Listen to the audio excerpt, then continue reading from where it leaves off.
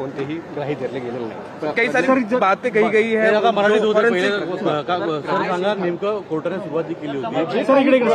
ATS दाखल केलेला होता त्या पूर्ण पुराव्याला नाकारलेला आहे कोर्टाने. बैठका झाल्या, आरडीएक्स आणलं. यस, त्यांचा कोणताही संबंध क्लिअरली ते साबित करू शकले नाही. माझं नाव रणजित आहे. जो सबूत थे वो कंटेम्प्रेरी से खारिज कर दिया गया है. जो पुरावे उन्होंने दाखिल किए थे जो एक्यूज के अगेंस्ट में सफिशिएंट नहीं थे. जो आरडीएक्स की थी और साजिश जी आरडीएक्स नहीं मिला है ऐसा डिक्लेयर किया गया. भोपाल और फरीदाबाद में नहीं हुई थी ये बात भी कही गई है. सभी की जो सेक्शन थी उसके सैंक्शंस को भी हटा दिया गया है. कौन से ही सेक्शन अनएप्लीकेबल. डिटेल जजमेंट आएगा. डिटेल जजमेंट कब तक एक्सपेक्ट कर सकते हैं? 12 घंटे लगेंगे. एसएफ साहब ने कहा है कि अपलोड होने को टाइम लगेगा. डिटेल जजमेंट 12 घंटे के बाद. 1000 पेज के ऊपर कुछ है तो थोड़ा सा समय लगेगा. बार हिंदू दहशत का ये सिर्फ पॉलिटिकल नरेशन था और कुछ भी नहीं था. और जो आपका जो आतंकवाद का विषय था ऐसा कोई विषय है नहीं. और कोर्ट ने आज साबित कर दिया है कि 17 साल के बाद कि ये कोई घटना इन लोगों से की गई नहीं है. हो, उशीर लागला. पण कसं होतं की व्हॉल्युमिनस विटनेस होते. 325च्या जवळजवळ विटनेस होते. ते सगळं घेण्यासाठी वेळ लागला. परंतु ज्या पद्धतीने सगळा हा राजकीय हेतू पुरस्कार वाद सुरू होता हा त्या काळातला एनसीपी आणि काँग्रेसने केलेला षडयंत्र होता. काही दुसऱ्या पक्षांनी समोर येऊ नये ह्याच्याकरिता होलं. बाकी तर दुसरं काही नाही. ओनली पॉलिटिकल नैरेटिव है. अपना नाम और आप किसके वकील हैं? मैं एक्यूज नंबर 11 का वकील हूँ. रंजित नायर नाम है मेरा. रंजित नायर. रोल आपल्यासोबत आरोपींचे वकील रणजित नायर आहेत. रणजितजी, सविस्तर सांगा कशा रीतीनं न्यायालयाने निकाल सुनावला आणि काय काय न्यायाधीशांनी म्हटलेलं आहे. न्यायाधीश साहेबांनी सगळे लाईव्ह चालू आहे यार. न्यायाधीश साहेबांनी सगळे टिकटॅक चालू आहे. Okay, that was one of the lawyers of one of the accused saying that there was a political conspiracy. He also spoke in Marathi, saying that it was a political conspiracy that was hatched during that time, which is why these accused actually faced the legal incarceration, but they have now all been acquitted in the case. The formal order will be uploaded in about half an hour from now. It must be a very voluminous order simply because of the number of witnesses involved, the number of twists and turns this case took.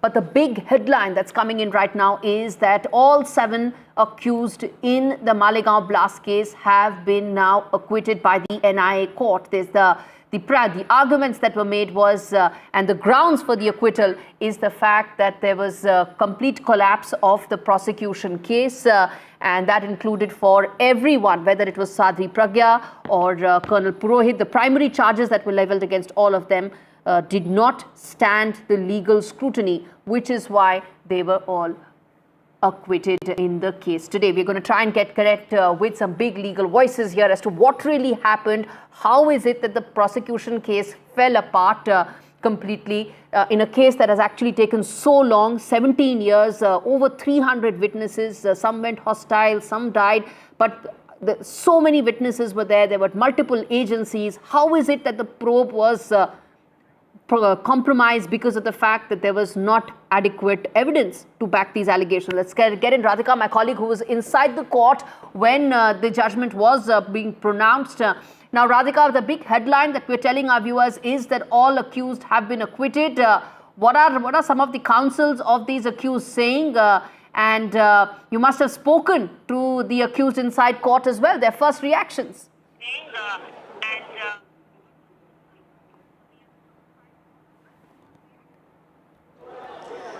That's right, Gauri. You know, as far as the proceedings today was concerned, yes, it was a packed courtroom. All the advocates, all the accused, all of the 7 accused were present. There was, of course, celebration among the accused as well as the lawyers are concerned. Yes, the court very categorical. The lawyers are concerned. Yes, the court very categorically stating that no cogent evidence has been found as far as this entire case is concerned. Court went on to say that UAPA is defective. Remember, UAPA was among the most stringent section that was added. UAPA sections were the stringent ones that were added as part of the charge sheet by the ATS as well as by the NIA, and also of course other sections under the IPC and under Explosives Act. But all of these were defective is the categorical submission as far as the court is concerned. Went on to speak about various aspects of the case. One, of the bike that was found, which was supposedly belonging to Sadhvi Pragya Thakur. Court very directly stating that no evidence proved that the bike, the motorbike to which the bomb was strapped, belonged to Sadhvi Pragya Thakur. No evidence is pointed to that, to the ownership of that vehicle by any of the accused. Also went on to speak about the procurement of RDX, the use of explosives. No evidence pointed to the transfer of explosives, to the procurement of explosives, or the fact that it was at the residence of the accused, because the allegation accused house as well. So that in another accused house as well. So that is something that cannot be proven, is something the court categorically said. And also going on to speak about funding of Abhinav Bharat. Remember, the allegation was that Abhinav Bharat was funded majorly for terror activities. Now that is something that has also been categorically disproven in a sense by the court, saying that these funds were used for personal usage of the accused, that it was used for Purohit's house construction, LIC policies, and no evidence point to the usage of these funds for terror activities. So yes, this is a big win as far as these accused are concerned. We'll really have to see how this will politically play out, because it had been a flashpoint between the BJP and the Congress party. We know that the Hindu terror or saffron terror at the time, and BJP had completely vehemently denied it. And of course, we'll really. I want to quickly now play out this chat with Naresh Maske on the verdict, and then we go back to Radhika, who's joining us live from outside the court. Shiv Sena MP Naresh Maske हमारे साथ हैं। Sir, सारे जितने भी आरोपी थे सबको equity कर दिया गया एनआईए कोर्ट ने मालेगांव से जुड़े हुए। आज आप स्वागत करते हैं इस वर्डिक्ट का? स्वागत करते हैं। सच्चाई सामने आई है।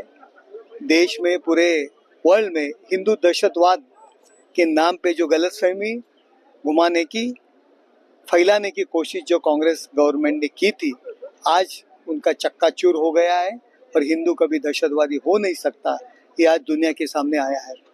कल राज्यसभा में भी अमित शाह ने कहा था कि हिंदू आतंकवादी नहीं हो सकता। सेफरन टेररिज्म की बात हो रही थी, हिंदू आतंकवाद की बात होती थी। कई कांग्रेस के नेताओं ने ऐसा कहा था मालेगांव ब्लास्ट के बाद। कुछ धर्म के लोगों को खुश करने के लिए, वोट बैंक की राजनीति के लिए इस तरह की बातें फैला रहे थे, लेकिन आज सच्चाई सामने आ रही है। और देखो, आतंकवादी के पीछे देश के खिलाफ काम करने वाली एक शक्ति रहती है, और हिंदू कभी भी देश के खिलाफ काम नहीं कर सकता।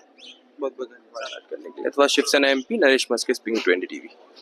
All right, now this is a verdict which will have huge political ramifications. We played out the first political reaction for you viewers, and we're going to keep doing that through the course of this broadcast, because this is a case which really put out that Hindu terror, saffron terror concept for the first time. It was under former Home Minister P. Chidambaram's tenure, and he was the one who first coined that phrase, even as the big backlash that came in and continues to be is that terror has no religion. Then why put that out in the domain by singling out a particular religion? That was the big charge and continues to be. And let's go back to Radhika for more on this. And Radhika, that's the politics of the Malegaon blast case. One is the fact that there should be justice if there is a blast case that has taken place. Victims deserve and need justice, need closure. Second is the politics of this case, which is so significant as well.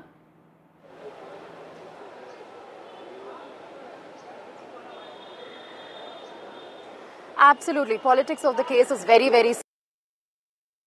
After which ATS took over the case, and ATS very categorically at the time alleged that several of the accused they arrested including Sadhvi Pragya Singh as well as Purohit, belongs to the right-wing extremist group. And this act was done in order to get rid of people from a certain community, in order to instill fear, in order to sort of create division within the community. That's what was said by the ATS at the time. The accused and several of the witnesses also at the time pointing that they were coerced into making certain confessions. MCOCA was invoked at the time, which means the confessions that happened during 2008, 2009, 10 was admissible before the court. But then NIA came into picture in 2011.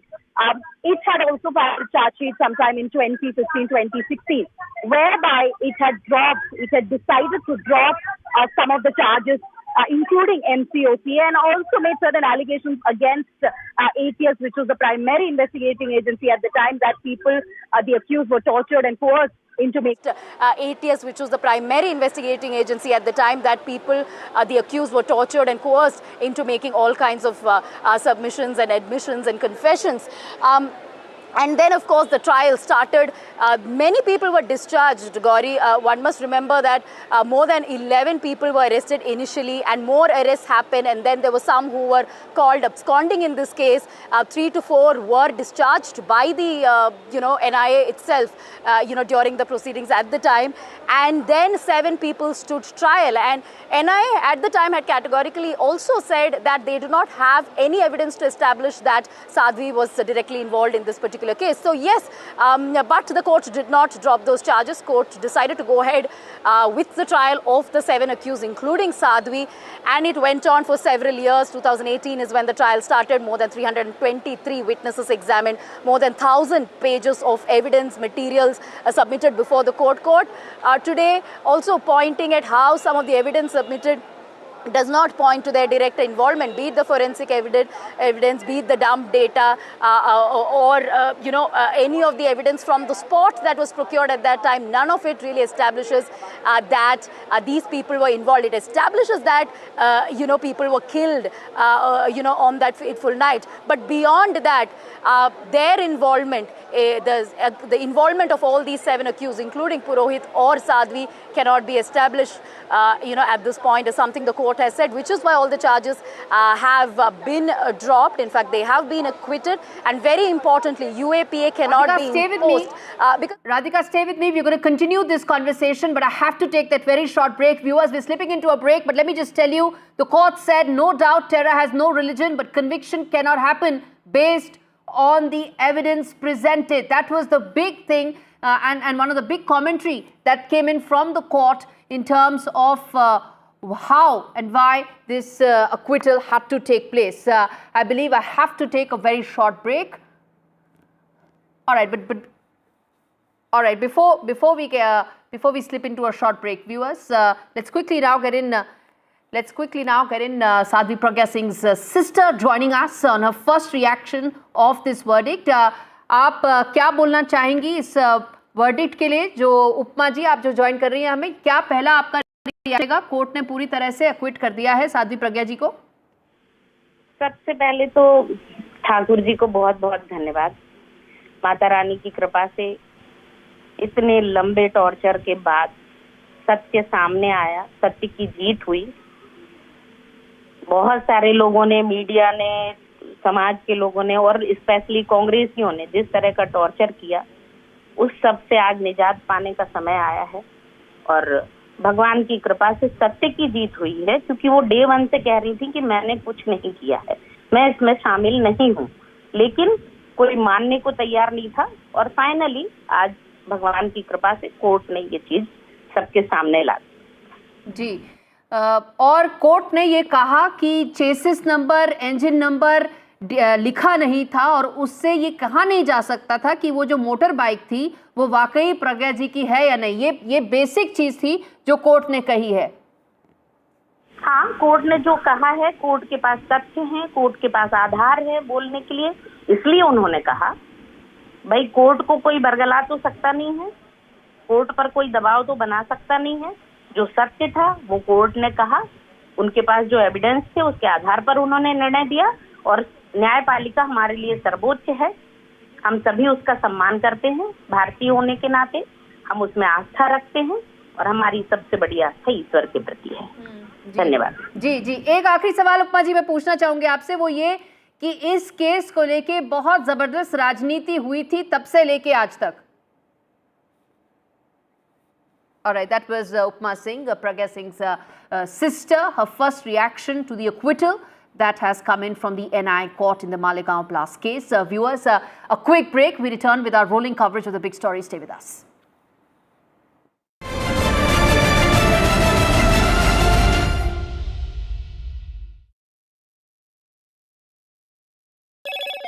Hello, Moto. Moto G96 5G. All eyes on you.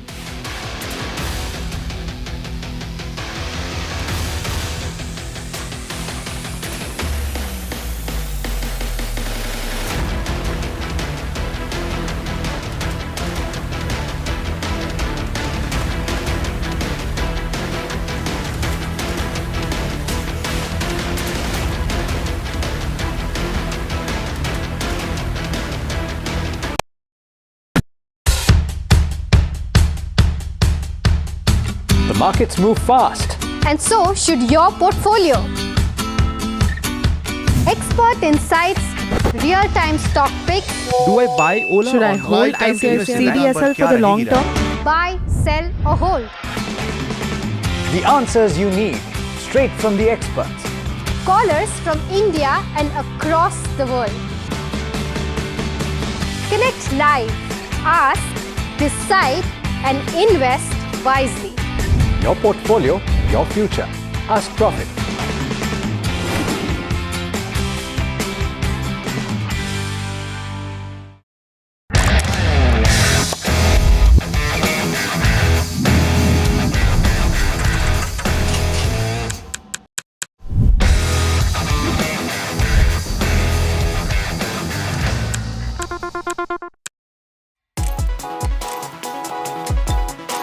Forget 10,000 steps. What if just 7,000 a day was all it took to live longer and healthier? A major new study published in the Lancet Public Health has found that walking around 7,000 steps a day is strongly associated with better health and a lower risk of dying early.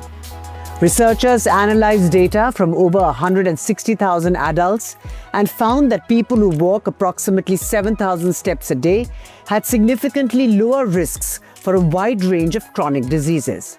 Compared to those who walk just 2,000 steps daily, these individuals saw a 47% reduction in all-cause mortality, 25% drop in cardiovascular disease, 14% lower risk of type 2 diabetes, 22% reduction in depression, 38% decline in dementia risk, 28% fewer falls, and a 6% reduction in cancer risk. Unlike earlier studies that mostly focused on heart health or death rates, this is the first major research effort to comprehensively examine the impact of daily steps on multiple health outcomes. The review included 57 studies, of which 31 were analyzed in detail through meta-analysis, making this the most extensive data set to date on how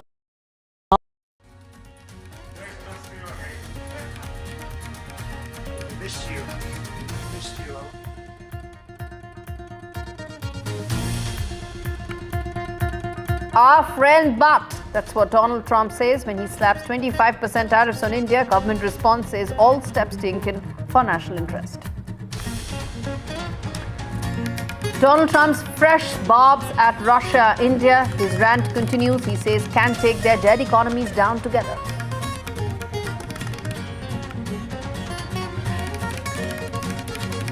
Market slide on Trump's 25% tariff joke.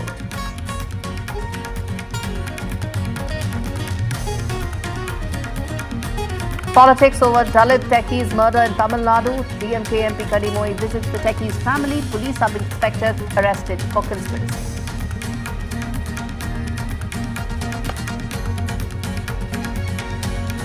Presented by Canara Bank. Together we can.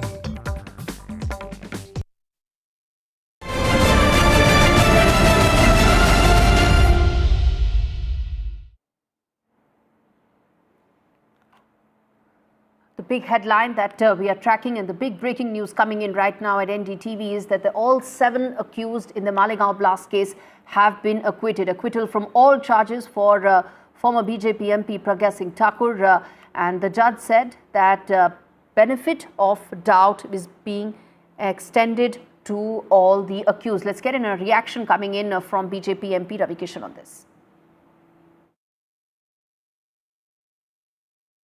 गृह मंत्री जी ने, अमित शाह जी ने coat किया कि हिंदू कभी आतंकवादी नहीं हो सकता, और आज बाकायदा माननीय न्यायालय ने ये साबित कर दिया, उन सभी को बरी कर दिया। ये देश आज, लेकिन देश बहुत दुखी होगा। वो सारे 100 करोड़ हिंदू आज दुखी होंगे बजाय प्रसन्नता के, क्योंकि 17 साल में तो आदमी की जिंदगी खत्म ही हो गई। अब बरी होके भी व्हील चेयर पर वो आ चुकी हैं, और अनगिनत लोग, और उनके साथ जितने अक्यूज थे उनका परिवार भी खत्म हो गया। एक आरोप को सर पे लेके चलना, समझ रहे, कलंक जैसा लगा दिया गया था अपोजिशन द्वारा और लोगों के द्वारा, और भगवा आतंक का जो नाम देके 100 करोड़ हिंदुओं की आस्था पर, उनके चरित्र पर जो दाग लगा था, उसको कौन धोएगा?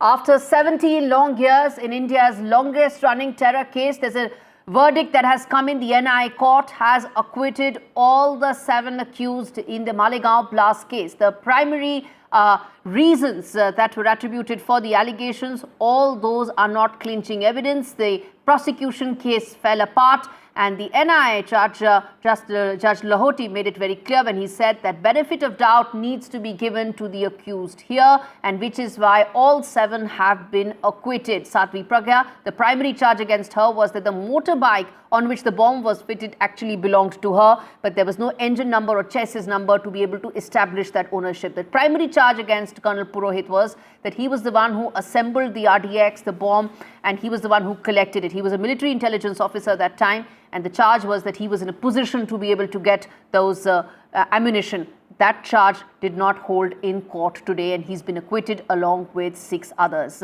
Viewers, we take a quick break. We come back on the other side, continue to take a deep dive into the big story that we are tracking, which is the Malegaon blast case, the politics of which, and what happens next. Stay with us.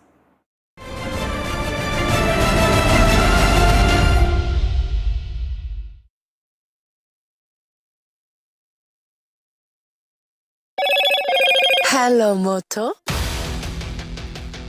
Moto G96 5G. All eyes on you.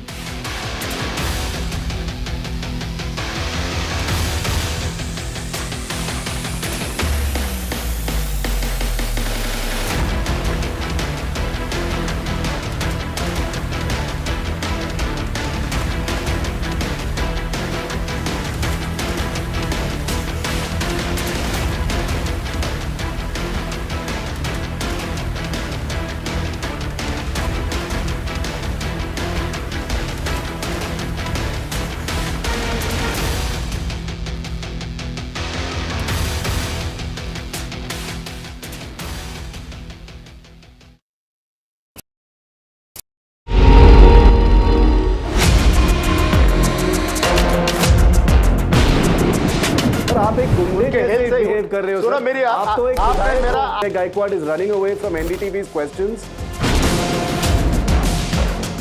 That issue is not before the High Command. It was not discussed so far. Kolhapuri chappals costing $1,300. The noise we made finally got heard, and it's so nice that somebody took action on it. Pictures and videos of women that were taken in the Bengaluru metro, now on Church Street and other prominent places in Bengaluru. We managed to arrest both of them. We are bringing you now, for the very first time, is that the Air India preliminary crash report is out. This 15-page report into 10 key findings of what really is being said in this probe report. What's reporting without impact? NDTV 24/7. Vanakkam Tamil Nadu. Now the battle for Tamil Nadu 2026 is open now. After Chief Minister Stalin rolls up his sleeves and Vijay steps in as a star challenger.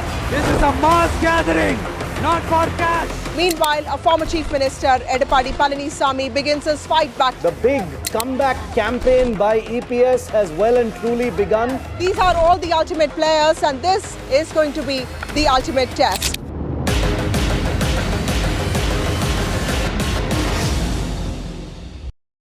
So, sir, your work is heavily rich in impeccable artisanship and craft, I must say. And recently, with the whole Prada versus Kolhapuri artisan debate, how do you see this? Where do you stand? And also this whole conversation about cultural appropriation and cultural appreciation. What's your take on it? See, my personal opinion on anything other than plagiarism, which is absolutely not okay.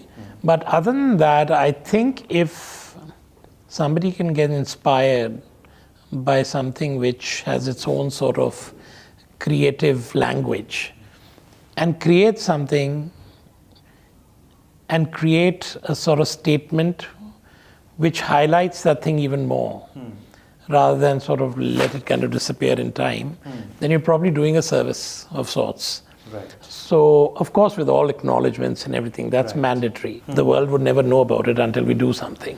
So you think, in a way, Prada is exposing Indian craftsmanship and Kolhapuri? I think what they've done to Kolhapur now, if you look at it, is suddenly it's the buzzword. Right. Everybody knows Kolhapuri chappals now. City now. Yeah, it's suddenly Kolhapuri chappals are the it sort of statement.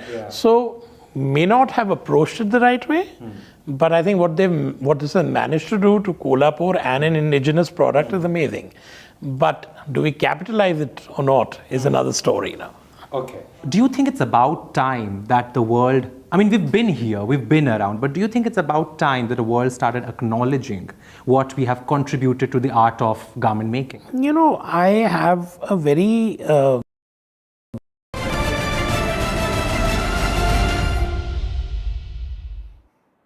Viewers, the big story that we are tracking on NDTV right now, the Malegaon blast case. All 7 accused have been acquitted by the NIA court, that includes former BJP MP Pragya Thakur, Colonel Purohit and 5 others. This is the verdict that has come in after 17 years in the case. 6 people were killed, over 100 were injured in the blast. Let's get in Majid Memon, senior advocate and former Rajya Sabha MP, for his first thoughts on it.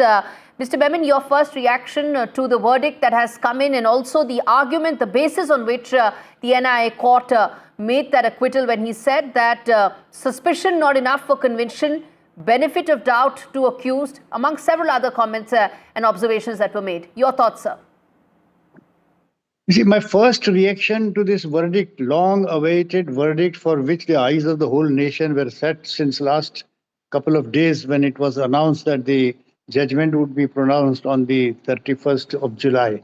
And even we were asked to opine even before the judgment came, and we gave our own expressions. My first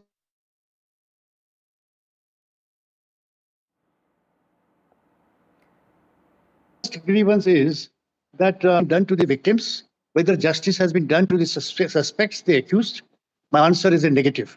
Those who have suffered as victim of the terror act,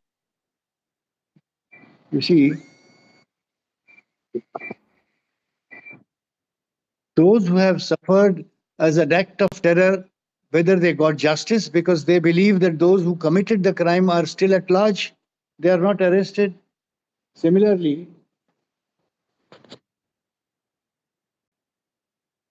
right, sir. Similarly, those who were accused of the offense have been found to have not committed the crime. Now they have remained for a considerable period behind bars. They have also at the same time carried the burden of serious accusations in the society for so long as 17 years. You see, the problem is therefore whether justice has been done to whom.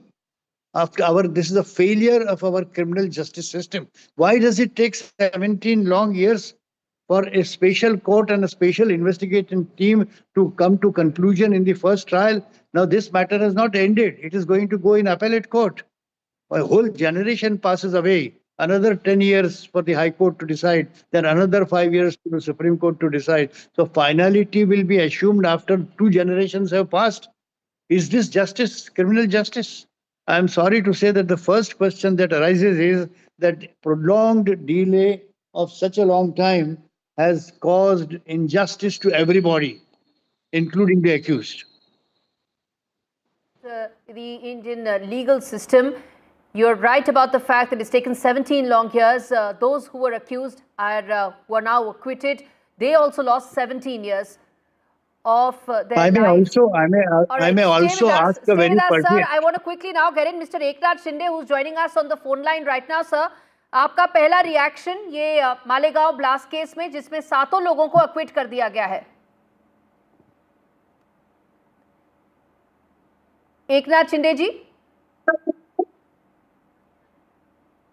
Okay, we'll connect with Mr. Shinde in just a bit. In seconds from now, we'll get that line up and running. That's the first reaction that will come in from the Maharashtra government. It will be extremely significant because, as I said, there are two aspects to this case. One is the legal process that Majid Memon was highlighting, how that itself has failed all those who were involved. And second is the politics of it, the Hindu terror aspect of it, which came to light for the first time with the Malegaon blast case, something that the BJP had raised then and continues to raise and is likely to become a major issue today as well after the acquittal that has come in of all the 7 accused. Let's go back to Mr. Menon, and then as and when we connect with Mr. Eknath Shinde, we go back to him. Yes, Mr. Menon, the other aspect that we were talking about, the arguments that have been made, all of which did not stand legal scrutiny when the judgment was being pronounced, whether it is about the charge against the primary accused Colonel Purohit or Sadhvi Pragya. Importantly, I want to tell your viewers that regrettably, yesterday the Union Home Minister made a sweeping statement that no Hindu can ever be a terrorist, knowing it fairly well that certain Hindus were facing serious accusations for which verdict was to be pronounced the following day. Did somebody whisper into his ears that they are going to be acquitted tomorrow? This is something very serious. How could the Home Minister make such a statement on the floor of the House that no Hindus can ever be a terrorist? You see, a terrorist cannot be termed as Hindu, Muslim, Sikh or whatever it is. A terrorist is a terrorist. A person who does not believe in God, who does not follow any religion, would be a terrorist. But how could such a statement be made on the floor of the House by such a responsible person like a Union Home Minister that no Hindu can ever be terrorist, when it was known that the verdict with regard to accusations on certain Hindus of being involved in terrorism was to be announced the following day? This is creating a serious doubt in the minds of the people. What is happening? Of course, we respect the Honorable Court and we would respect those who have been acquitted. But then this kind of a sweeping statement coming barely 24 hours before, what does it suggest? All right, sir. We leave it there. As I said, of course, that is something that the world knows and India has all along known and continues to believe in, that terror has no religion. This case pointed out and spoke about religion as a fact in terms of those who were involved in the case is why the politics of this became so important. Let's go back to Radhika, who's with us, joining us outside the NIA court. And already, Radhika, the politics of this case is taking over. Majid Memon pointing out and speaking about what the Home Minister had said, hinting that the politics of this case is now going to really be center stage.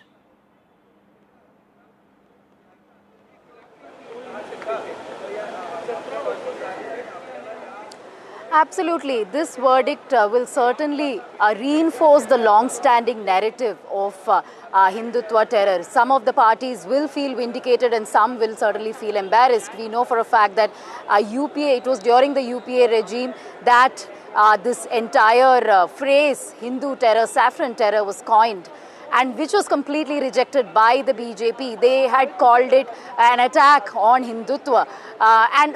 So at this point, of course, the BJP or the ruling party, or rather at this point, let's just say the accused are feeling vindicated, which is why Sadhvi Pragya Singh Thakur, during the interaction with the judge, pointed at how she had suffered over the years, how she was alienated over the years, how she was tortured by the initial probe agency, and now this verdict is the victory of Hindutva. That is what she told the judge. That is what she said in the open court after the verdict was pronounced. So this is obviously going to have a lot of political ramification implications, considering the fact that this entire terminology that of saffron terror was coined for the first time in India, which had in a sense polarized the society and community. This was completely rejected by the BJP, and it had turned into a flashpoint. Stay with us. I'm going to get in a quick reaction from Mr. P.K. Jain, former additional ADGP of Maharashtra, joining us on the broadcast. Sir, you were the former additional DGP of Maharashtra. Under your tenure, this case has happened. It took 17 years. Your reaction to the fact that what the NIA judge, when he was pronouncing the verdict, he had some very strong comments to make about how the prosecution case completely fell apart. There was not enough evidence backing any of the charges. Gauri, good afternoon. Thank you very much for having me here. Yes, it is a fact that the judge has made some adverse comments on the investigation. In fact, the investigation in the case was always under a bit of a cloud right from the beginning. There were two different charge sheets filed by the ATS and by the NIA. That itself is a cause of concern. However, see, the government of the time was hell-bent on naming these accused as a part of a larger conspiracy and setup. That is the saffron terrorism. It was not only evident in this particular case. In 2006, there was another bomb blast in Malegaon in which a certain set of accused had been charge sheeted. The government ensured that all those accused were discharged, and these accused who were so-called accused in 2008 case were also made accused in that case. That was one. Secondly, senior leadership of a particular party of the ruling combine at that time made no bones about it to call it a saffron terrorism. Not only in this particular case, but also the case of 2611, when all the terrorists had come and they had Mauli on their hands and they had Hindu eye cards on their persons, they tried to even club that case, saying that was a case of saffron terrorism. They have fallen flat on their face. It was a very big conspiracy on the part of the ruling combine at that time, that they wanted to discredit a particular group, or they wanted to discredit a particular party which was following the Hindu agenda in politics.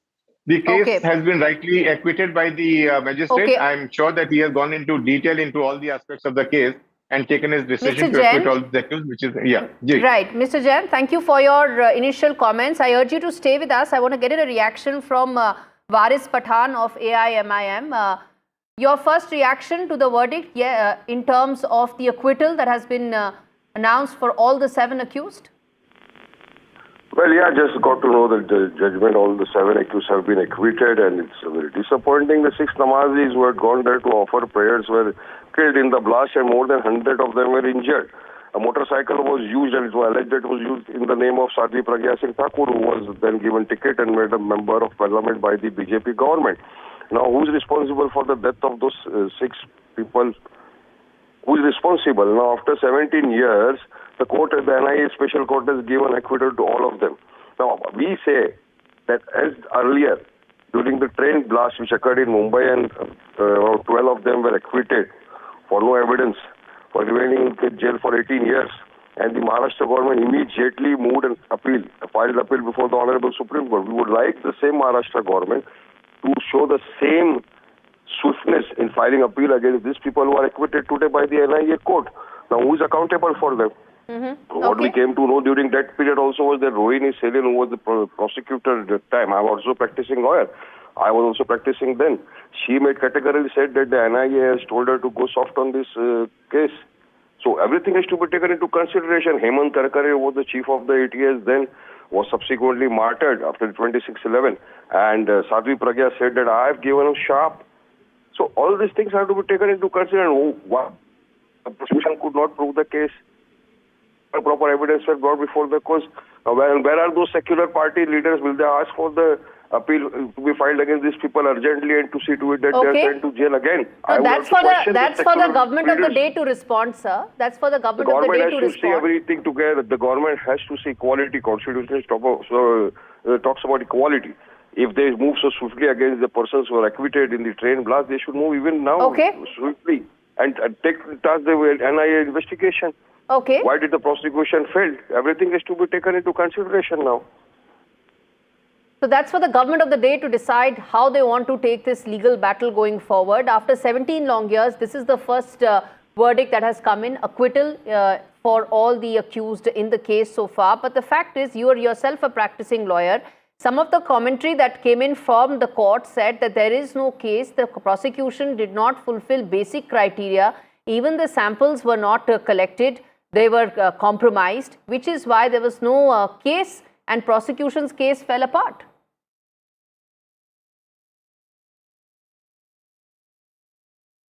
Okay. It seems that Varis Pathan is not on the phone line anymore. He's disconnected. The AIMIM has made a statement, and in fact their view is that this should be challenged just like Maharashtra government challenged the other case. And that's what their primary statement is, their first reaction after the Malegaon blast case, which is that they feel, and which is the fact that there were 6 people who lost their lives is a fact, and those 6 people, those victims, their families await justice is something that we at NDTV are also saying. These are not the 7 people who were responsible for the blast. That's what the court's verdict is today. That needs to be highlighted very clearly for our viewers right now, which is that the 6 people who died that day in the Malegaon blast case, their families deserve justice. They are waiting justice. It's been 17 long years. But these people who've been acquitted today are not responsible for that bomb blast, is what the court's verdict is. Let's go back to Mr. Jain, who's patiently waiting by for more. Now, Mr. Jain, respond to what the AIMIM spokesperson just said, Mr. Pathan, that will the Maharashtra government, or should the Maharashtra government also challenge this, just like it challenged the other verdict a few days back?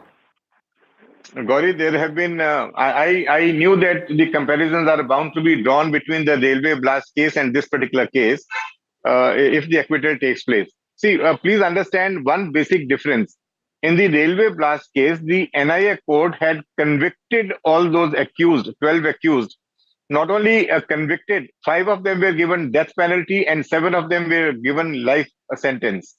Whereas in this case, the basic trial court has acquitted them. So, difference between them is that the trial court had held that all those 12 accused were guilty. It was only in appeal that they were acquitted. And there also, in my opinion, they were hastily released from the court because the next day only, or maybe 2 days later, the Supreme Court stayed that order. See, I am reminded of a judgment in the case of Jayalalitha, where she was convicted by the trial court, acquitted by the High Court, again convicted by the Supreme Court. Now, in this case, the government will have to take a view whether they want to go in appeal or not, because the trial court itself has said that they are not the accused. Whereas in the railway blast case, it was the conviction was granted by the trial court. That's a very important point you're making, sir. View. That's a very important point you're making, and help us through the legal aspect. The viewers would like this to be detailed in as much clarity and also simplified terms as possible. Now, the lower court is where most of the, or all of the evidence is gone through in detail. Fine combing of evidence, witness statements, all of that happens at the lower court. The same process is not repeated at the higher court, whichever appellate court that the subsequent appeals go in. Does that mean that the fine combing of the entire process, witness details, all of that happened in lower court will not be repeated if this case comes up in high court? It's already going. That's breaking news coming in right now, that Malegaon victims will be moving high court against this judgment immediately. That's the breaking news coming in, that Malegaon victims, 6 people who lost their lives, 100 who were injured, are going to move court. Let's go back to Radhika for more on this. Radhika, there's legal appeals already now set to happen. Victims are exercising their right, which is to appeal against the judgment.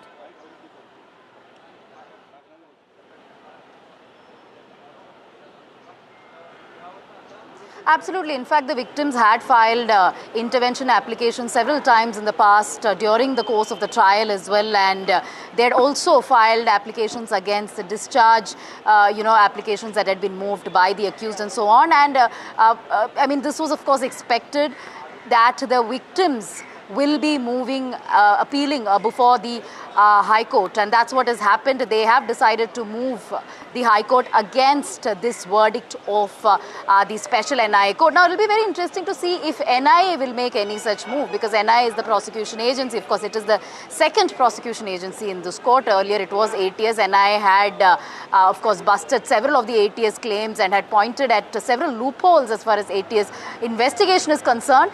But will the NIA really move is the big question against this particular verdict. Unlikely so, because remember, when the charge sheet was filed, NIA had decided to drop many charges, discharge several accused as well, and was against charges. Was also keen to drop charges against Sadhvi as well, which was not allowed by the court at the time. So yes, the accused have moved High Court, which was something that was expected. I beg your pardon, victims have moved the High Court, which was something that's expected. Now remains to be seen when that will be taken up, if that will be taken up at all, and whether series of hearings will happen if it is sort of accepted by the High Court, and if High Court intends to hear it at all. But certainly, as far as today's verdict is concerned, a big victory for all of these all of these 7 accused who faced a long trial in this case.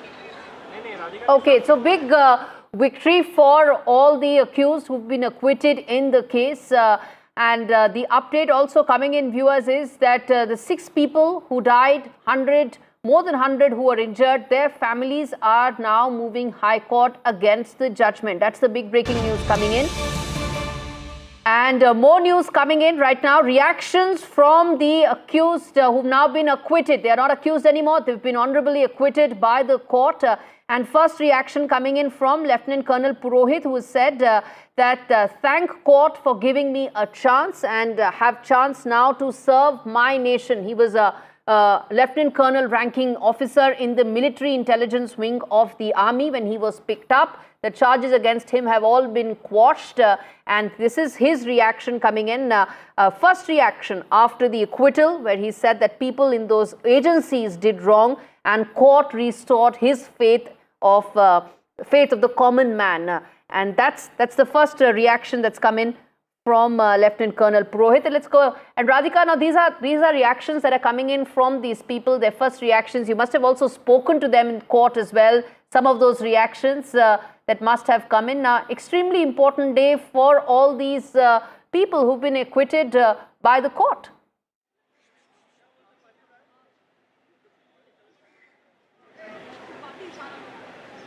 Absolutely, sense of relief, and that was something that was visible in the courtroom as well. We did speak to, relatives of some of the accused, including Aparna Purohit, who we've all been in touch with. Saurabh is standing with us. Saurabh, you have spoken to Purohit's family members, and now Purohit has spoken. He has said people in those agencies did wrong. A court restored faith in common man.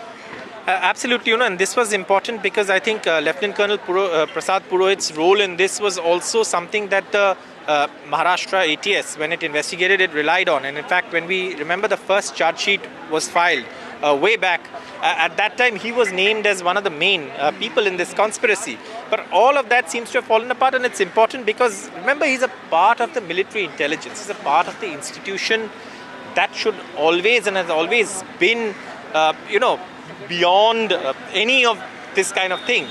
So for him to be acquitted is not just I would say relief for him, but also in a sense the institution he belongs to, because he was very clear in one part of the defense. I remember when he said that whatever he was doing, he had kept his superiors informed. So it's a very important aspect of this acquittal. Is not just, of course, there is always the question of then who did it, but the fact that people like Lieutenant Colonel Prasad, Purohit have been acquitted and no evidence has been found to support their role is extremely crucial, not just in terms of their own acquittals, but also the kind of larger impact it has. And you said this important point that Purohit had said that this was part of the military exercise, right? That he had to be a part of those meetings and his superiors were aware of the fact that, he was part of those meetings. That is something he had said. But the allegation was that he had made those bombs. He had procured those bombs from J&K and then put it in the house of another accused. So really, really serious allegations there, but everything busted by the court today. Absolutely, and one of the weaknesses of this case was that it relied very heavily on confessions extracted, which the accused say were under coercion. But once that was there, and once the evidence did not back up this massive claim, I mean, this is someone who's part of the setup, who's part of, an institution that is always above all this thing, and this is someone who's very clearly mentioned what he does. So obviously, in this case, the fact that there was no evidence to prove that the RTX that was used was procured by him, was stored at his house. In fact, the court very clearly said that there's no evidence to link him to that explosive. So once that main charge, the main structure on which you built your case collapses, there is nothing left in the case. Right, and also the allegation that the money that was used in Abhinav Bharat was used for terror funding. That's also busted by the court, saying that it was used for his personal purpose, for LIC policy, for construction of house. That funds did not go for terror funding is something that the court pointed that to. Absolutely. You would remember when Lieutenant Colonel Prasad Purohit got bail, and we both covered that in the past. And that day there was no chance to speak to him. But before he got bail in court, all of us did have a word with him, and he's repeated this in court through his lawyers, conversations that people have had with him before, of course, he got bail, and the little bits of information that we as reporters picked up in court. It was always, he had always maintained that he had no link, and therefore it was very important to note that this, of course, is something that's now been that's undergone legal scrutiny and been dismantled completely by the court. And also, Saurabh, if I may ask, all these investigation agencies were under clout, be it the ATS and to an extent NIA as well. Now, victims have approached the High Court with an appeal. Do you think, what is the sense that you get? Do you think NIA is going to appeal against this verdict, since it's the prosecution agency? I mean, I think the NIA, in a sense, even when it made the plea to drop the MCOCA, did somewhere also reveal that the case was not an airtight, strong case. So in that case, if that's the case, the NIA would have to then look at on what basis, on what grounds, because the evidence on which it has built its case is not stood the scrutiny of law. What other evidence can it add? And is there any additional evidence that it can gather to build a case? That's what it'll look at, I guess, before making any decision on whether it wants to appeal or not, because it has to get more evidence, because whatever evidence you presented before the court has already been decided upon, has been scrutinized, and the court has felt that it's not enough to convict them. Absolutely. Thank you, Saurabh, for that. So that's Saurabh giving us all the updates, and of course, his analysis of what has happened in the court today. Of course, we will keep getting reactions on the story as and when, we proceed with the coverage today. We have the reaction from the advocate of one of the victims. Let's listen. जो authority ने दिया था उन्हें अपना mind apply नहीं किया, कुछ pressure में दिया होगा, then have to go through judgement, detail judgement देखना पड़ेगा. बॉम्बे हाई कोर्ट नहीं मराठी, बॉम्बे हाई कोर्ट. हाँ, अपील होने के बाद डिसाइड हाई कोर्ट डिसाइड करेगा.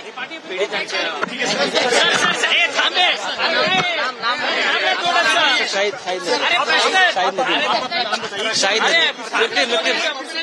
एक मिनिट एक मिनिट 17 वर्ष हा सगळा तपास चालला. यंत्रणांची काही चुकी आहे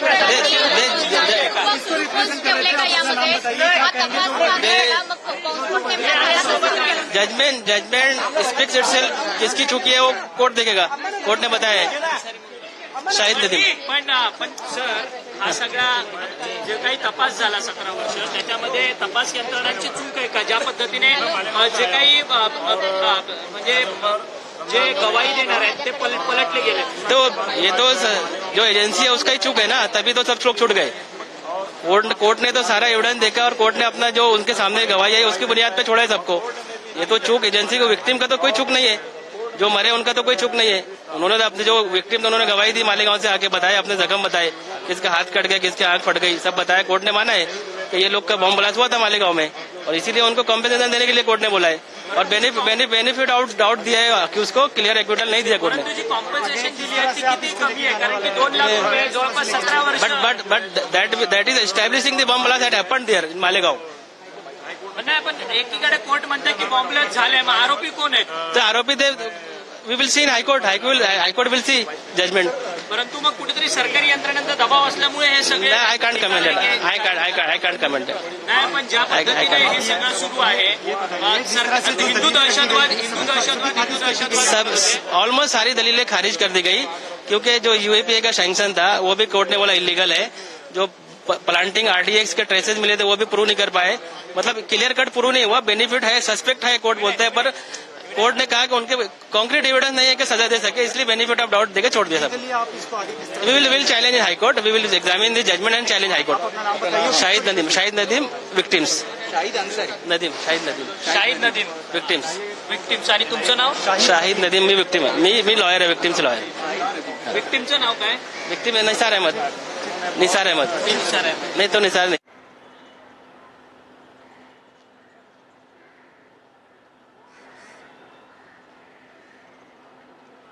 That's a victim Nisar Ahmed's lawyer speaking about the appeal they have filed before the High Court. Remains to be seen what happens in the High Court, but it is just the victims that have at the moment decided to file that appeal. NIA has not filed. Of course, NIA will have to gather more evidence if they have to make this a watertight case and then perhaps go ahead and file an appeal. Will they do that? Not entirely certain, but the lawyer they're also saying that of course they did not find concrete evidence, which is why all of these people have been acquitted, and it is benefit of the doubt that has been given. That is something the court has categorically stated, but certainly this was a huge flashpoint, but this will certainly have political देह निष्ठा के लिए कैसे समर्पित हो जाता है और कैसे परिश्रम किए जाते हैं, उसका एक आदर्श है। उनके जीवन के कारण हम सब लोगों के कारण है, सामने है। उन्होंने देहदान किया है, हम सदगति तो उनकी तपश्चर्या के कारण उनका अधिकार है, उस सदगति पर हम सब लोगों को धैर्य मिले, इतनी प्रार्थना हमें। एक उन्होंने आदर्श साफ किया देहदान करके, इसको क्या कहेंगे आप? इसमें कहने की आवश्यकता नहीं, कृति ही बोलती है।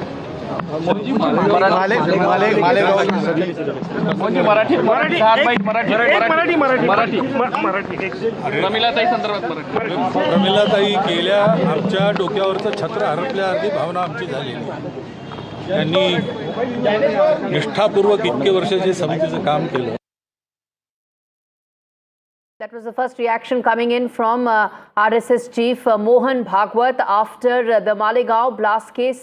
All 7 accused have been acquitted.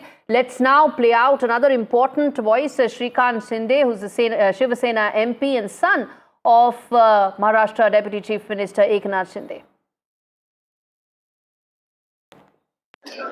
Shrikant Shinde is with me. Shrikant, NIA का verdict, सातों एक्विट कर दिया गया है, किस तरीके से देखते हैं? आपको लगता है आज भगवा आतंकवाद, सैफरन टेररिज्म जैसे टर्म्स का खत्म? सैफरन टेररिज्म, भगवा आतंकवाद, ये टर्म कॉइन करने का काम कांग्रेस के माध्यम से हुआ। एक नया नैरेटिव 2008 में चलाने का काम कांग्रेस के माध्यम से यहाँ पर हो रहा था।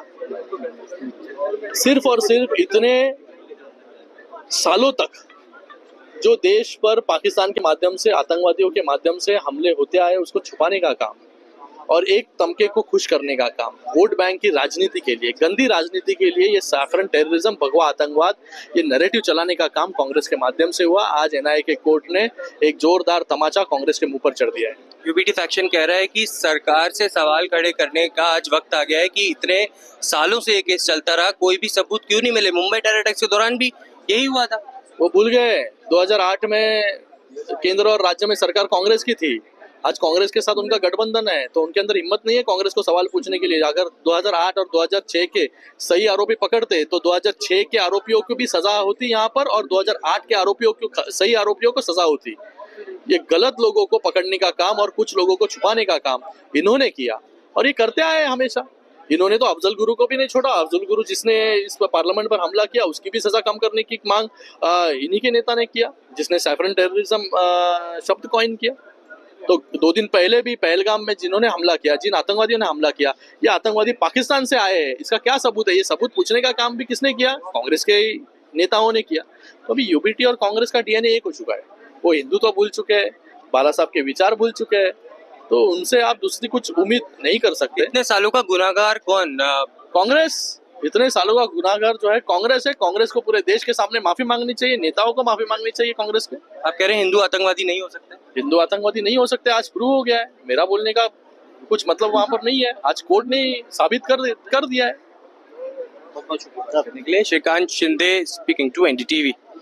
Okay, that's the reaction that's come in from Eknath Shinde after the Malegaon blast case, in which the verdict has come in that all accused have been acquitted. They've been actually acquitted because the prosecution case completely fell apart. Since then, there's fresh updates come in, which is that the victims in the case and their families are now going to move High Court. There's politics over this case that's already taking place, with AIMIM equating the Malegaon blast case to the Mumbai train blast case that took place a few days back, where the Maharashtra government challenged the High Court verdict because they had overturned the lower court's conviction verdict. Now, in the backdrop of that, this is going to continue to lead to more political ruckus and more political friction, because this is when the Hindu terror phrase and the saffron terror phrase was pointed out first time. That's Devendra Fadnavis, Maharashtra Chief Minister's first reaction coming in on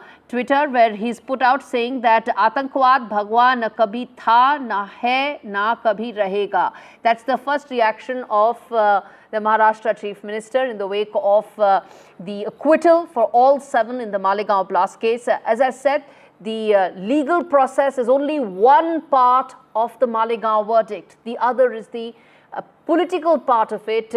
When during the UPA tenure, there were 2 home ministers who coined the phrase saffron terror, Hindu terror.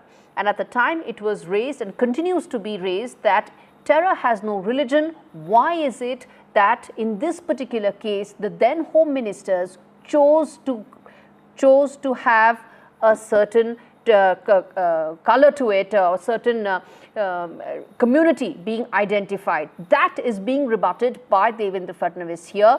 And I'm going to now play out this conversation with Sadhvi Pragya's sister, and her first reaction when her sister was acquitted after 17 long years that she faced during that case. Listen in. उपमा जी, आप जो join कर रही हैं हमें, क्या पहला आपका reaction रहेगा? कोर्ट ने पूरी तरह से एक्विट कर दिया है साध्वी प्रज्ञा जी को। सबसे पहले तो ठाकुर जी को बहुत बहुत धन्यवाद। माता रानी की कृपा से इतने लंबे टॉर्चर के बाद सत्य सामने आया, सत्य की जीत हुई। बहुत सारे लोगों ने, मीडिया ने, समाज के लोगों ने और स्पेशली कांग्रेसियों ने जिस तरह का टॉर्चर किया, उस सब से आज निजात पाने का समय आया है।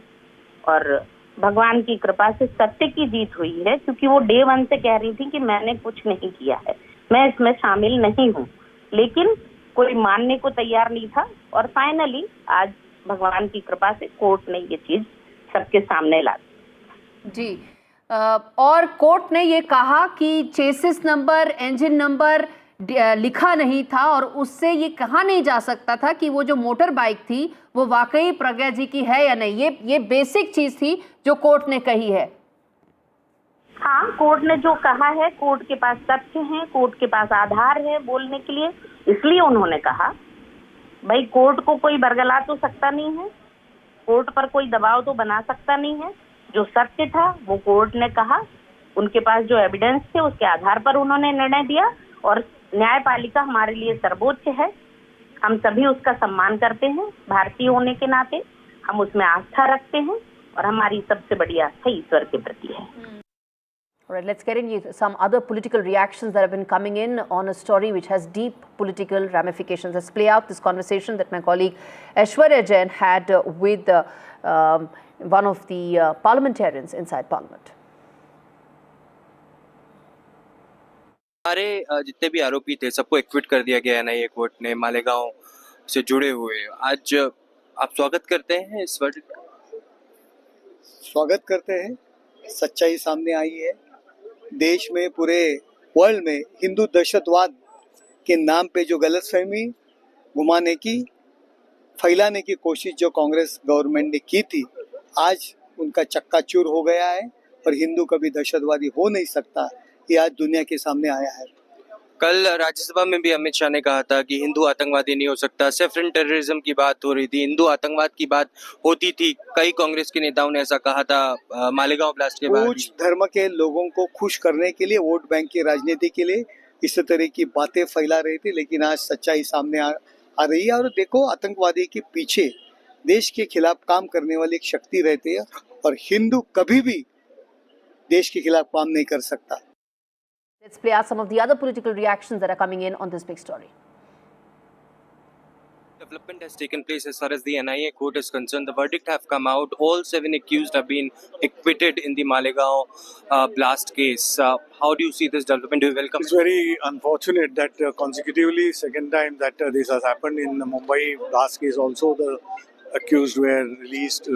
They were acquitted because of prosecution was not able to establish beyond doubt, and the failure on the part of the prosecution, which made the court to release those who were accused.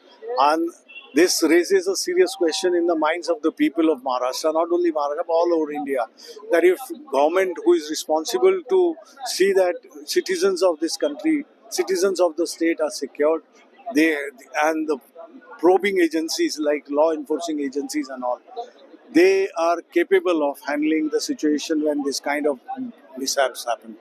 And if they are not able to, then who's to be blamed? Government has to take the blame on themselves.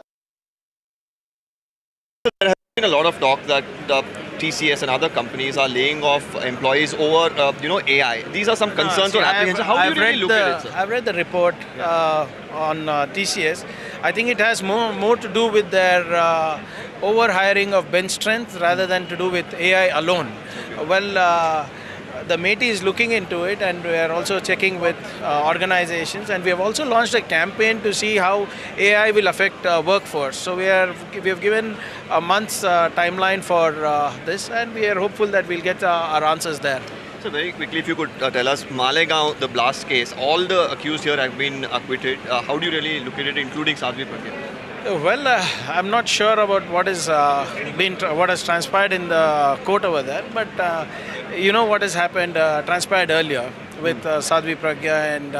ही ऐसा कोई भी पुख्ता सबूत prosecuting agency न्यायालय के सामने नहीं रख पाई है। दूसरी बात, जो इंजोर्ड सर्टिफिकेट्स बनाए गए थे वो फर्जी बनाए गए थे, और वो फर्जी सर्टिफिकेट्स किसने और क्यों बनाए, इसके ऊपर मामले की जांच करने के लिए डीजी एटीएस को माननीय न्यायालय ने आदेशित किया है। उसी तरह से सुधाकर चतुर्वेदी जी के घर पर जो आरडीएक्स के झूठे और गलत पद्धति से ट्रेसेस प्लांट किए गए, उसके ऊपर भी तफ्तीश होनी चाहिए। ये भी निर्देश और प्रोब करने के लिए डीजी एटीएस को निर्देशित किया है। तीसरी बात, इस पूरे मुकदमे में किसी भी प्रकार के पुख्ता सबूत माननीय न्यायालय के सामने ना ही एनआईए ना ही एटीएस साबित कर पाई या प्रोड्यूस कर पाई।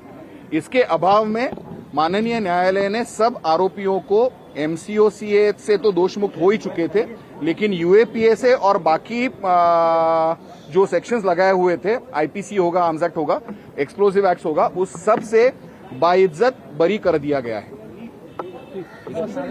ज्या पद्धतीने हिंदू दहशतवादावरती जास्त भर दिला जात होता, त्याला या एकूणच निकालातनं काय आपण हे एकदा कव्हर करून, this is a important point.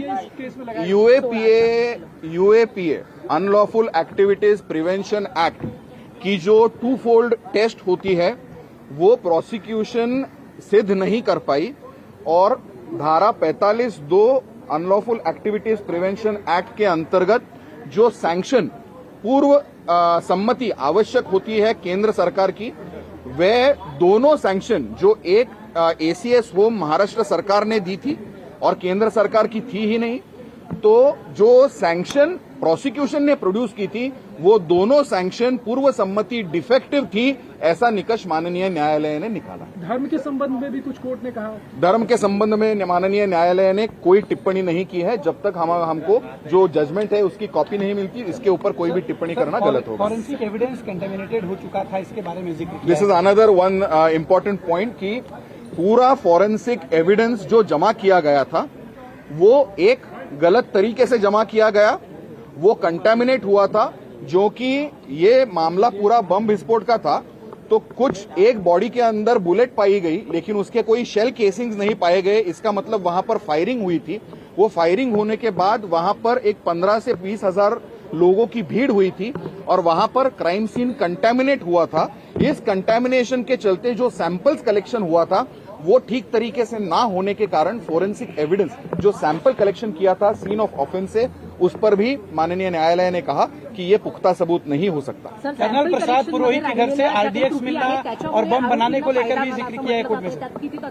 जरी तुम्ही आरोपीचे वकील असलात तरी 200% चुकीचं आहे। त्याच्यामध्ये तुम्हाला कारण सांगतो, जरी आम्ही आरोपीचे वकील असलो तरी तो पॉइंट मीच काढलेला होता की लक्षात घ्या, जर फॉरेन्सिक एक्सपर्टनी कलेक्शन केलं बरोबर तर त्याला थोडीशी क्रेडिबिलिटी येते। फोरेन्सिक एक्सपर्ट जागेवर उभे होते आणि त्यांनी पोलिसांच्या हवालदारांना सांगितलं की ते सॅम्पल उचल, ते सॅम्पल उचल, ते सॅम्पल उचल। फोरेन्सिक एक्सपर्ट जागेवरनं निघून गेले आणि नंतर दिवसभरामध्ये कधी पोलिसांनी ते स्थानिक पोलिसांनी नाशिकच्या कधी ते सॅम्पल्स सील केले, कसे सीज केले, पंचनाम्याअंतर्गत खरंच सीज केले की नाही केले, जर देवळालीमध्ये सुधाकर चतुर्वेदींच्या घरी हे लोक आरडीएक्स प्लांट करण्यापर्यंत यांची जर मजल जाऊ शकते तर इथे आरडीएक्स चे ट्रेसेस सीन ऑफ ऑफेन्सच्या सॉइलमध्ये किंवा तिथल्या मातीमध्ये मिसळून सॅम्पल एफएसएलला पाठवायला काय अवघड होतं यांना? त्याच्यामुळे फक्त डिफेन्सचं वकील म्हणून नाही पण तुम्ही एक निष्पक्ष व्यक्ती म्हणून जरी हे बघितलं तरी असा कोणताही पुख्ता पुरावा माननीय न्यायालयासमोर आलेला नाही जेणेकरून या कोणत्याही आरोपींची या खटल्यामध्ये किंवा या तथाकथित गुन्ह्यामध्ये सदोष सहभाग असेल याची कोणताही हवाला देता येणार नाही। निष्पक्ष पद्धतीनं मग हीच गोष्ट म्हणता येईल का की पुराव्यांअभावी आरोपी निर्दोष नाही असं म्हणता येणार, कारण एक पुरावा नाही मिळाला, एक कुठेतरी फॉल्ट असेल तर ठीक आहे, तुमच्याकडे कॉन्स्पिरसीचा पुरावा नाही कारण एकही मीटिंग नाही। आलं लक्षात? जे लोक तुम्ही साक्षीदार म्हणून हजर केले त्या लोकांना जे कधी भोपाळला गेलेच नाहीत, आमचा यशपाल भाडाना भोपाळला कधी गेला नाही, एटीएस त्याला तिकडे घेऊन गेलं आणि त्याला 4-5 दिवस कस्टडीमध्ये ठेवलं होतं आणि त्याला सांगितलं की तुम्ही स्टेटमेंट द्या की तू भोपाळला गेला होता आणि जी भोपाळची मीटिंग झाली होती तिथे तू चहा नाश्ता सर्व केला होता। दादन तर चुकीचं आहे। त्याच्यामुळे जी गोष्ट नाही ते सिद्ध करण्याचा जर प्रकार जर हे लोकांनी केला असेल किंवा प्रयत्न केला असेल तर त्याला शंकेच्या अभावी नाही म्हणता येणार, जरी बचाव पक्षाचे वकील असलो तरी।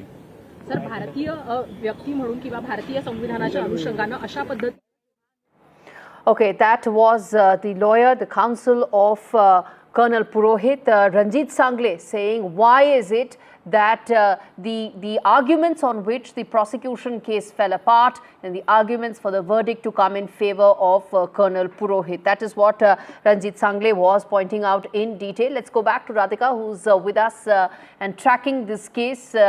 And Radhika, now we heard Ranjit Sangle, the detailed point-by-point explanation as to why is it that the prosecution's case completely fell apart, and also him and Colonel Purohit being grateful that even though it took 17 long years, at least the ordeal, the legal ordeal is now completely behind him.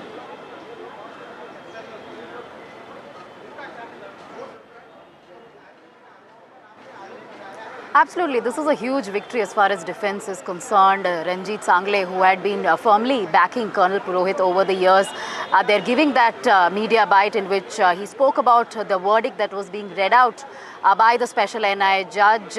In fact, he spoke about how there was absolutely no evidence that was found, that was established, which could implicate these 7 accused, something they had been reiterating in their arguments over the years. Also going on to speak about, and many other defense lawyers also did speak about how they were coerced, they were tortured into making confessions before the ATS, and NI also had spoken about it.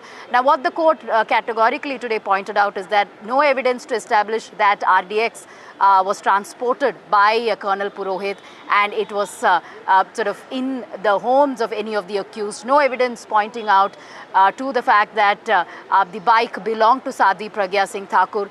The spot of the blast, the spot where it happened was contaminated contaminated. So therefore, none of the forensic evidence,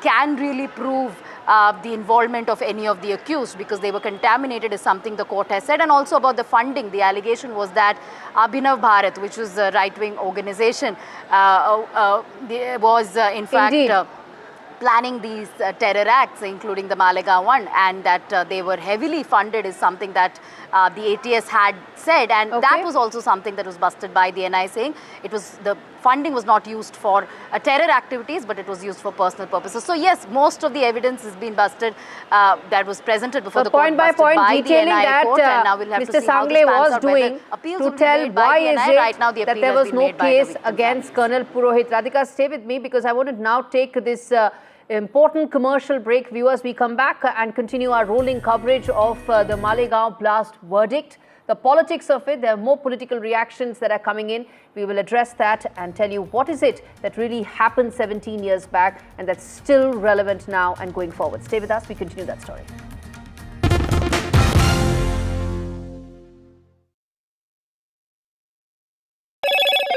Hello, Moto. Moto G96 5G. All eyes on you.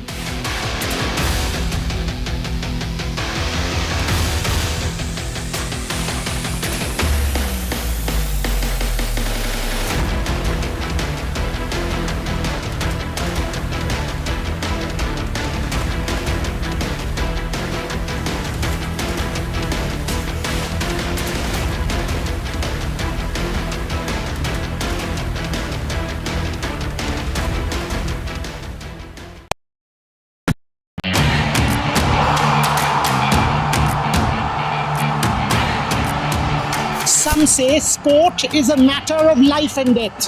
The truth is, it is far more serious than that. Sport is about ecstasy and agony, about pain and suffering, about joy and much more. Some say there's no one better to tell these stories. So here I am. Join me, Boria Majumdar, on India's #1 news network.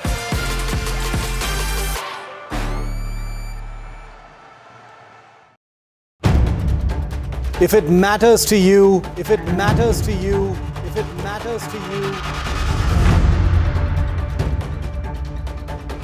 it matters to India, it matters to India,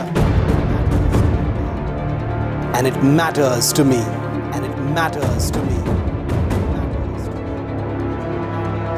India Matters with Shivaru, only on NDTV 24/7.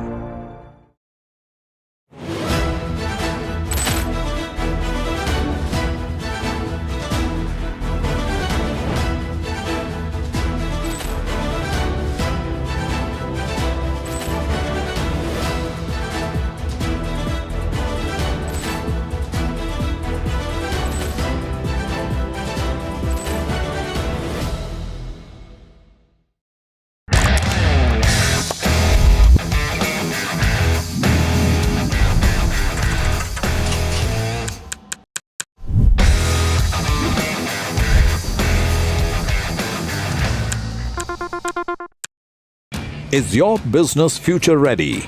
Join the 13-week strategic ESG certification program for business sustainability and growth for CXO and business leaders by NDTV, Tariff and Zenora.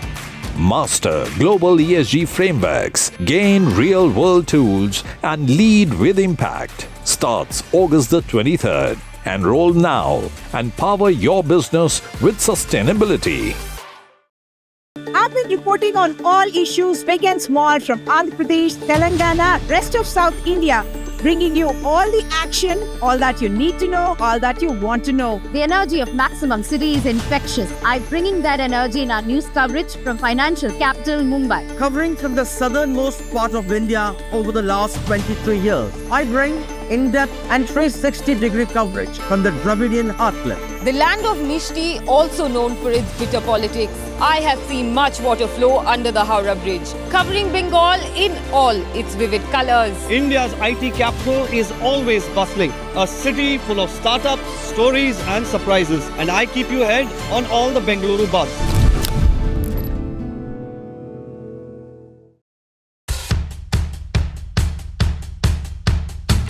Markets move fast. And so should your portfolio. Expert insights, real-time stock picks. Do I buy Ola? Should I hold CDSL for the long term? Buy, sell or hold. Malegaon blast verdict. All accused have been acquitted. Verdict after 17-year-long wait. Former BJP MP Pragya Thakur and Colonel Purohit acquitted. Judge Lahoti points out the gaps in evidence collection. Judge says no proof to show Pragya owned the bike. PNI judge said no evidence of Colonel Purohit assembling the RDX used in the blast. Key observations by the Chief Justice on anti-defection law. Political defection, a threat to democracy, says the Chief Justice. Our friend bucked. Donald Trump slaps 25% tariffs on India. Government response says all steps taken for national interest. Presented by Canara Bank. Together we can.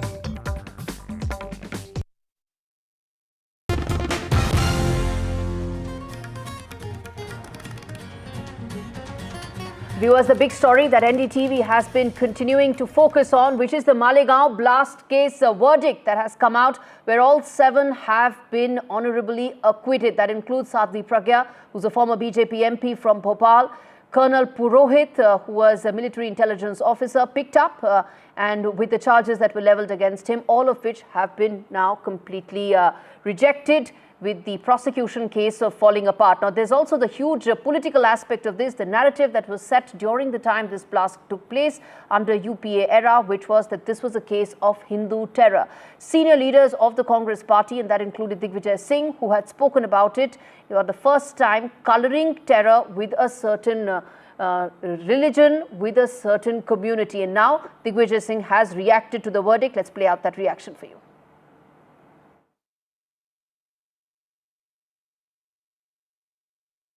आरोपियों को बरी कर दिया गया है। आप AICC के मुख्य प्रवक्ता जी से पूछिए। लेकिन हिंदू आतंकवाद का जो आरोप लगा था, कोई धर्म के आधार पे आतंकवाद नहीं होता है। ना हिंदू आतंकवाद होता है, ना इस्लामिक आतंकवाद होता है। हर धर्म प्रेम, सद्भाव, सत्य और अहिंसा का रूप है। कल यही कहा था मिश्रा जी ने कि हिंदू आतंकी नहीं हो सकता। आप मानते हैं कि आज के फैसले के बाद वो चीज़? ना हिंदू आतंकवादी हो सकता, ना मुसलमान हो सकता है, ना सिख हो सकता, ना ईसाई होता है। केवल कुछ लोग होते हैं जो कि धर्म को नफरत की तरह उसका हथियार उपयोग करते हैं, वही आतंकवाद को जन्म देता है। लेकिन बीजेपी तो ये कहती रही है सर कि हिंदू टेरर का जो शब्द था वो कांग्रेस ने दिया था। बिल्कुल गलत कहते हैं, बिल्कुल गलत कहते हैं। All right, that's Congress leader Digvijay Singh making that claim that, and in fact saying that BJP is the one who is trying to color, and Congress at no point of time coined the phrase Hindu terror or saffron terror. Let's get in Saurabh, who's been tracking this case and has tracked the case through much of its timeline. Saurabh, to the best of my memory, it was first P. Chidambaram followed by Mr. Shinde, both of whom have actually said and reaffirmed these phrases. 17 years later, Digvijay saying, no, it wasn't the Congress party whoever came up with that phrase.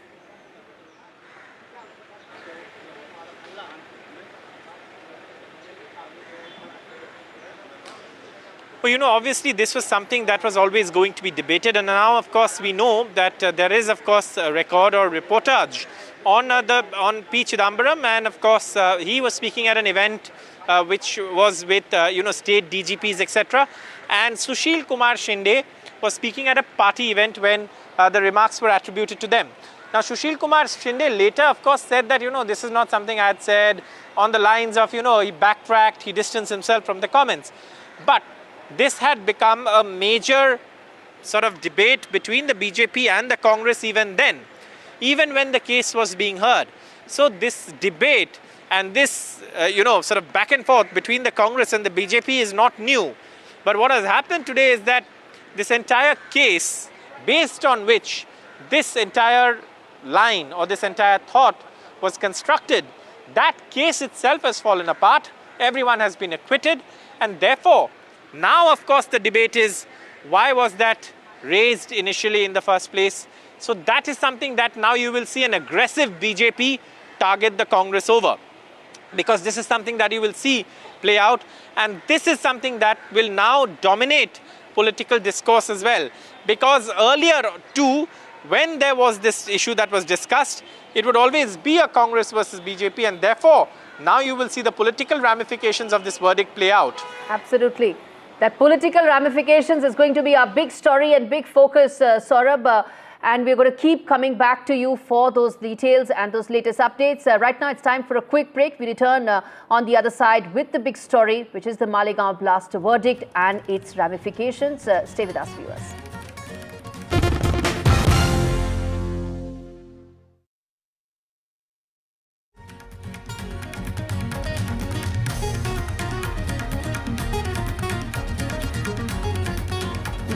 Malegaon blast verdict, all accused acquitted. Verdict after 17-year-long wait. Former BJP MP Pragya Thakur and Colonel Purohit acquitted. Judge Lahoti points out gaps in the evidence collection, says no proof to show Pragya owned the bike. Judge says no evidence of Colonel Purohit assembling the RDX. Key observations by Chief Justice on the anti-defection law, says political defection a threat to democracy. Our friend, but Trump slaps 25% tariffs on India. Government responds, all steps taken for national interest. Presented by Canara Bank. Together we can.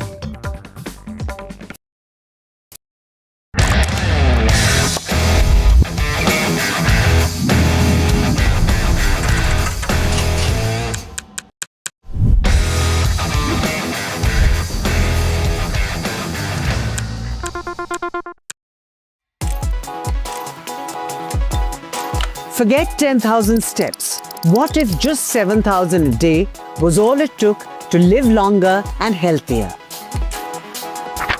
A major new study published in the Lancet Public Health has found that walking around 7,000 steps a day is strongly associated with better health and a lower risk of dying early. Researchers analyzed data from over 160,000 adults and found that people who walk approximately 7,000 steps a day had significantly lower risks for a wide range of chronic diseases.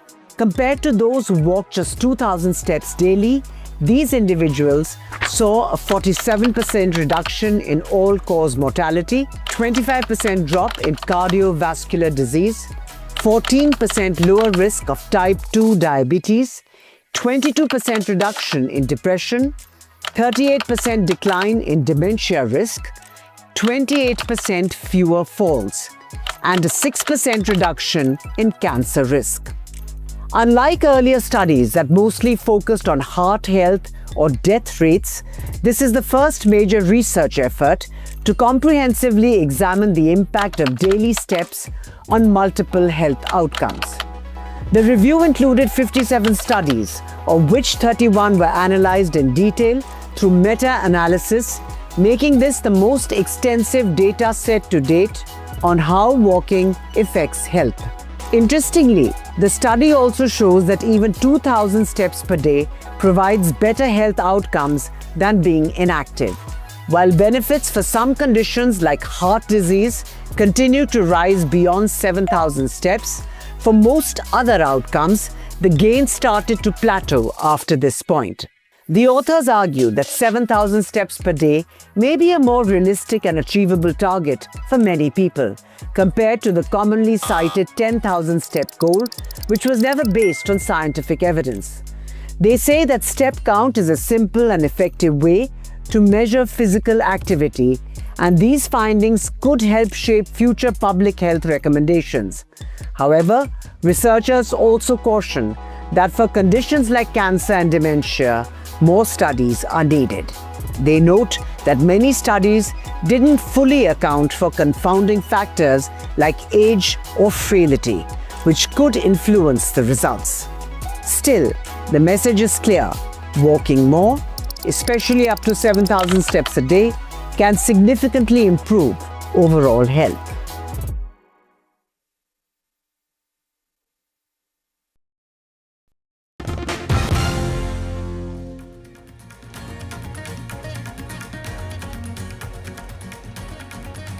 All accused in the Malegaon blast case have been acquitted by the court. Verdict comes after 17-year-long wait.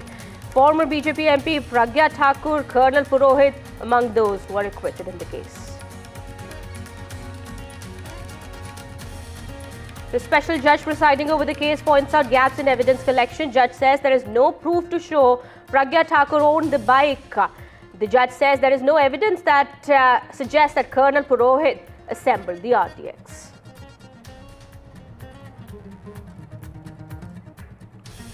Sadhvi Pragya and Colonel Purohit react to the verdict from the court. Pragya Thakur says Hindutva has won.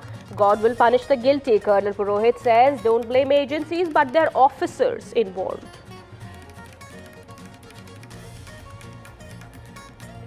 Malegaon victims will move the High Court against the verdict. The victims have said that they're going to file the appeals independently.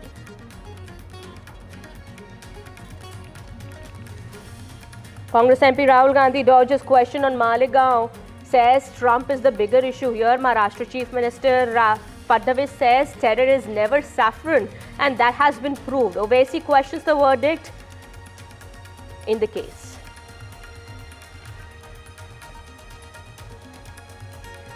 And key observations by CJI on anti-defection law. Political defection a threat to democracy, says the CJI.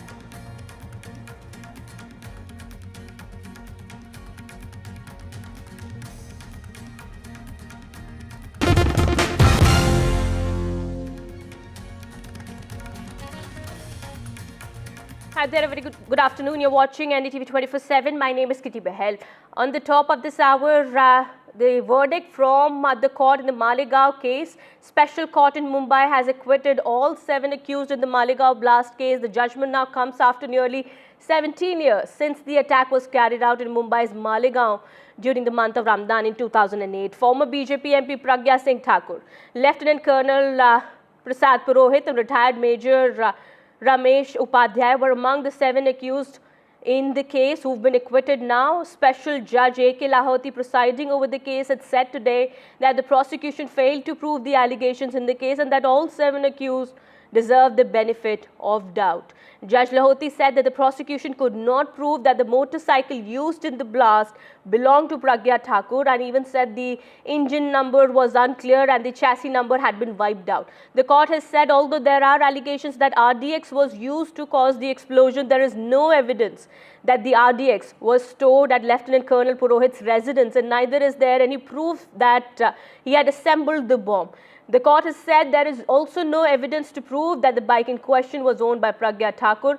Well, remember the Malegaon blast case was first with the Maharashtra Anti-Terror Squad. However, in 2011, the NIA had taken over the case. Now, BJP Shiv Sena also have reacted saying that 17 years of injustice has finally ended and the saffron terror theory, that was the term that was coined by the Congress, has now been exposed. All right, my colleague Saurabh Gupta is also now joining us on the broadcast. He's been tracking all the details here. My colleague Aishwarya Jain also here on the broadcast joining us live here. Saurabh, if I could come to you first. We have reactions also now coming in, we understand, from Colonel Purohit and Sadhvi Pragya Thakur. Take us through the details there.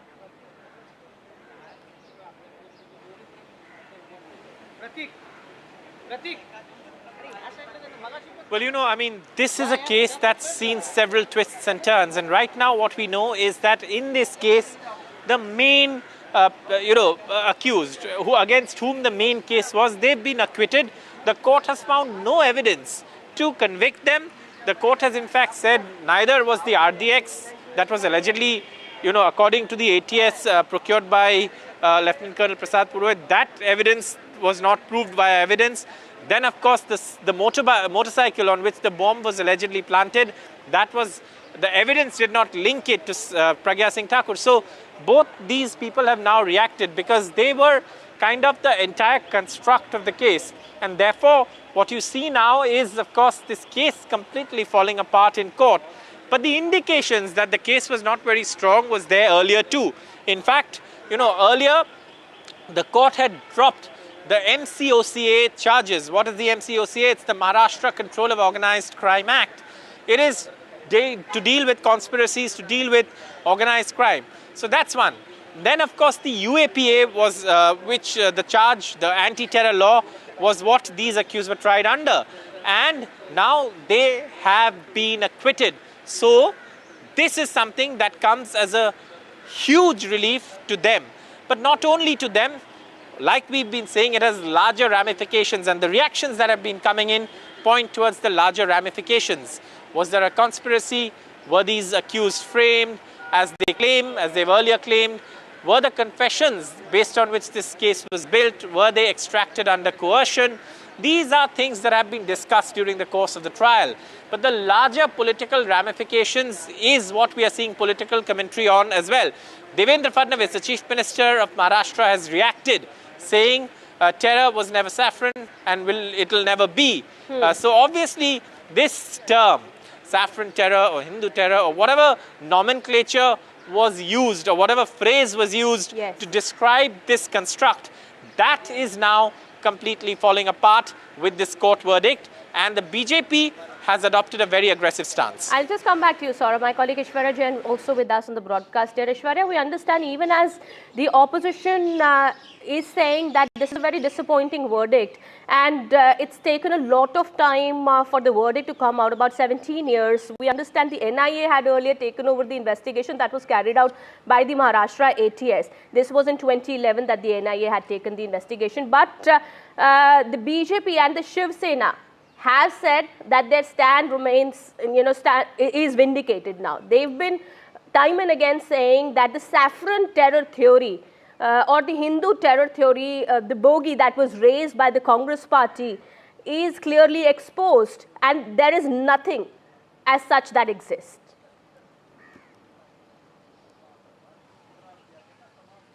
Well, after the verdict, there is huge ramifications that are now coming out as far as the reactions pouring in from the opposition and from the BJP or Eknath Shinde faction of the Shiv Sena. The opposition pointing out towards the government, towards the agencies who had been probing. They're saying that it's been 17 years. Sadhvi is now on a wheelchair. They have lost their entire life facing such huge allegations against them. They have time and again stated that they are not guilty in this case. They have been framed on different laws, and the evidences that are being found out are not pointed towards them, but nobody listened to them. It is the agencies who should answer that what sort of investigations they are doing and what sort of governance it has been doing. In fact, opposition also stated that this was the same case that happened in Mumbai terror attacks as well, when the accused had been acquitted. It is, now the BJP or the Eknath faction of the Shiv Sena is stating that the term that was coined by then Congress and NCP government, that there is Hindu terrorism, saffron terrorism, is now being exposed completely. Hindu cannot be a terrorist is something that this verdict have proved. In fact, the kind of verdict, and if you read out the order, there is also stated they're completely investigation for so long, and it was carried out thoroughly. The court has given a verdict in this matter today and clearly said there is no proof. The prosecution has failed to prove the charges against Pragya Thakur, Lieutenant Colonel Purohit and the other 4 accused in the case, when serious charges were slapped against them. And they now stand vindicated clearly with this verdict from the court. I'll just come back to you, Ishwarya, in just a minute. We have now a reaction coming in from Congress MP Rahul Gandhi, who's actually said that Malegaon is not really important. Trump is the important issue here, and that is something that needs to be talked about. That, and also we have Pragya Thakur's sister, Upma Singh, who had spoken to us earlier. Let's also listen into that. 7 have been acquitted. All 7 have been Look, please don't, sister, please don't try and digress the issue. The main issue sitting in front of India today is that the government has destroyed our economic policy, has destroyed our defense policy, has destroyed our foreign policy. Okay? They are running this country into the ground. ये deal होगी, Trump define करेगा ये deal कैसे होगी और मोदी वही करेगा जो ट्रंप कहेगा। उपमा जी, आप जो ज्वाइन कर रही हैं हमें, क्या पहला आपका रिएक्शन रहेगा? कोर्ट ने पूरी तरह से एक्विट कर दिया है साध्वी प्रज्ञा जी को। सबसे पहले तो ठाकुर जी को बहुत बहुत धन्यवाद। माता रानी की कृपा से इतने लंबे टॉर्चर के बाद सत्य सामने आया, सत्य की जीत हुई। बहुत सारे लोगों ने, मीडिया ने, समाज के लोगों ने और स्पेशली कांग्रेसियों ने जिस तरह का टॉर्चर किया, उस सब से आज निजात पाने का समय आया है और भगवान की कृपा से सत्य की जीत हुई है। क्योंकि वो डे 1 से कह रही थी कि मैंने कुछ नहीं किया है, मैं इसमें शामिल नहीं हूँ, लेकिन कोई मानने को तैयार नहीं था और फाइनली आज भगवान की कृपा से कोर्ट ने ये चीज सबके सामने ला दी। जी, और कोर्ट ने ये कहा कि चेसिस नंबर, इंजन नंबर लिखा नहीं था और उससे ये कहा नहीं जा सकता था कि वो जो मोटर बाइक थी वो वाकई प्रज्ञा जी की है या नहीं। ये बेसिक चीज थी जो कोर्ट ने कही है। हाँ, कोर्ट ने जो कहा है, कोर्ट के पास तथ्य हैं, कोर्ट के पास आधार है बोलने के लिए, इसलिए उन्होंने कहा। भाई, कोर्ट को कोई बरगला तो सकता नहीं है, कोर्ट पर कोई दबाव तो बना सकता नहीं है। जो सत्य था वो कोर्ट ने कहा, उनके पास जो एविडेंस थे उसके आधार पर उन्होंने निर्णय दिया और न्यायपालिका हमारे लिए सर्वोच्च है। हम सभी उसका सम्मान करते हैं, भारतीय होने के नाते हम उसमें आस्था रखते हैं और हमारी सबसे बड़ी आस्था ईश्वर के प्रति है। All right, Upma Singh, the sister of Pragya Singh Thakur, who's now been acquitted by the court in this case, clearly saying that the truth has won, and her sister Pragya Singh Thakur, I beg your pardon, has been clearly saying, repeatedly saying over these years that she's not involved and that she's being framed in the case, but nobody was ready to listen to her. But finally truth has won and it's out in front of everybody. Now we understand Malegaon blast victims are also somehow disappointed with the verdict, saying that they were waiting for clarity, for justice in the case, and that has not been given to them. My colleague Saurabh Gupta outside the court in Mumbai, what are the victims going to do? We are learning they could move the High Court, Saurabh?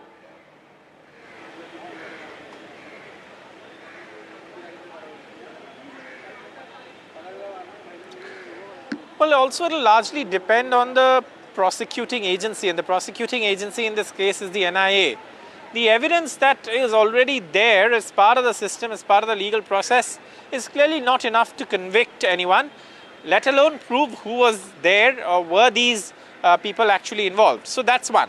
So on what basis, if it has to appeal, it will only appeal once it feels that there is enough evidence or that this court is wrong in acquitting them. Only then can it go to an appellate court. The appellate court in this case is the Bombay High Court, and therefore, of course, right now the order first has to be typed out. It has to be given out. Certified copies have to be given to everyone. Once that order is read and discussed, then of course the agencies will take a call. But in such cases, usually agencies are aware of what evidence they have, and if a judge has not taken cognizance of the evidence that has been presented and the case hasn't gone their way, then they move to an appellate court. But whether that's the case in this particular case is still not clear.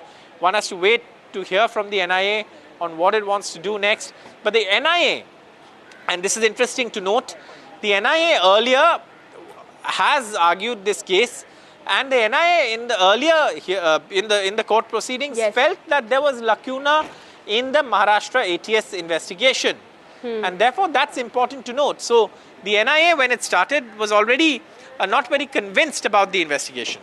Absolutely, and that is what the court observed today, that mere suspicion is not enough to prove a case against somebody. And no conspiracy or meetings, the charges that were made against these accused in the case has been, those charges have been proven in regard with the case, and there is no evidence to show that Pragya Thakur owned that motorcycle. Even Colonel Purohit assembled the RDX. No proof, no evidence to show that he had even stored the RDX in his house. Then on what basis charges were framed against these accused in the case? That is what the court has said, and has given a clean sheet to them. I'll just come back to you, Saurabh, in just a bit. We have more reactions now coming in. Let's first listen into that. तो ये तो जो agency है उसका ही चूक है ना, तभी तो सब लोग छूट गए। कोर्ट ने तो सारा एविडेंस देखा और कोर्ट ने अपना जो उनके सामने गवाही आई उसकी बुनियाद पे छोड़ा है सबको। जो मरे उनका तो कोई चूक नहीं है। उन्होंने तो अपने जो विक्टिम उन्होंने गवाही दी, मालेगांव से आके बताए, अपने जख्म बताए, किसका हाथ कट गया, किसकी आंख फट गई, सब बताया। कोर्ट ने माना है कि ये लोग का बम ब्लास्ट हुआ था मालेगांव में और इसीलिए उनको कॉम्पेंसेशन देने के लिए कोर्ट ने बोला है और बेनिफिट डाउट दिया है कि उसको क्लियर एक्विटल नहीं दिया कोर्ट ने। सब ऑलमोस्ट सारी दलीलें खारिज कर दी गई क्योंकि जो यूएपीए का सैंक्शन था वो भी कोर्ट ने बोला इलीगल है।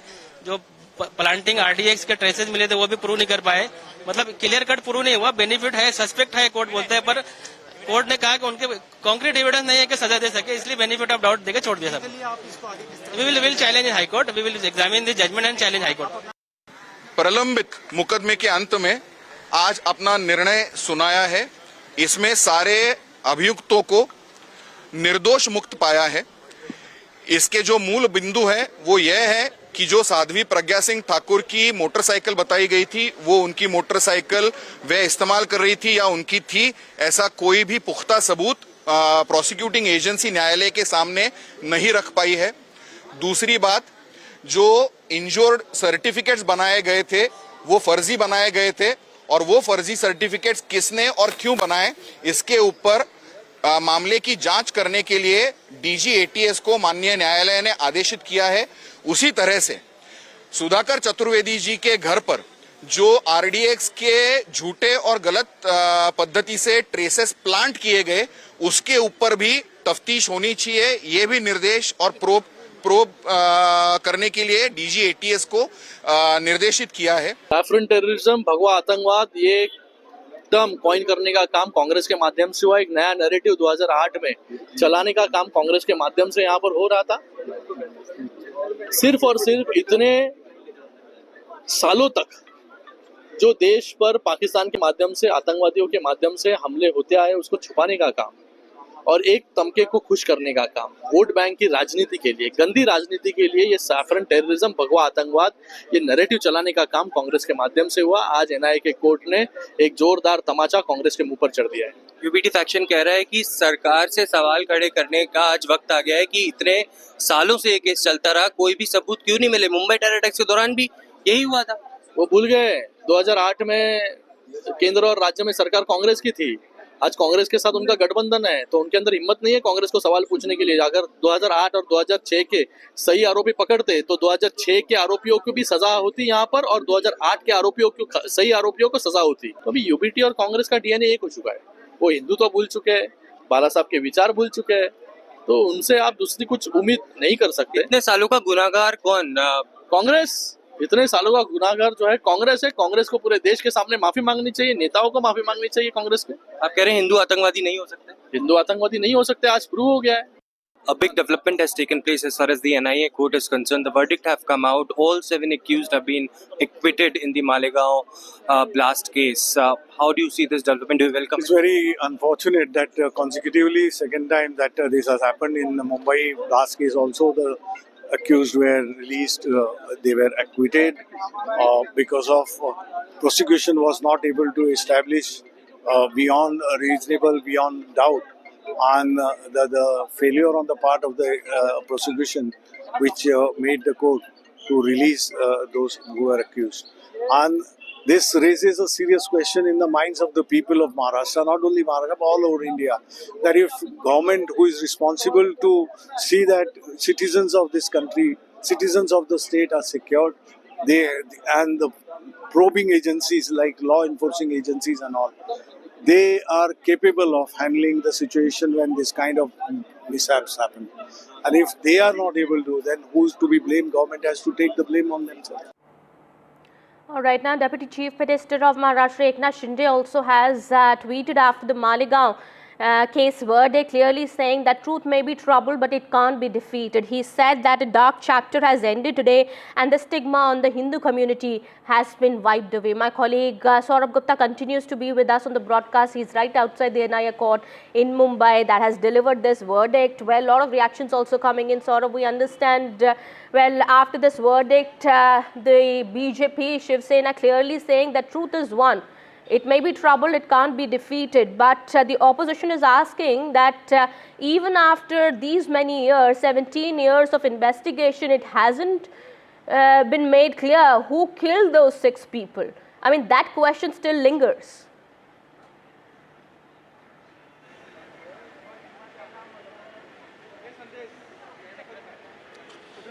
Absolutely, and if it weren't these accused, then who did it? That's something, of course, that's a question that will continue to be asked.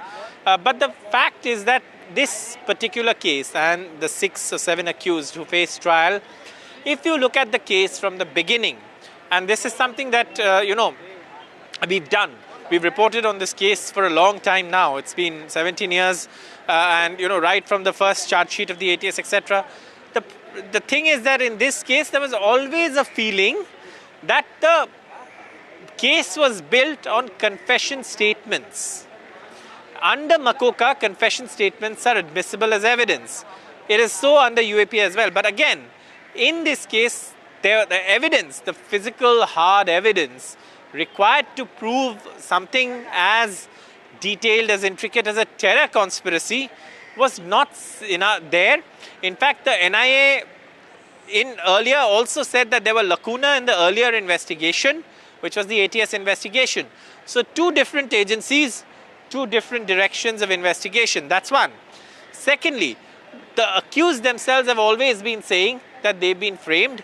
And once the MCOCA charges were dropped against them, it was clear that the case was not on a very strong wicket, even though the discharge applications were not allowed, and the court said that prima facie there was evidence to put the accused on trial. So the court tried the accused, all the evidence against them was examined, every piece of evidence presented before the court was heard, seen, and of course examined. And then of course the court has decided that, look, there are 3 important parts to the judgment. One, the motorcycle on which the bomb was allegedly planted cannot be linked to Sadhvi Pragya Thakur beyond reasonable doubt. And for any conviction, the prism is beyond reasonable doubt. And so the benefit of doubt goes to the accused. Again, in the next case, to show that the RDX was actually procured by Lieutenant Colonel Prasad Purohit, that again was not proved beyond reasonable doubt with evidence. So the benefit of doubt went to the accused. Now the victims' families or the victims' associates are saying that they will move the High Court, which is the appellate court. But again, if the evidence itself is not strong enough, if the evidence itself does not stand legal scrutiny, then of course the case is on weak legs. But what's more important is the political ramification. Now once this case came to light, there was this line, there was this phrase, the nomenclature, saffron terror, Hindu terror, these were terms that were used. And that became a massive political row between the BJP and the Congress. Today, the BJP is saying that it stands vindicated, that there was no saffron terror because the case itself on which these nomenclatures or these phrases were constructed on has collapsed. Absolutely. The court cited lack of evidence to support the charges, and all accused have been out on bail during the trial and finally have been given a clean chit by the special NIA court in Mumbai. The court has clearly said that there is no evidence, no proof to suggest that these accused were involved in the Malegaon blast case, giving them a clean chit. This verdict has come after a long gap of 17 years in the case, and the opposition is raising a lot of questions, clearly saying that with Asaduddin Owaisi also clearly asking this question as to who was responsible for the killing of those 6 people, and over 100 people were injured in the Malegaon blast case. who are the ones, who are the people who are responsible for that. But the BJP clearly saying that the term saffron theory or Hindu terror that was coined by the Congress party that point in time, it doesn't really exist. This is exposed. The saffron terror theory has been clearly exposed, and this is what the BJP is saying. All right, we have reactions now coming in on this. We will play that out in just a bit. Eknath Shinde so far has reacted. Devendra Fadnavis has also clearly said that it's a clean chit to these people, and clearly they stand vindicated. They've been clearly for a long time saying that the word Hindu terror that was coined by the Congress party is something that doesn't really exist in reality, but it was only to pin the blame on the patriots. That is what the BJP and Shiv Sena say, that these people are the patriots on which the blame was pinned by the Congress party at that point in time. And the court has also said that there is no evidence to prove that the bike in question was owned by Pragya Thakur. Even the RDX used in the case was assembled by Lieutenant Colonel Purohit. All right, my colleague Saurabh Gupta continues to be with us in the broadcast. He is tracking all the details. Saurabh, what more are we learning? What next are we likely to see in the case now?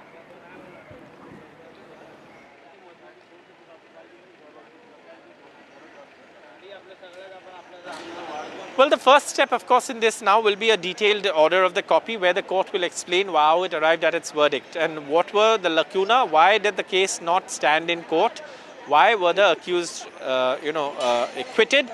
These are things that the court will explain in its judgment. So that order copy, I don't think will come today. It might come tomorrow or it might come late evening today. Once that happens, the legal process is that certified copies will be given. Once those certified copies are given, only based on that can the accused or the prosecution agency or the victims can go to court. So it will take some time for both the prosecution agency, but in the meantime, the court here has said the blast did occur. 6 people died. So who did that? There's question on evidence. So all of those things will now, obviously it will be the responsibility of the prosecuting agency. Currently the NIA, remember this case has seen different prosecution agencies take different directions as far as the probe is concerned. So these are things that will now be part of the legal process. But beyond the legal process, I think, and again one cannot state this enough, is that the political ramifications of this case are huge. It is about whether the bogey of saffron terror or Hindu terror or whatever the nomenclature was, which was a huge massive row between the BJP and the Congress, whether that stands or not. Absolutely. There's a huge political fight now that has erupted over the word saffron terror. Union Home Minister Amit Shah has hit out at the opposition in the parliament, saying that there is no such thing as Hindu terror or saffron terror, and it's false propaganda that was being spread by the Congress party. The NDA has said that Congress had raised the saffron terror bogey, which is clearly exposed now. And it was former Home Minister Sushil Kumar Shinde, remember, who had spoken about saffron terror first, from where this word had actually come out. Let's also listen in to how he's reacted. Listen in to what the BJP and the Congress party has said. उन्होंने कहा है तो RSS ने करा है। मान्यवर ये क्या बोल रहे हैं, किसके लिए बोल रहे हैं, किसको बचा रहे हैं, क्या कहना चाहते हैं? और हिंदू टेरर का सगुफा किसने छोड़ा? मैं आज दुनिया के सामने, देश की जनता के सामने गर्व से कहता हूं कि हिंदू कभी टेररिस्ट नहीं हो सकता। हम कभी टेररिस्ट नहीं हो सकते। क्या कहना चाहते हैं? फर्जी टाइप के केस बनाए, एक भी केस अदालत में नहीं टिका। There is a recently uncovered phenomenon of saffron terrorism that has been implicated in many bomb blasts of the past. My advice to you is that we must remain ever vigilant and continue to build at the central and state levels our capacity in counter-terrorism. जो ये सब इतने बार paper में आ गया है, ये कोई नई चीज नहीं है जो मैं आज बताया हूँ। ये सैफरन टेररिज्म की बात मैंने की है, वही की है, इससे दूसरे कुछ नहीं है। और जो ये बताना था वो बताया है, ये सब पेपर में आते ही रहा है, नई कुछ चीज हमने नहीं बताई है, ये सब पेपर में आ गया, हर रोज आ गया है। सर आपके according is it Hindu terrorism और सैफरन टेररिज्म बोल दिया है। Saffron terrorism, right wing terror की बात कर रहे थे। नहीं, मैं सैफरन टेररिज्म बताया से जोड़ा है, क्या आपको लगता है राजनीतिक? नहीं, वो मैंने जो पेपर में आ गया वो बताया कि बीजेपी को कभी नहीं जोड़ा गया टेररिज्म से। नहीं, सैफरन टेररिज्म का है वही। चल बीजेपी से जोड़ना गलती से, बीजेपी से जोड़ना, एक मिनट, चलिए जो मैंने बोला वो बोला, चलिए ना भाई, चलिए ना। All right, my colleague Saurabh Gupta continues to be with us on the broadcast here. That was Congress leader Sushil Kumar Shinde. Clearly, the Congress party, I mean, we've tried speaking to Rahul Gandhi also.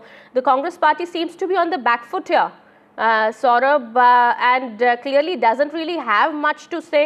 Rahul Gandhi also said that this is not something that he wants to talk about. He wants to talk about Trump, and that is the bigger issue. And we have other Congress party leaders also clearly saying that this is a bid to divert the issue. But clearly the verdict has come out from the court. I mean, the BJP really doesn't have much to do in that.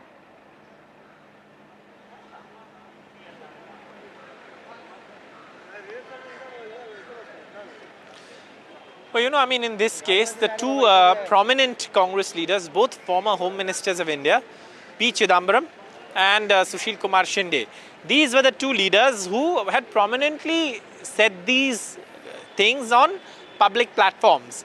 P. Chidambaram had said it at a meeting of DGPs, etc. And of course, you know, you heard what he said. And of course, Sushil Kumar Shinde had said it at a party event. Now, this is something that was associated as a Congress construct, that it was something that the Congress party had, of course, propagated. And it came from top leaders of the Congress, Sushil Kumar Shinde and P. Chidambaram. The BJP at that point also had contested this claim. The BJP had said that there was no such thing as Hindu terror. In fact, I've covered political rallies in the past where Prime Minister also has said nothing like this is there. And you heard the Home Minister also clarify that. So it is now a political battle over political the political impact, the political ramifications of this case, and which is why we've been harping on the fact on how important the political ramifications are, because in this case, this entire... Yes. All right, Saurabh, I'm sorry I'll have to interject there. Upma Singh, sister of Pragya Singh Thakur, is speaking to NDTV. Listen. सत्य होता है और सत्य की ही विजय होती है, चाहे कितने भी आरोप लगे और चाहे कितने भी आरोप लगे, परंतु समय कितना भी लग जाए, जीत सत्य की ही होना है। और क्योंकि साध्वी जी सत्य के साथ थी और इस चीज को वो डे वन से कह रही थी कि मैंने कोई अपराध नहीं किया है, मैं सही हूँ। इतने सारे नार्को, इतने सारे लाई डिटेक्टर्स टेस्ट और दुनिया भर के जो टेस्ट लगा सकते थे एटीएस ने लगाए, परंतु कुछ नहीं मिला क्योंकि कुछ था ही नहीं। और यही आज माननीय न्यायालय निर्णय की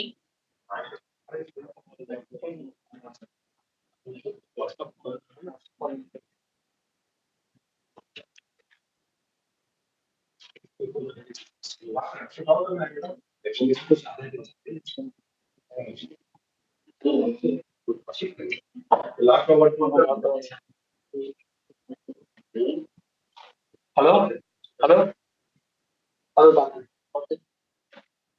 मैडम तो होगा कि नहीं, किसी और का नहीं पता, पर साध्वी जी शुरुआत से कह रही थी ये चीज कि ये बहुत बड़ा षड्यंत्र है और इसको आप लोगों के माध्यम से, कई चैनल के माध्यम से, प्रिंट मीडिया के माध्यम से भी हमारे परिवार के लोगों ने भी कहा कि जब भी हम उससे जेल में, हॉस्पिटल में कहीं भी मिलते थे तो वो हमेशा कहती थी कि देखना एक दिन ये निकल करके आएगा कि ये षड्यंत्र, ऐसा कुछ भी नहीं किया गया हमारे पास।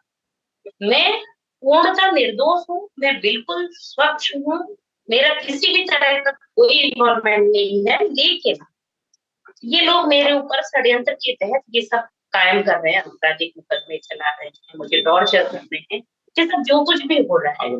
और इसमें भी ठाकुर जी कोई मर्जी होगी, ठाकुर जी किसी को कहीं ना कहीं जनता के सामने लाना चाह रहे होंगे, लोगों के सामने लाना चाह रहे होंगे, ये दिखाना चाह रहे होंगे कि देखो जब कोई बुरी मानसिकता के लोग अच्छे लोगों पर षड्यंत्र करते हैं, अच्छे लोगों को फंसाते हैं, तो किस तरह का पर्दाफाश भगवान कर।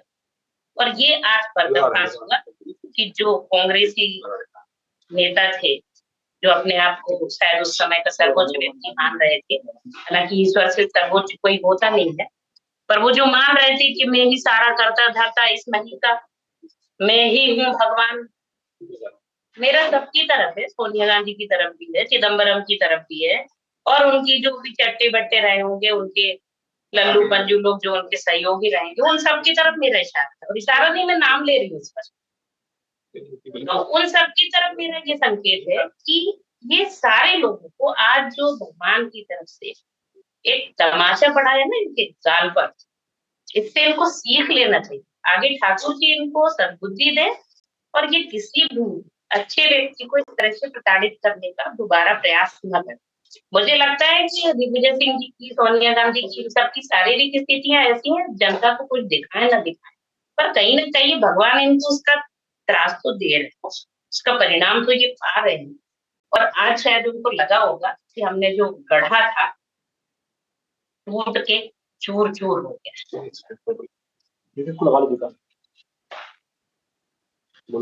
बिल्कुल राजनीतिक षड्यंत्र ही था, और ये प्रारंभ से हम लोगों के द्वारा कहा जा रहा था कि ये राजनीतिक षड्यंत्र।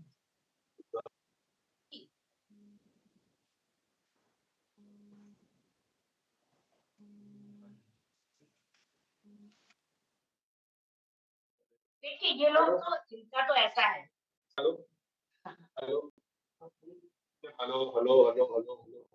मैं अखिलेश यादव के बारे में तो बोल भी दे रही हूँ, पर मैं किसी भी आपकी आज के दिन नहीं लेना चाहती, किसी भी विधान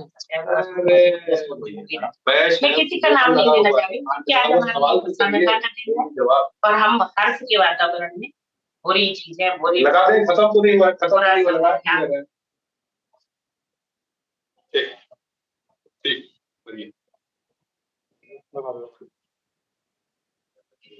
मैं कह रही हूँ एनडीटीवी को, स्पेसिफिक एनडीटीवी को मैं रिकॉग्नाइज करके बोल रही हूँ कि आप सच दिखाएं बिना सच जाने, अपने मन से ये मास्टरमाइंड, ये आतंकवादी नंबर 1, ये धूर्त महिला, ये ढोंगी महिला, ये ढोंगी सन्यासी, जितनी गालियां अप्रत्यक्ष रूप से दे सकते थे वो आप लोगों ने दी, पर किसी और के साथ वापस ऐसा नहीं।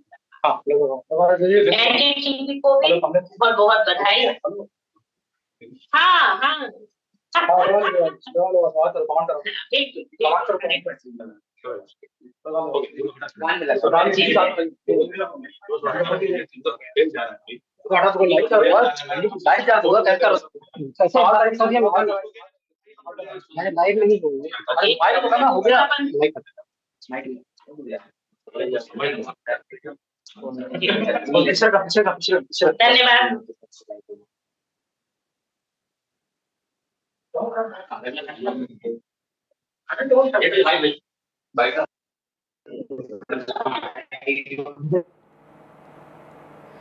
All right, that was Upma Singh, Pragya Singh Thakur's sister, clearly in a conversation with NDTV saying that justice has been delivered after 17 years of a long gap, and her sister had to suffer because of that.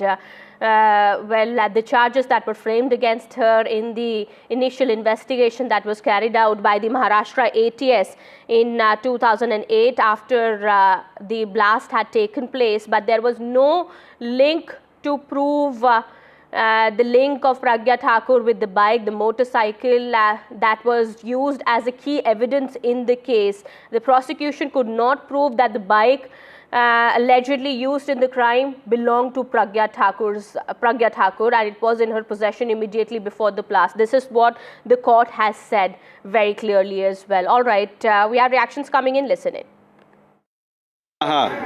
हमारे साथ पूर्व केंद्रीय मंत्री और NCP नेता पटेल है। Sir, जो मालेगांव का वर्डिक्ट आया है, सारे लोगों को बड़ी क्या माने कि मालेगांव से कितनी बार?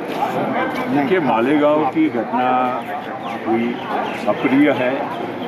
किसी की भी मौत नहीं होनी चाहिए, किसी की भी मतलब कोई इंजरी या दुखे में नहीं आना चाहिए। जब तक वो भारतीय हैं उनको सभी को एक सरीखा मतलब न्याय मिलना चाहिए, और यही हमारे संविधान में अम्बेडकर साहब ने हमको जो दिया है उसमें ये व्यवस्था है। लेकिन साथ साथ में न्यायपालिका की व्यवस्था है कि अगर कोई भी चीज़ है तो न्यायपालिका है जिसके माध्यम से उसका फैसला होगा, और आज उनका फैसला अगर इन सबको बरी करता है उसका हम लोगों ने स्वीकार करते हैं। क्योंकि जांच एजेंसी का भी दावा था, क्योंकि मुंबई में जो ट्रेन में ब्लास्ट हुआ उसमें भी सारे बरी हुए। देखिए, यही बात है ना, तो इसमें धर्म और जाति का कोई सवाल नहीं है। न्यायपालिका अपना काम करती है। अब आगे कल कोई बड़े कोर्ट ने और कोई फैसला बदला या कुछ अंतिम फैसला दिया तो उसके बारे में मैं आज नहीं कह सकता। सेफ्रॉन टेरर का वर्ड भी कॉइन हुआ था। देखिए, ये सब वर्ड जितने भी शब्दों का चयन होता है, ये तो जिसको जिस वक्त जो सुविधा लगता है उस तरह से वो शब्द होता है। अभी आज पहलगाम में जो इतनी अप्रिय घटना हुई, पाकिस्तान के द्वारा प्रेरित वो घटना हुई और उसमें हमारे हिंदू भाइयों को चुन कर मारा गया। अब इसको हमने किस तरह से देखना चाहिए? हमने केवल इसको एक गलत अप्रिय आतंकवाद की घटना ये इसी तरह से देखना चाहिए, और उस पर कड़क से कड़क कार्रवाई हमारे देश में करनी चाहिए, जो हमारे सरकार ने आज ऑपरेशन सिंदूर के माध्यम से कर दी। लास्ट को हेमंत करकरे ने इस केस को इन्वेस्टिगेट किया था, उनको इंटीग्रिटी भी अब हेमंत करकरे ने की शहादत इस देश की रक्षा करते हुए हुई। उन्होंने क्या किया, कैसे उन्होंने इन्वेस्टिगेशन किया, इसके बारे में आज टिप्पणी करना ये योग्य नहीं होगा। केवल इतना ही कहूँगा कि जो भी फैसला है न्यायपालिका के माध्यम। All right, we have reaction coming in from UP Chief Minister Yogi Adityanath also, who said that the acquittal of all the accused in the Malegaon blast case is a vibrant proclamation of Satyamev Jayate. He said, finally, truth has won, and it's very much clear, it's out in the open after a long gap of 17 years that these patriots, who he is referring to, the BJP also is referring to, Pragya Thakur and Colonel Purohit in the case. These were patriots and these people had no role in the Malegaon blast case. He said it's the Congress party's anti-Hindu character that has been exposed, and Congress had created this Hindu terror myth, the saffron terror myth that is clearly exposed now. All right, well, we've spoken to Upma Singh as well, the sister of former BJP MP Pragya Thakur, who's been acquitted in this case, clearly saying that, all right, I'm being told that BJP leader Ravi Shankar Prasad is speaking to the media at the moment. Let's first dip it. यंत्र था वो आज धराशायी हो गया, और ये बात हम बहुत जिम्मेवारी के साथ कहना चाहते हैं। मालेगांव ब्लास्ट मामले में जो कोर्ट का फैसला आया है उस पूरे में स्पष्ट रूप से कहा गया है, जो बातें अभी तक आई हैं, कि किसी भी एक्यूज के खिलाफ कोई पर्याप्त सबूत नहीं है और प्रोसिक्यूशन अपना केस प्रूव नहीं कर सके। आपके रिकॉल के लिए हम बताना चाहते हैं कि उसमें कर्नल पुरोहित एक बहुत ही डेकोरेटेड आर्मी ऑफिसर था जिसने कश्मीर में आतंकवाद के खिलाफ बड़ी लड़ाई लड़ी। उसको फंसाया गया, उसके घर से आरडीएक्स निकला था। आपको मालूम है कि प्रज्ञा ठाकुर एक बहुत अच्छी साध्वी, नेत्री, एमपी, उनको कहा गया था उनकी मोटरसाइकिल से बम लाया गया था, और 10-12 दिन तक उनको इतना टॉर्चर किया गया कि उनका बाद में चलना भी मुश्किल होता था। आपने सबों ने उनको देखा है, और बाकी कई सेना के पदाधिकारी, बाकी लोगों को फंसाया गया। यह कांग्रेस पार्टी की एक सोची हुई रणनीति थी। मैं आपसे कहना चाहता हूं, शुद्ध वोट बैंक पॉलिटिक्स के लिए it was a well calculated conspiracy of the Congress party for sheer vote bank politics. याद ध्यान रखिए, और मैं भी उसको थोड़ा रखूंगा आपके सामने में। पार्टी के राष्ट्रीय मंच से हम इस निर्णय का स्वागत करते हैं, और ये कॉन्स्पिरेसी एक्सपोज हुई, धराशायी हुई, इस पर हमें संतोष भी है और खुशी भी है। आप सच्चाई को बहुत दिन तक नहीं झुठला सकते, बहुत दिन तक नहीं छुपा सकते। You cannot falsify the truth by your diabolical design for too long. Truth has an uncanny habit of reappearing with alarming regularity. वही बात इसमें हुई है। मैं तो थोड़ा अब आपको हम रिकॉल के लिए कहना चाहते हैं। याद होगा गृह मंत्री चिदम्बरम ने सैफरन टेरर की बात कही थी, और कहां कही थी? डीजीपी के कॉन्फ्रेंस में। याद होगा दूसरे गृह मंत्री सुशील कुमार शिंदे ने भी सैफरन टेरर की बात कही थी, और राहुल गांधी ने जो अमेरिकी राजदूत तिमोथी थे उनसे बातचीत में कहा था कि Hindu terror is more deadly than Lashkar-e-Taiba. याद है आपको? ये उनका स्टेटमेंट था ऑन रिकॉर्ड, जो बाद में विकीलीक पर आज भी है, जो एम्बेसडर ने अपने मेमोयर्स में उसको भेजा था एडे कैंप में, रिपोर्ट में, क्षमा करेंगे। तो दो गृह मंत्री और राहुल गांधी। और मुझे याद है कि उस समय मैं पार्टी का मुख्य प्रवक्ता था, तो चिदम्बरम की टिप्पणी पर मुझे प्रेस करने का अवसर मिला था 11 अशोक रोड में, और मैंने कहा था, श्रीमान गृह मंत्री जी, आप सैफरन टेरर की बात करते हैं तो भारत के तिरंगे में भी सैफरन है, भारत के संत भी भगवा पहनते हैं, जिस महाभारत में रथ के सारथी भगवान कृष्ण थे उस पर भी तो सैफरन झंडा था ना। तो आप क्या कहना चाह रहे हैं? ये तो भारत की सांस्कृतिक आध्यात्मिक परंपरा का रंग है ना। तो पूरे देश में इतना बवाल हुआ कि बाद में कांग्रेस पार्टी को थोड़ा, जनार्दन द्विवेदी थे उस समय, उनको आना पड़ा, वो भी उतना नहीं कर पाए। थोड़ा मैं आपको पीछे ले जाता हूं। याद करिए, जब बिहार में 2005 का चुनाव था तो सुप्रीम कोर्ट के रिटायर्ड जस्टिस यूसी बनर्जी, उन्होंने एक कमेटी लालू प्रसाद रेल मंत्री से बनवाई थी। उन्होंने क्या कहा था कि कार सेवकों ने अपने स्टोव से ही आग लगाई थी, और वो भी मैंने प्रेस किया था जब आया था वो। तो मैंने कहा था ये बिकी हुई रिपोर्ट है, और जज साहब की हिम्मत है तुम उस पर कार्रवाई करें, कुछ नहीं कर सके।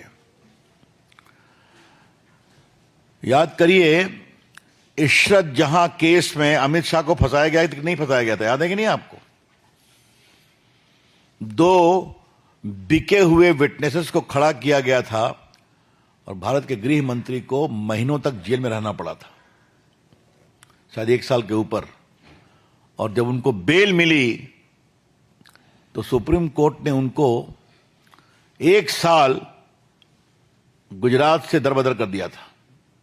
और आज मैं पूरी जिम्मेवारी से कहूंगा that judgment of supreme court was wrong, और मैंने उसको पूरा एग्जामिन किया है लीगली अपने अनुभव से। कोई एविडेंस नहीं था अमित शाह के खिलाफ। तो अमित शाह को फंसाओ, वो भगवा आतंक बताओ, मालेगांव केस बताओ, और अब मैं आपके सामने इसका दूसरा पक्ष रखना चाहता हूं। ये आप नोट करें, बिकॉज बैकग्राउंड बहुत जरूरी है।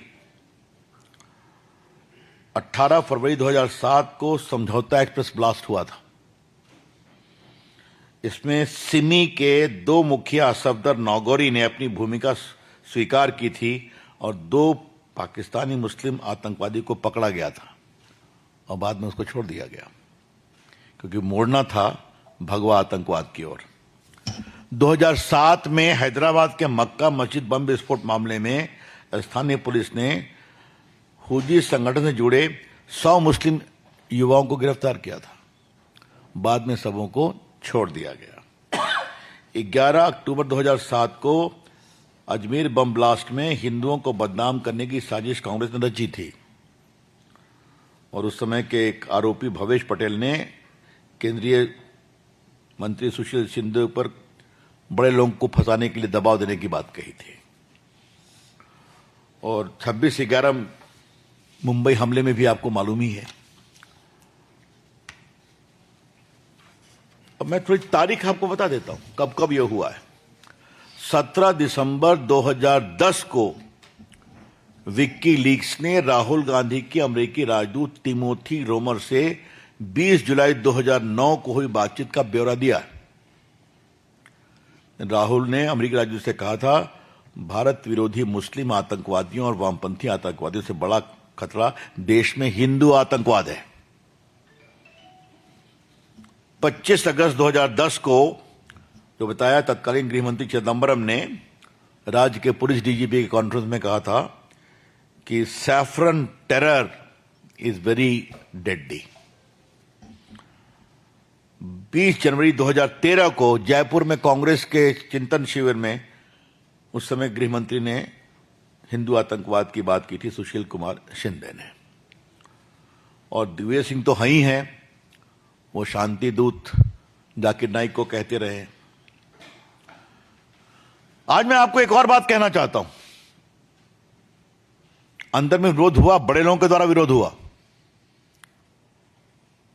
स्वर्गीय राष्ट्रपति प्रणब मुखर्जी ने अपनी पुस्तक द कोलिशन ईयर में 2004 में जब शंकराचार्य जैन सरस्वती की गिरफ्तारी हुई तो मेंबर थे कैबिनेट के, उन्होंने उसका विरोध किया था।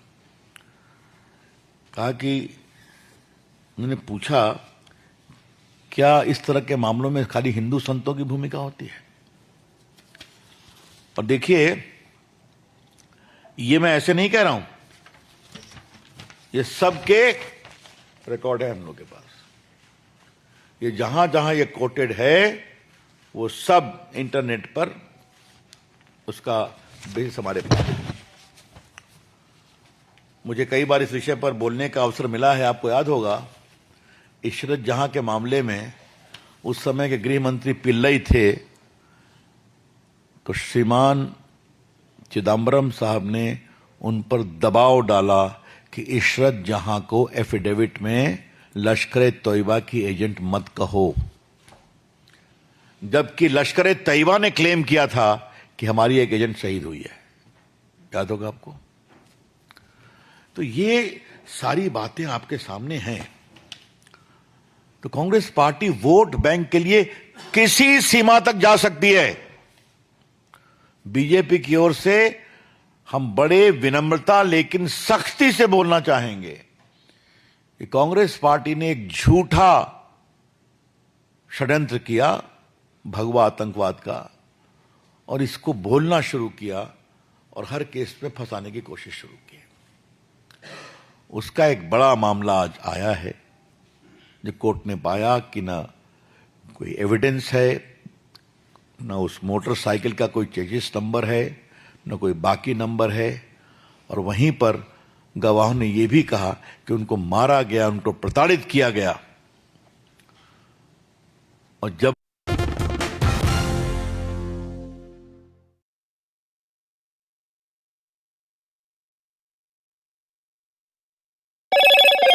Hello, Moto.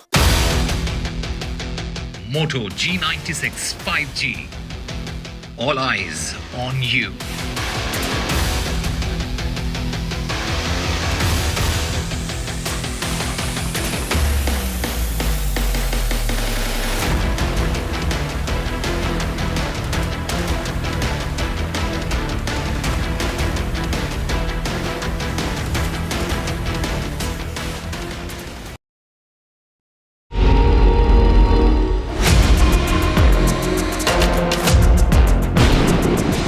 आप एक गुंडे कैसे बिहेव कर रहे हो सर? मेरी आप तो एक मेरा Gaikwad is running away from NDTV's questions. That issue is not before the High Command. It was not discussed so far. Kolhapuri chappals costing $1,300. The noise we made finally got heard, and it's so nice that somebody took action on it.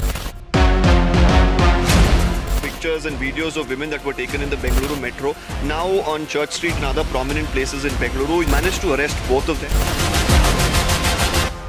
We are bringing you now, for the very first time, is that the Air India preliminary crash report is out. This 15-page report into 10 key findings of what really is being said in this probe report.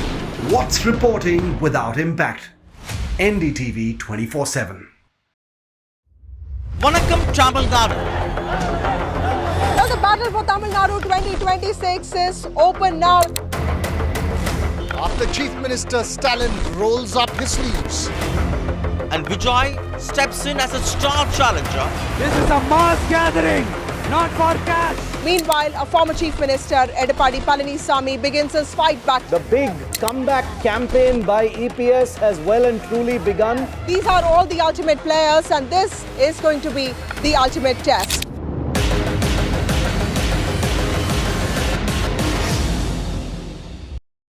So, sir, your work is heavily rich in impeccable artisanship and craft, I must say.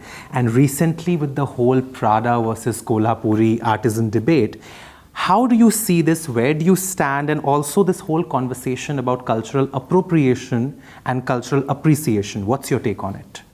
See, my personal opinion on anything other than plagiarism, which is absolutely not okay.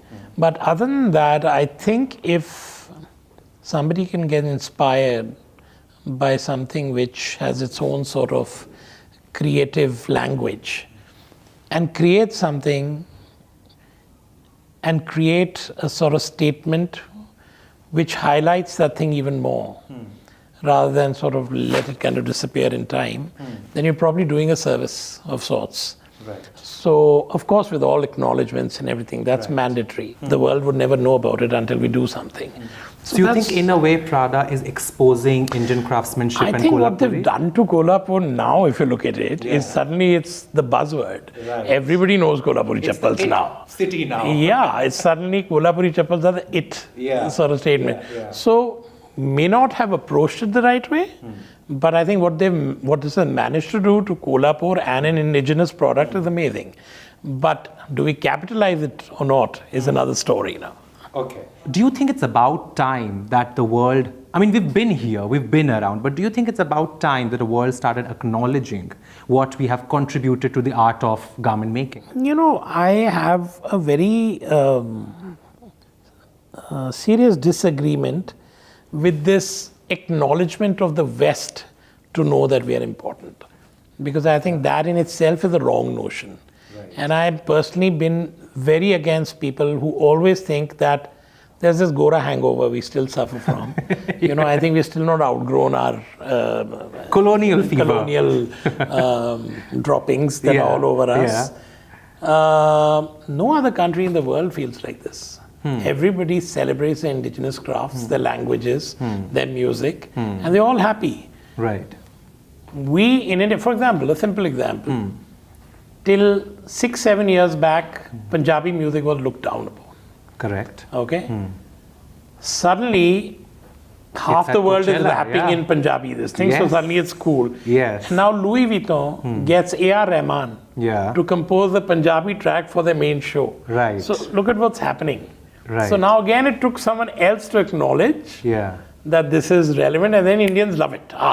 Fantastic. So what do you think? Are we hungry for that acknowledgement? Are we not appreciating ourselves enough? I think we don't value our country enough.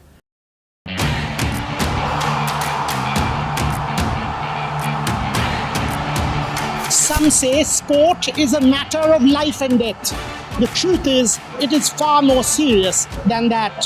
Sport is about ecstasy and agony, about pain and suffering, about joy and much more.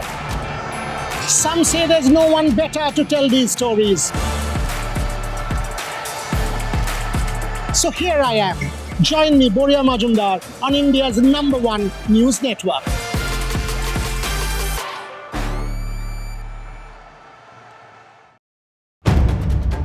If it matters to you, if it matters to you, if it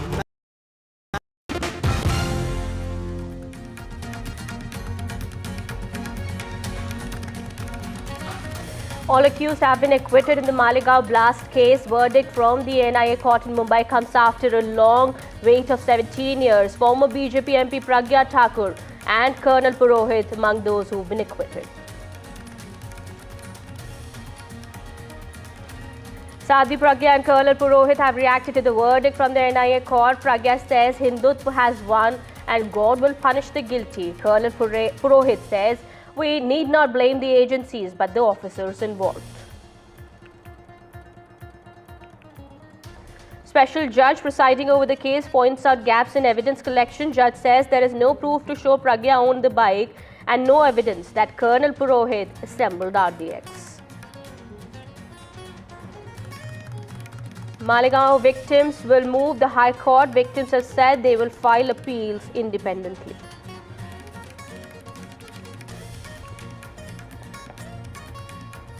Congress MP Rahul Gandhi dodges question on Malegaon, says Trump's the bigger issue. Maharashtra Chief Minister Patna says terror is never saffron. And key observations by the CJ on anti-defection law says political defection is a threat to democracy.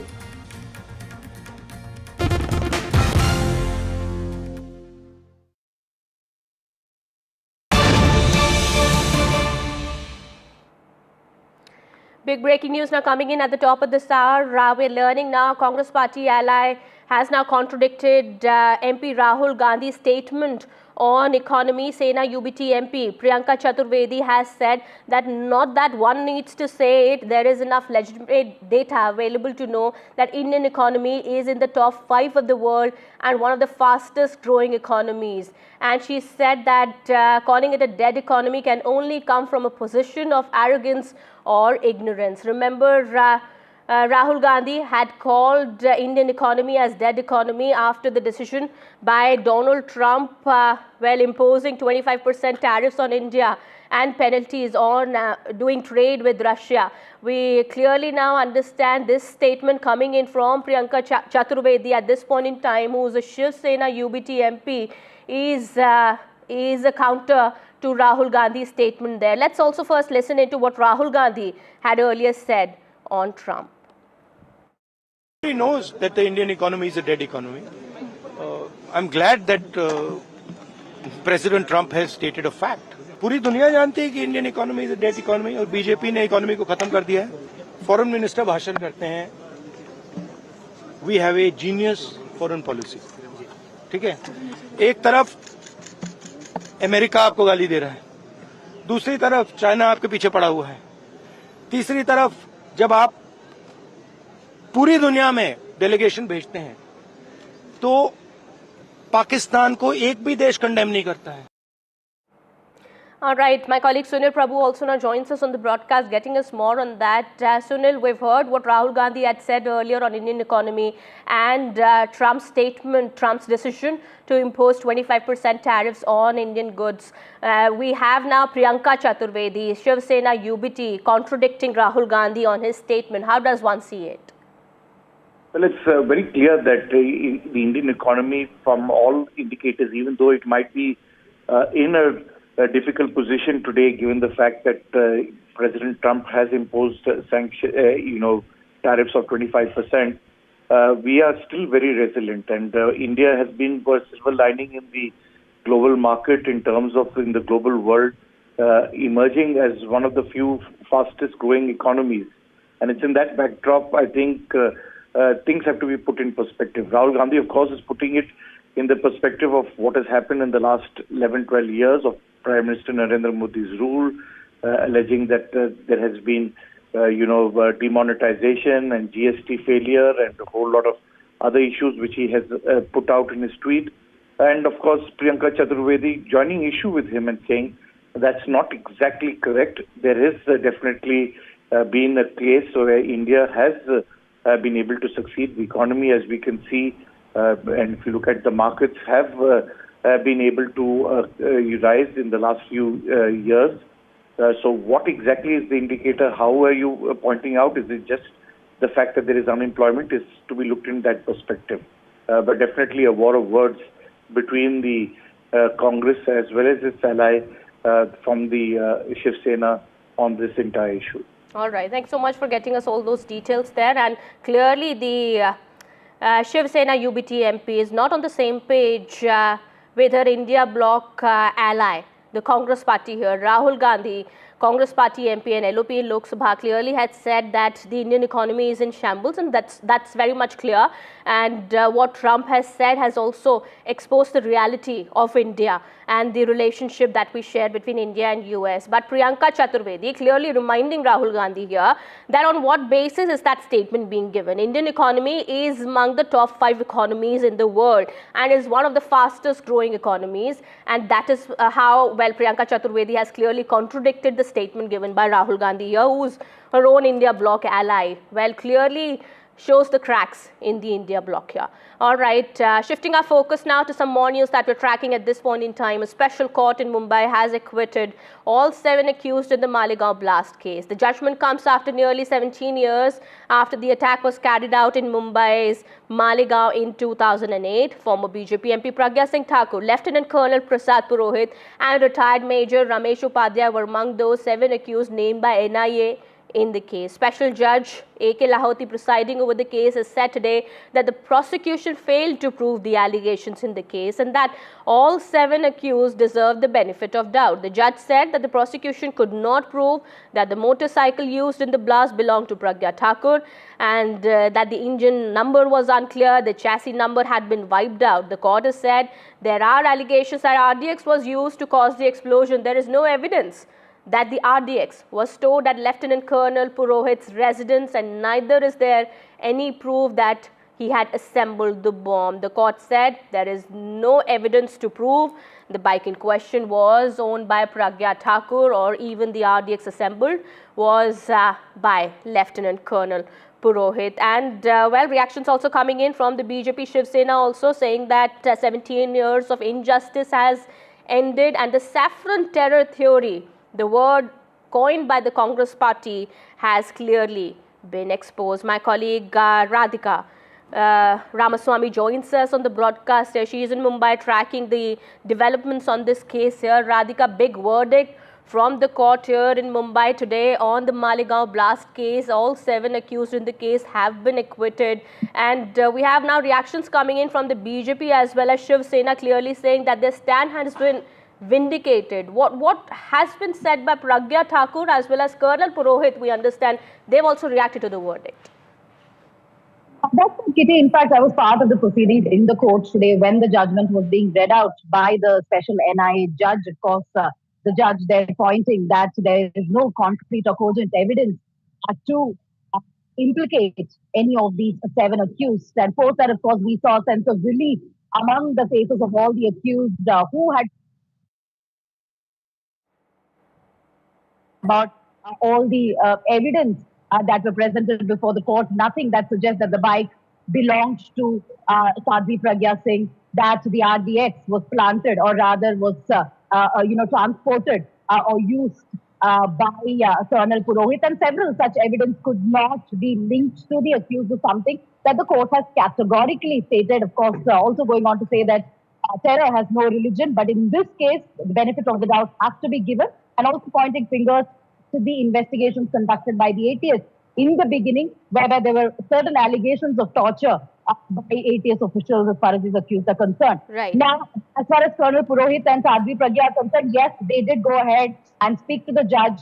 They expressed their relief as far as the judgment is concerned, also going on to say that they had faced a lot of torture, harassment, they have suffered over the years, but now their stand has been vindicated, and those who were responsible in the laxity in this particular case must be punished, is the appeal by several of the accused. Okay, all right. And we understand reactions have come in from the victims of Malegaon as well, their families, who clearly say that they are disappointed with the verdict. Many of them have said that they are going to appeal against the verdict. My colleague Avinash Pawar, also joining us from Pune, is getting us more on that.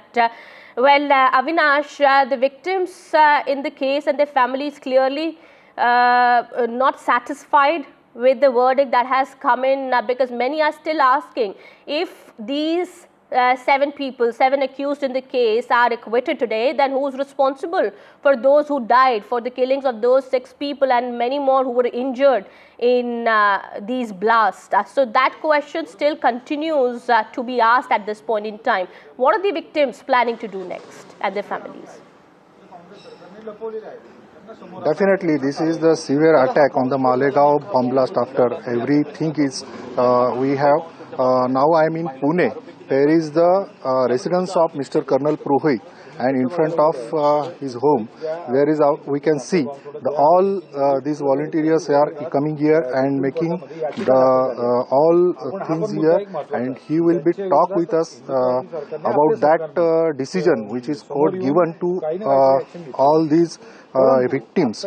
Now at the behind side we can see the Malegaon bomb blast when 7 injuries are there, and that is Apollo guys they, but other sides they are convicting all these things. We can talk with them. How do you see towards this all result? यह जो result आया है उसका हम आनंद से स्वागत करते, और जो रिजल्ट दिया गया है वो भारतीय न्याय व्यवस्था पर जो भारतीयों का विश्वास है उसके ऊपर एक आज शिक्कामोर्तब हुआ है.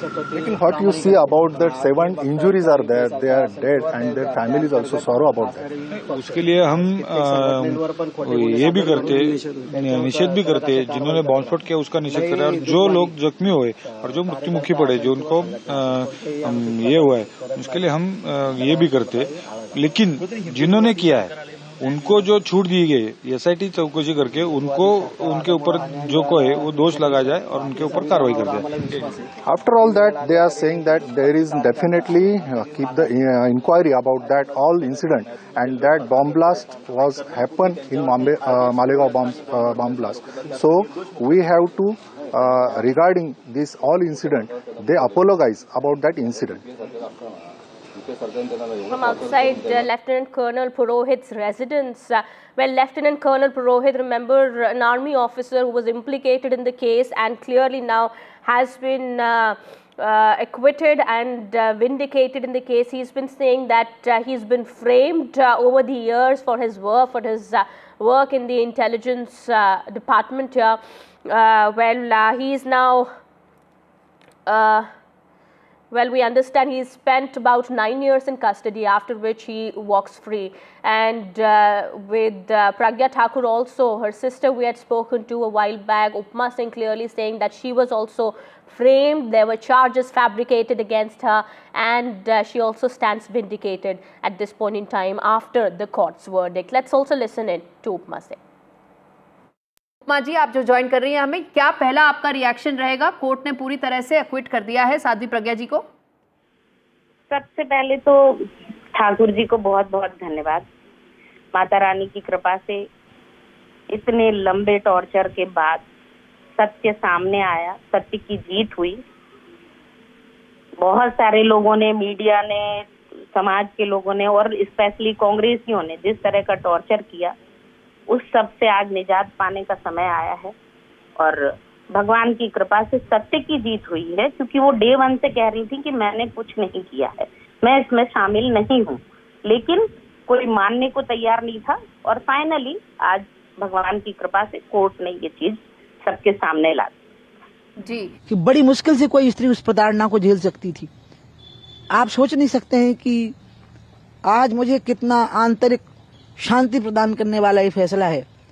लेकिन अब मैं ये चाहती हूँ कि पी चिदम्बरम, दिग्विजय सिंह, राहुल गांधी, वामपंथी, समाजवादी और कांग्रेस पार्टी के वो सब नेता जो भगवा आतंकवाद शब्द को गढ़ करके उसको सत्यापित कर रहे थे, आज उनकी चौराहों पर खड़े करके कौन सी सजा होनी चाहिए, अब मैं ये जानना चाहती हूँ, देश की जनता जानना चाहती है. उन पे भी मतलब कार्रवाई की जानी, कार्रवाई नहीं, असामान्य कार्रवाई करनी चाहिए, साधारण कार्रवाई नहीं. और ये अपील करने की बात कांग्रेस के नेता कह रहे हैं कि सुप्रीम कोर्ट में अपील करनी चाहिए, जैसे बॉम्बे ब्लास्ट की गई थी. ये इन सब बातों पर तय होगा कि जिस एजेंसी ने जांच की है वो क्या फैसला करती है. All right, Uma Bharti there, BJP leader and former Chief Minister of Madhya Pradesh, clearly saying that those who were involved, their names need to come out. And it was a shoddy investigation that was done initially. Clearly, the NIA bringing out the truth in the open. Well, we have more reactions also coming in. Uma Bharti, of course, getting emotional there as he spoke to the media about the case, clearly saying that Pragya Thakur, Lieutenant Colonel Purohit, who were falsely accused in the case, have now been acquitted, and this is the victory of truth over evil. All right, we'll get you more on that in just a bit. We have more reactions also coming in, but it's time for a quick break here. We'll be right back with more details.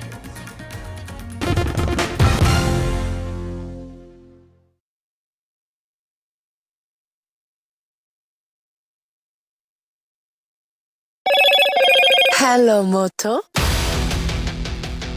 Moto G96 5G. All eyes on you.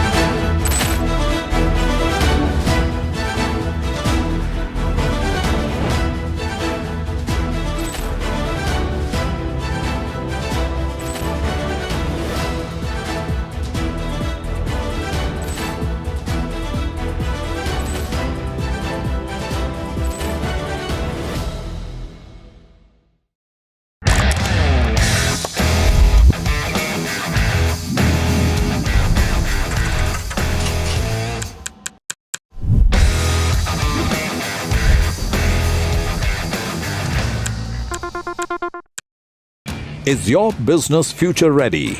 Join the 13-week strategic ESG certification program for business sustainability and growth for CXO and business leaders by NDTV, Tariff and Zenora.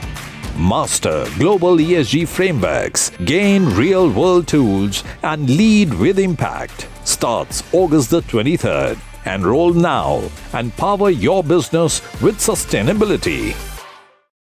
I've been reporting on all issues big and small from Andhra Pradesh, Telangana, rest of South India, bringing you all the action, all that you need to know, all that you want to know. The energy of maximum city is infectious. I'm bringing that energy in our news coverage from financial capital Mumbai. Covering from the southernmost part of India over the last 23 years, I bring in-depth and 360-degree coverage from the Dravidian heartland. The land of Mishti, also known for its bitter politics. I have seen much water flow under the Howrah Bridge, covering Bengal in all its vivid colors. India's IT capital is always bustling, a city full of startups, stories and surprises. And I keep you ahead on all the Bengaluru buzz.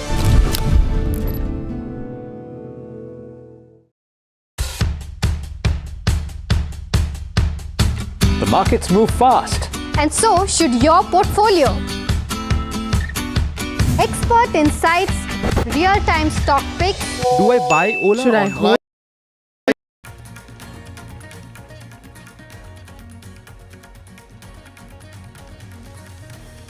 All accused have been acquitted in the Malegaon blast case by the NIA court today.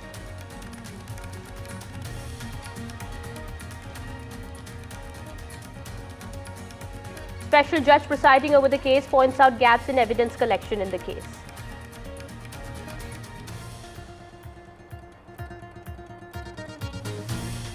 Sadhvi Pragya, Colonel Purohit react to the verdict, say Hindutva has won and God will punish the guilty. Malegaon victims to move High Court, they say that they are going to file their appeals independently. Presented by Canara Bank. Together we can.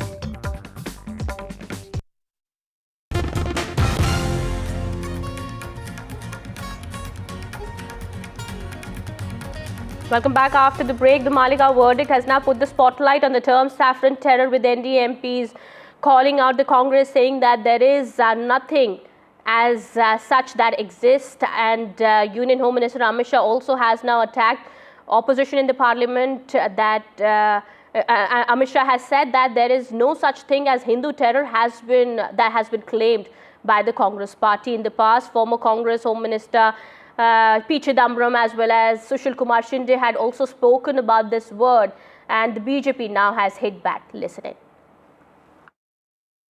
उन्होंने कहा है तो RSS ने कराया था। मान्यवर ये क्या बोल रहे हैं, किसके लिए बोल रहे हैं, किसको बचा रहे हैं, क्या कहना चाहते हैं? और हिंदू टेरर का सगुफा किसने छोड़ा? मैं आज दुनिया के सामने, देश की जनता के सामने गर्व से कहता हूं कि हिंदू कभी टेररिस्ट नहीं हो सकता। हम कभी टेररिस्ट नहीं हो सकते। क्या कहना चाहते हैं? फर्जी टाइप के केस बनाए, एक भी केस अदालत में नहीं टिका। There is a recently uncovered phenomenon of saffron terrorism that has been implicated in many bomb blasts of the past. My advice to you is that we must remain ever vigilant and continue to build at the central and state levels our capacity in counter-terrorism. जो ये सब इतने बार paper में आ गया है, ये कोई नई चीज नहीं है जो मैं आज बताया हूँ। ये सैफरन टेररिज्म की बात मैंने की है, वही की है, इससे दूसरे कुछ नहीं है। और जो ये बताना था वो बताया है, ये सब पेपर में आते ही रहा है। नई कुछ चीज हमने नहीं बताई है, ये सब पेपर में आ गया, हर रोज आ गया है। सर आपके according is it Hindu terrorism और सैफरन टेररिज्म बोल दिया है।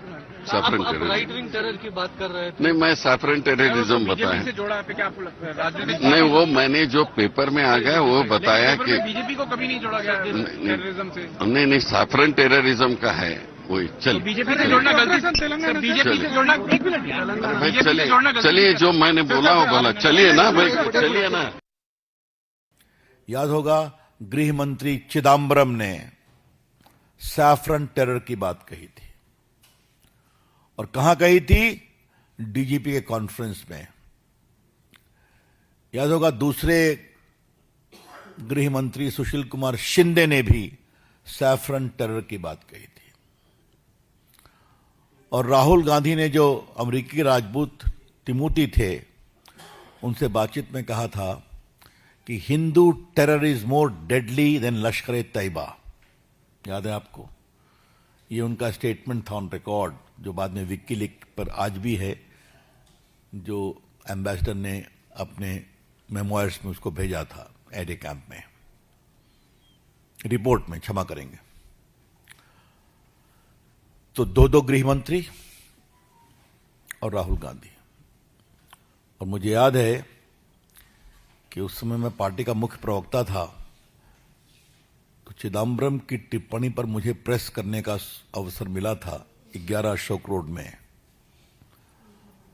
और मैंने कहा था, श्रीमान गृह मंत्री जी, आप सैफरन टेरर की बात करते हैं तो भारत के तिरंगे में भी सैफरन है, भारत के संत भी भगवा पहनते हैं, जिस महाभारत में रथ के सारथी भगवान कृष्ण थे, उस पर भी तो सैफरन झंडा था ना। तो आप क्या कहना चाह रहे हैं? ये तो भारत की सांस्कृतिक आध्यात्मिक परंपरा का रंग है ना। तो पूरे देश में इतना बवाल हुआ कि बाद में कांग्रेस पार्टी को थोड़ा, जनार्दन द्विवेदी थे उस समय, उनको आना पड़ा, वो भी उतना नहीं कर पाए। थोड़ा मैं आपको पीछे ले जाता हूं। Well, the BJP hitting out at the Congress party, saying that the word saffron terror that was coined by the Congress party after this case is now, it clearly doesn't exist, and their theory of saffron terror or Hindu terror is clearly exposed. That was BJP MP Ravi Shankar Prasad hitting out at the Congress party. Well, we understand reactions have also come in from the Congress. The Congress party is clearly saying, even other opposition parties, including AIMIM, Owaisi has spoken to the media, saying that they're disappointed with the verdict. We'll get you more on that in just a bit. Meanwhile, it's time for a short break here. More on the other side. Stay tuned.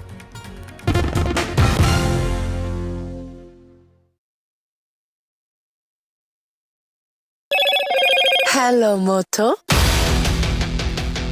Moto G96 5G. All eyes on you.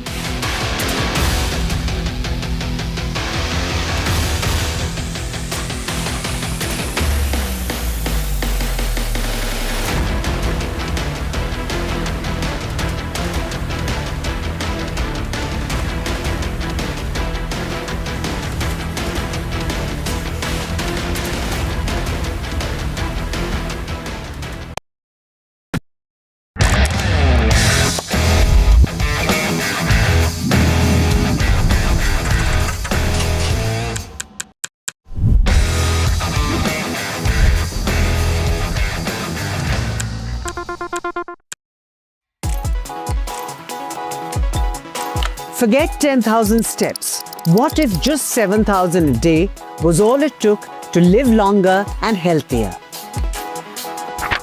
A major new study published in the Lancet Public Health has found that walking around 7,000 steps a day is strongly associated with better health and a lower risk of dying early. Researchers analyzed data from over 160,000 adults and found that people who walk approximately 7,000 steps a day had significantly lower risks for a wide range of chronic diseases. Compared to those who walk just 2,000 steps daily, these individuals saw a 47% reduction in all-cause mortality, 25% drop in cardiovascular disease, 14% lower risk of type 2 diabetes, 22% reduction in depression, 38% decline in dementia risk, 28% fewer falls, and a 6% reduction in cancer risk. Unlike earlier studies that mostly focused on heart health or death rates, this is the first major research effort to comprehensively examine the impact of daily steps on multiple health outcomes. The review included 57 studies, of which 31 were analyzed in detail through meta-analysis, making this the most extensive data set to date on how walking affects health. Interestingly, the study also shows that even 2,000 steps per day provides better health outcomes than being inactive. While benefits for some conditions like heart disease continue to rise beyond 7,000 steps, for most other outcomes, the gains started to plateau after this point. The authors argue that 7,000 steps per day may be a more realistic and achievable target for many people, compared to the commonly cited 10,000 step goal, which was never based on scientific evidence. They say that step count is a simple and effective way to measure physical activity, and these findings could help shape future public health recommendations. However, researchers also caution that for conditions like cancer and dementia, more studies are needed. They note that many studies didn't fully account for confounding factors like age or frailty, which could influence the results. Still, the message is clear: walking more, especially up to 7,000 steps a day, can significantly improve overall health.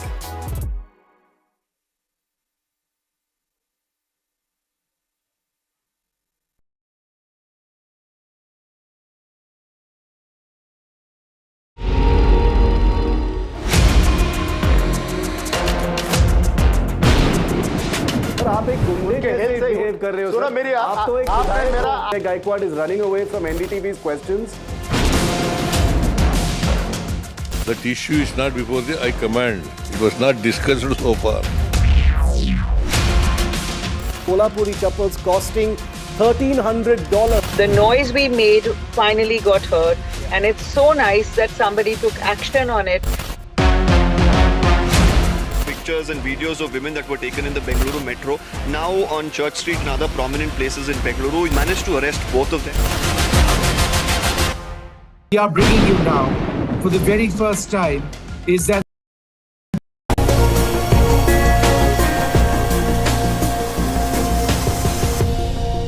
Hello July 30th is World Day Against Trafficking in Persons. This year's theme is powerful and really puts trafficking into perspective. The theme for 2025 is Human Trafficking is Organized Crime, End the Exploitation. Did you know human trafficking is considered the second largest criminal enterprise globally? Some reports indicate it generates a staggering $150 billion annually. What is even more tragic is that, as per statistics, 1 in every 3 people trafficked is a child. It is a crisis that is being tackled head-on in India. Just Rights for Children's Access to Justice for Children program has become the largest civil society intervention against child trafficking and child labor in India. Operating in collaboration with a network of partners and with over 85,000 children rescued and more than 50,000 traffickers prosecuted, this shows that India is at the forefront of combating child labor and child trafficking as an organized economic crime. In fact, a report by JRC, Patna, India Child Protection Center for Legal Action and Behavior Change, has studied how India's model of strict law enforcement offers a clear pathway to reach the tipping point to end child labor. It is this report that forms the basis of our conversation today. And joining us in the studio for the discussion is child rights activist, advocate, author, and founder of Just Rights for Children, Bhuvan Ribu. Welcome to the studio. Thank you. To set the context, let's quickly take you through some of the key highlights from the report. Building the case for zero. In the last 2 years, Just Rights for Children partner organizations have assisted law enforcement agencies in rescuing 53,651 child victims of trafficking and kidnapping across more than 400 districts. Of the children rescued, 90% were from the worst form of child labor. इसका नतीजा ये हुआ है कि लगभग 38,000 child trafficking, अपहरण, यौन शोषण और भीख मांगने के मामलों में कानूनी कार्रवाई की शुरुआत की गई है। बचाव अभियान के दौरान 5,809 एम्प्लॉयर्स और ट्रैफिकर्स को गिरफ्तार किया गया है, जो कि बचाए गए बच्चों को इंसाफ दिलाने और अपराधियों की जिम्मेदारी तय करने की ओर बहुत ही महत्वपूर्ण कदम है। The top 5 states in terms of child labor rescues were Telangana, Bihar, Rajasthan, UP, and Delhi. And if you would like to read the full report, then do scan the QR code that you see on your screens right now. So, Bhuvanji, let's begin by asking you that in this evolving, increasingly digital world, what is trafficking really and how has trafficking changed and evolved? इसका जो पूरा स्वरूप है, वो कैसे बदला है? How is it all around us? It's very insidious. I mean, sometimes we don't even realize, but it is actually trafficking. बिल्कुल, सबसे बड़े दुर्भाग्य की बात यह है कि हम लोग बच्चों के शोषण को गरीबी या उनकी असहायता का एक बहाना बना के उसको बढ़ावा दे रहे हैं। दूसरी सबसे बड़ी समस्या ये है कि हम देखते हैं और चुप रहते हैं, हम खामोश रहते हैं। ये 2 समस्याएं सबसे ज़्यादा विषमता से ट्रैफिकिंग को बढ़ावा देती हैं। आज अभी कुछ दिनों पहले बिहार में एक इस तरह का नया केस सामने आया कि ऑर्केस्ट्रा के नाम पे लड़कियों की ट्रैफिकिंग हो रही है, छोटी छोटी बच्चियों की, और उनसे अश्लील नृत्य कराए जा रहे हैं, जो कि हर शादी में, हर फंक्शन में, हर पार्टी में लोग जो है उनको कपड़े उतरवा के इस तरह से उनके साथ सब तरह का व्यभिचार कर रहे हैं और छोटी छोटी बच्चियों को उनकी नृत्य कला को बढ़ावा देने के नाम पे इस तरह से शोषण किया जा रहा है। ट्रैफिकिंग या एक्सप्लॉयटेशन अपना स्वरूप बदल रहा है। एक तरफ वो दिख रहा है, जहां वो बच्चियां नाच रही हैं, जहां उनके साथ इस तरह का शोषण हो रहा है, वहां 100 आदमी उसे देख रहे हैं और कोई आवाज नहीं उठा रहा। हमारे घरों में जिन बच्चियों का शोषण हो रहा है, जो प्लेसमेंट एजेंसी के माध्यम से, जो कि बिहार से, झारखंड से, वेस्ट बंगाल से, उड़ीसा से, छत्तीसगढ़ से ट्रैफिक करके लाई जा रही हैं, दिल्ली, मुंबई जैसे महानगरों में मध्यम वर्गीय लोगों को घर में मदद करने के नाम पे, उनमें से अधिकांश बच्चियों का यौन शोषण होता है, उनको ब्लैकमेल किया जाता है। लगभग न के बराबर बच्चियों को मिनिमम वेज दिया जा रहा है और कोई प्लेसमेंट एजेंसी रजिस्टर नहीं हो रही। तो ये हमारे बीच में है ये, लेकिन इनविजिबल स्लेवरी की तरह हम इस पे खामोश हैं। तो ये जब तक लोग चुप्पी नहीं तोड़ेंगे, silence in the case of trafficking is violence, looking away is no longer acceptable. It is right amongst us. That is the biggest problem. No, sometimes looking away is probably when you do not even recognize that it is some kind of trafficking. Absolutely. बिल्कुल सही है, बिल्कुल सही है। ये हमने खुद देखा, मैंने खुद देखा है अपने घरों में, जब हम काम के लिए लोगों को रखते हैं, ऐसे में जो एजेंसीज छोटी छोटी होती हैं जो आपके घरों में प्लेसमेंट के लिए लोगों को लेके आती हैं, वो अंडर एज लड़कियों को लेके आती हैं, खास तौर पे उनके नकली आधार कार्ड बना के। बिल्कुल आपने सही कहा। आधार कार्ड तो भारत के कानून में एज वेरिफिकेशन माना ही नहीं जाता जुवेनाइल जस्टिस एक्ट में, लेकिन हर चौराहे पे जो कि बच्चों को भीख मंगवाई जा रही है, आज बीएनएस के अनुसार वो ट्रैफिकिंग है, उसका इन्वेस्टिगेशन होना चाहिए केवल। तो जिस चीज की जरूरत है वो है prosecution at scale. To combat and organised crime, people must speak and the government must respond. Yes. That is what is needed. So talking of new theatres of trafficking, there may be new changed modes of trafficking, but they hide the same crime. The intelligence to identify them also exists, and it comes from the survivors themselves. हमारे Katihar, Purnia, Seemanchal area से जो अभी बच्चों का trafficking हो रहा है, train के माध्यम से, बस के माध्यम से, ज़्यादातर ट्रेन के माध्यम से बच्चों का ट्रैफिकिंग हो रहा है। तो उसके लिए हम लोग काम कैसे कर रहे हैं, हम लोग का फील्ड में जो सर्वाइवल लीड इंटेलिजेंट नेटवर्क है, उसके माध्यम से हम लोग को जो कंप्लेंट आ रहा है, उसके आधार पे हम लोग रेलवे स्टेशन में जाके रेकी करते हैं।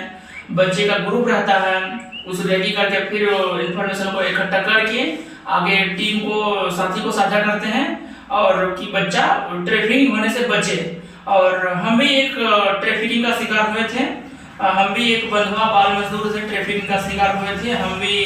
हम भी ये चाह रहे हैं कि मेरे जैसा बंधुआ बाल मजदूर और दूसरे बच्चे ना हो, और सबका पढ़ने का अधिकार है, खेलने का अधिकार है। So, you know, we've always talked about how the people themselves can help and can be a big source of help as far as identifying trafficking is concerned. Now, if this is enormously lucrative organized crime because it generates a big revenue, then how do we make it economically unviable? How do we really nip it in the bud? To combat trafficking, there are some cardinal rules that have to be followed. 1, look beneath the surface. 2, follow the money. Trafficking may be something as innocuous as a phone call saying that there is a child working in my neighborhood.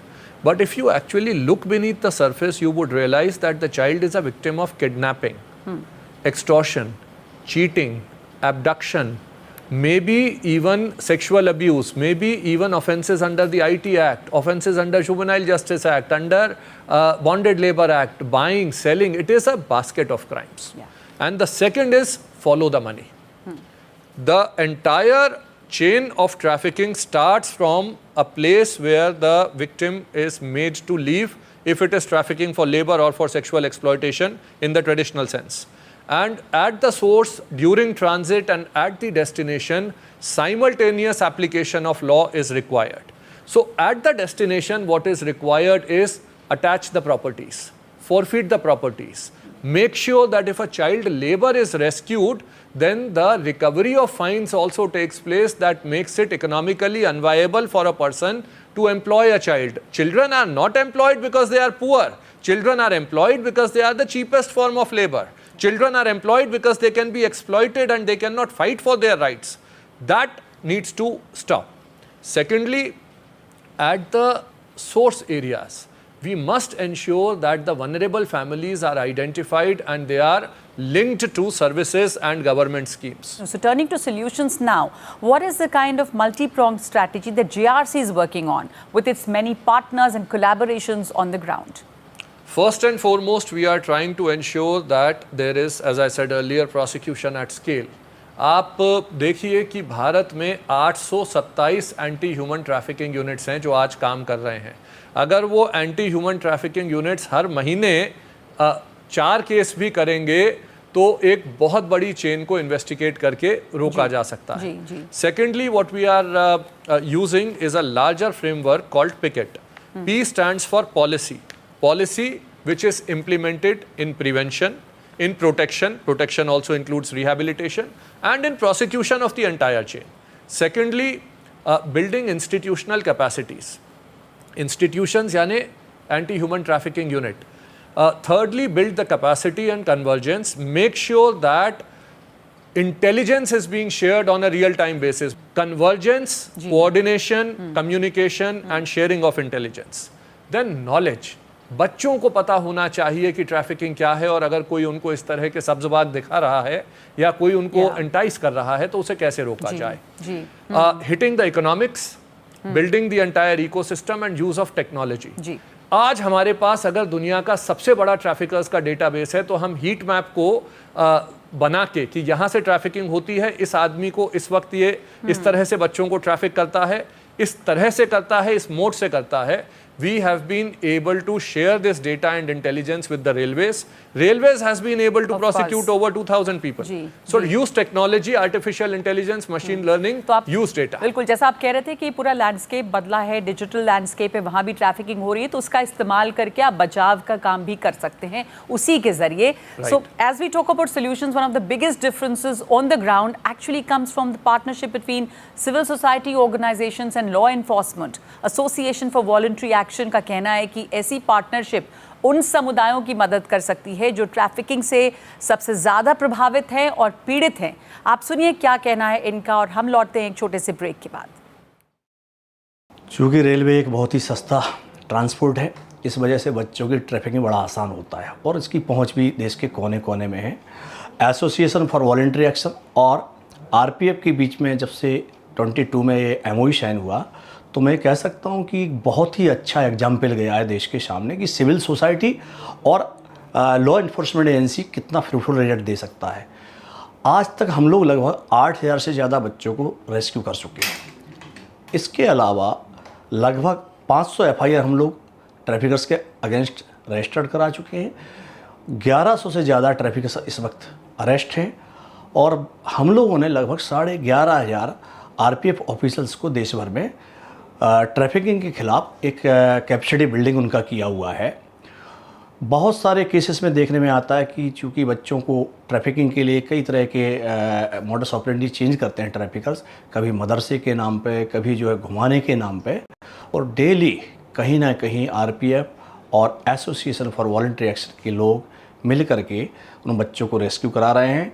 और जितने भी देश के hot spots हैं, खास करके जो source stations हैं, वहाँ पर हमारा स्टाफ आरपीएफ के साथ मिलकर बराबर रेस्क्यू कराने में लगा हुआ है.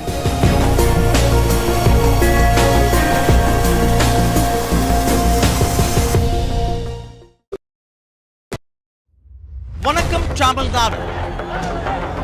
Now the battle for Tamil Nadu 2026 is open now. After Chief Minister Stalin rolls up his sleeves and Vijay steps in as a star challenger. This is a mass gathering, not for cash. Meanwhile, a former Chief Minister, Edapadi Palanisamy, begins his fight back. The big comeback campaign by EPS has well and truly begun. These are all the ultimate players, and this is going to be the ultimate test.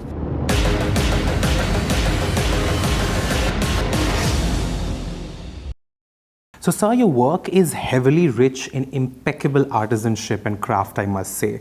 And recently, with the whole Prada versus Kolhapuri artisan debate, how do you see this? Where do you stand? And also this whole conversation about cultural appropriation and cultural appreciation. What's your take on it? See, my personal opinion on anything other than plagiarism, which is absolutely not okay. But other than that, I think if somebody can get inspired by something which has its own sort of creative language and create something and create a sort of statement which highlights that thing even more, rather than sort of let it kind of disappear in time, then you're probably doing a service of sorts. Right. So, of course, with all acknowledgements and everything, that's mandatory. The world would never know about it until we do something. So you think, in a way, Prada is exposing Indian craftsmanship and Kolhapuri? I think what they've done to Kolhapur now, if you look at it, is suddenly it's the buzzword. Right. Everybody knows Kolhapuri chappals now. City now. Yeah, it's suddenly Kolhapuri chappals are the it sort of statement. So, may not have approached it the right way, but I think what this has managed to do to Kolhapur and an indigenous product is amazing. But do we capitalize it or not is another story now. Okay. Do you think it's about time that the world, I mean, we've been here, we've been around, but do you think it's about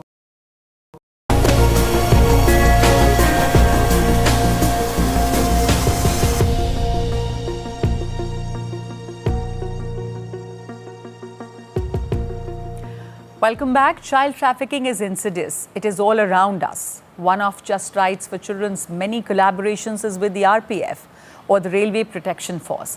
देश भर में railway स्टेशनों पर और platform से ऐसे बहुत सारे बच्चों को बचाया गया है. आइए सुनते हैं कैसे. I think our association with the Association for Voluntary Action was in fact a milestone in our efforts aimed at eradicating the evil of child trafficking. The Association of Voluntary Action provided capacity building efforts. In different parts of the country, the RPF personnel were provided comprehensive training in all aspects of child trafficking, including the legal aspects, the psychological aspects, and the tactical aspects. And this really empowered our people and also gave them a sense of mission. The results have been absolutely amazing.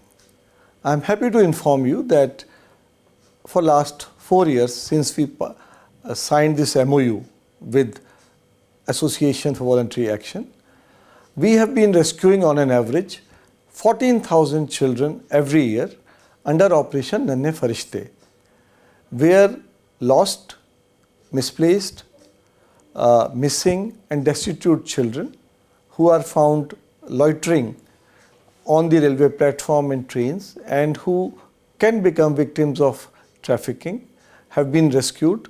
So over last 4.5 years, this figure comes to 64,549, which includes about 21,000 girls. So it's an astounding effort. Secondly, for preventing active child trafficking, those results have also been very, very impressive. In last 4.5 years, 2,748 children have been rescued from trains while they were in the process of being trafficked. And more than 750 traffickers have been arrested red-handed. And this has had a huge impact. And we would not have been able to do it without the intelligence support and training support provided by Association for Voluntary Action. The ICP report says that prosecution acts as a tipping point to end child labour. We also read that number of human trafficking cases prosecuted in India alone is more than the average number of such cases prosecuted globally. Prosecution इतना महत्वपूर्ण क्यों है? क्या फ़र्क पड़ता है इससे? और ये भी जानना चाहते हैं, हम बात कर रहे हैं कि भारत जो है वो लीड कर रहा है, तो भारत के उदाहरण से भुवन जी दुनिया क्या सीख सकती है? तुलसी रामायण में कहा गया भय बिन होए न प्रीत. That is what is prosecution. The goal, the end goal of any justice delivery mechanism has to be in the prevention of crime. And we must prosecute to prevent. इसलिए prosecution ज़रूरी है ताकि डर हो कानून का. Exploitation will always survive and thrive in a situation, in an ecosystem where there is no fear. That fear of the law must be there. The law must be there to protect the child, to rehabilitate the child, as well as to tell the criminal that you will be caught, you will be punished. That is what is necessary. One. Secondly, India has shown in the example of missing children that prosecution has led to prevention of crime. That is the best example globally. Secondly, we have seen in instances of child marriage, because trafficking also results in child marriage in a lot of cases. In Assam, where the government has had a crackdown on child marriage, there has been an 81% reduction in instance of child marriage within 3 years. So prosecution will lead to prevention of crime. India has shown to the world, prosecute with an intent to protect, with an intent to prevent, prosecute with an intent to attach properties and make it economically unviable, and cut off the tentacles of this crime. Yeah. That is what the world needs to learn from India. हमारे चारों तरफ बाल उत्पीड़न है, trafficking है, बच्चों को प्रताड़ित किया जा रहा है. ज़रूरत है कि हम चौकन्ने रहें, अपनी आंखें खुली रखें, उसे पहचानें. We need to be alert to it, to recognize the signs of it. When we fail to do so, when we look the other way, we normalize it. Here is an account from Vasavya Mahila Mandal, JRC's partner NGO in Vijayawada.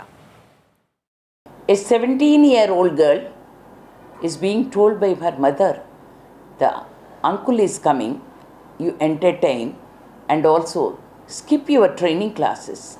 She approached with weeping that my mother is telling that do not cry loud if you get a pain also. So what is it showing is the girls are suppressed and the girls are bound to obey the orders for giving a sexual pressure out of it.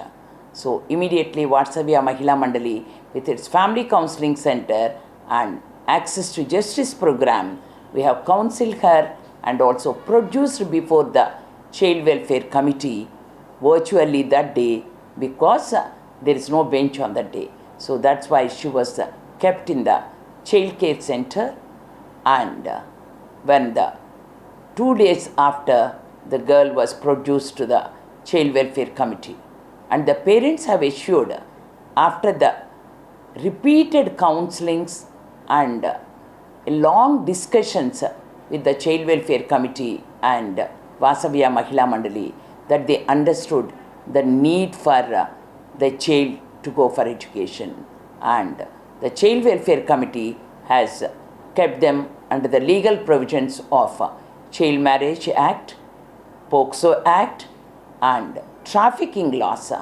Then now the girl is going to achieve her dream and admitted in Bachelor of Business Administration. So law enforcement, prosecutions and civil society organizations aside, since child trafficking is evident around us, what kind of a role can I as an individual play in stopping it, in preventing it? Report to the police. The more people see any form of exploitation around them and they speak up, the more is the chance of saving a life. We are not talking about numbers here. These are human lives. These are children. They must be protected. And if we fail to protect our children today, nothing else we do in life matters. We can create the entire economic infrastructure, but it must be built with an aim at the future of our country, of our society, by protecting all children. So the most important thing is to report. The most important thing is to report. Secondly, at the government level, because trafficking is constantly shifting its stance and the exploitation nature is changing, the government must be cognizant of the fact that we must change the policies soon. We should not wait. All the parliamentary debates can wait. But an exploited child needs to be protected today. People are finding new forms of exploiting the vulnerability of the children. That response needs to come from the public as well as the government. The political will is there, the administrative will of enforcement, the behavior change will of the people at the end of the day is going to be the key in ensuring the end of trafficking as an economical organized crime. At the end of the day, we must remember that if we see a child being exploited, for us it may be just another child in the world, but for that child, what we choose to do in that point in time may make the entire world. Absolutely. So to protect children, see, speak, act, protect, ensure that you join hands, you can help, support, combat this evil just by doing what you can. So cooperation from the civil society is very, very important. Absolutely. And for that, it is very important that all of us know about it. Keep our eyes and ears open और देखते रहें अपने चारों तरफ और पहचानें कि ये किस तरह का शोषण हो रहा है और ये भी चाइल्ड ट्रैफिकिंग है, इसको पहचानना भी बहुत ज़रूरी है. As we end the conversation today, we must remember that the fight against human trafficking is constantly evolving, and so our response must evolve with it. Just Rights for Children is at the forefront of this battle, with ongoing work in prevention, protection and prosecution, providing vital support to survivors and working to dismantle these networks. We urge you, our viewers, to be part of the solution. आपका सहयोग इस mission की कामयाबी के लिए बेहद ज़रूरी है. आपकी सतर्कता एक बच्चे की ज़िंदगी बचा सकती है. If you suspect trafficking or need assistance, the helpline numbers are on your screen: 1800-102-7222 and 1098. And of course, you can dial number 100 for police assistance. You can also contact Just Rights for Children by emailing complaint@avaindia.org. For a comprehensive understanding of the issue and the report, Building the Case for Zero, please scan the QR code on your screens. Let's remember that it is only together that we can make a difference. Thank you for watching.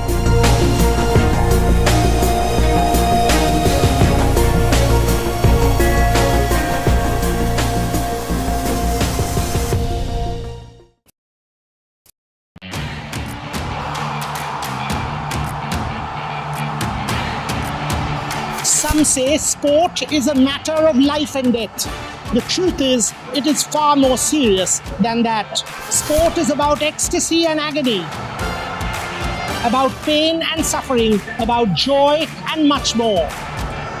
Some say there's no one better to tell these stories. So here I am. Join me, Boria Majumdar, on India's #1 news network.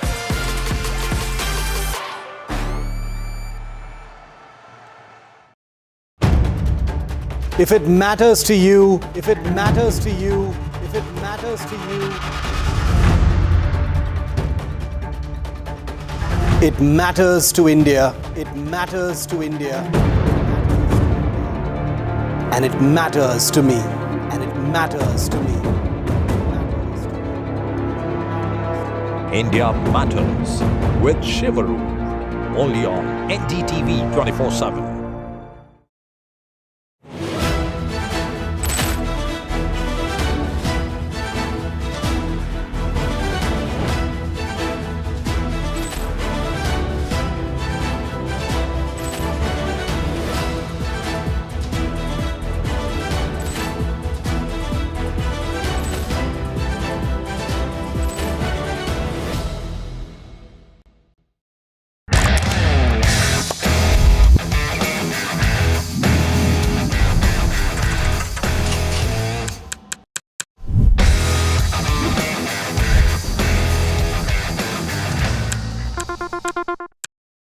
Is your business future ready? Join the 13-week strategic ESG certification program for business sustainability and growth for CXO and business leaders by NDTV, Tariff and Zenora.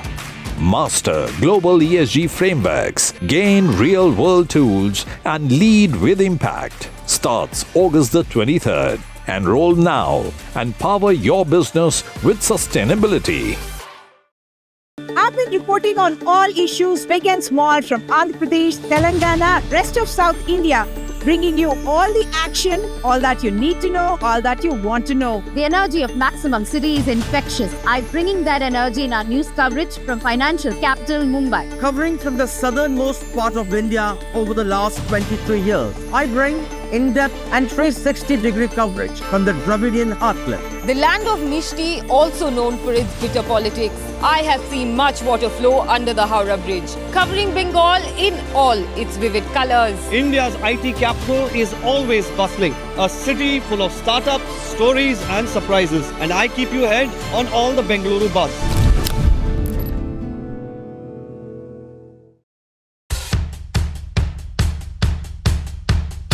The markets move fast. And so should your portfolio. Expert insights, real-time stock picks. Do I buy Ola? Should I or hold lifetime CDSL for the long term? Buy, sell or hold. The answers you need, straight from the experts. Callers from India and across the world. Connect live, ask decide and invest wisely. Your portfolio, your future. Ask Profit.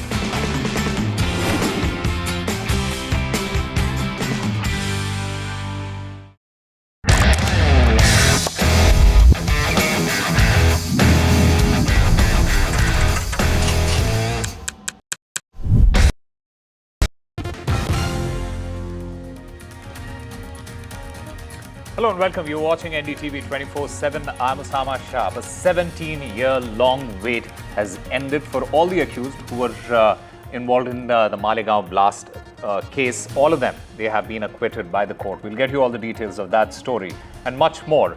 But first, let's take a look at the headlines.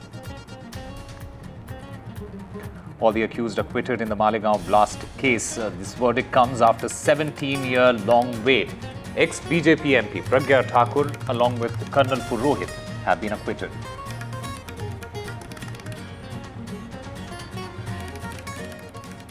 The Malegaon victims set to move High Court. They say that they will file appeal independently.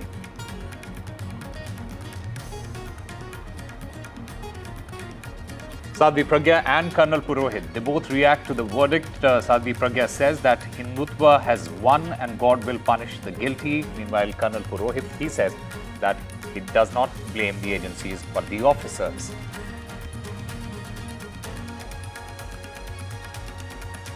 While announcing that verdict, the judge points out gaps in evidence collection. The judge says that there was no proof to show that Pragya owned the bike and that there is no evidence that Colonel Purohit assembled the RDX.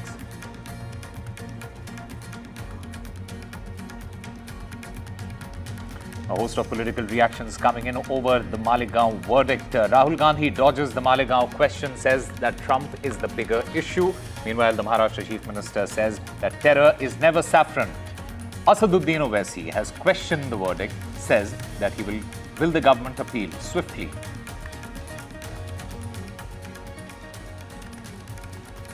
Key observations by the Chief Justice of India on the anti-defection law. The Chief Justice of India says that political defection is a threat to democracy.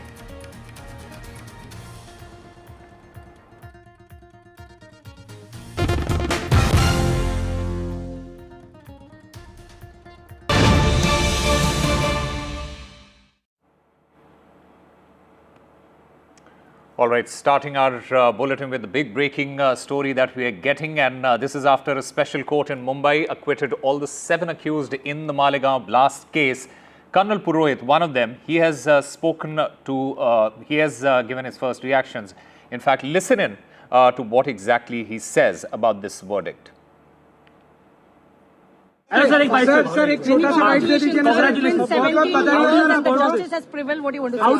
How do you respond to this? After 17 years, exonerated. If you permit me, then I'll speak. Yeah, sir, please. What I said, I'm just repeating myself what I said in the court. Okay. I'm extremely grateful to all of you. I'm extremely grateful to the environment, to my nation, and all those who stood by me. I'm extremely grateful first and foremost to my organization, which is known to hold the hand of their own soldiers and their own officers. I'm repeating myself, there cannot be a better organization than the Indian Army. Please note this.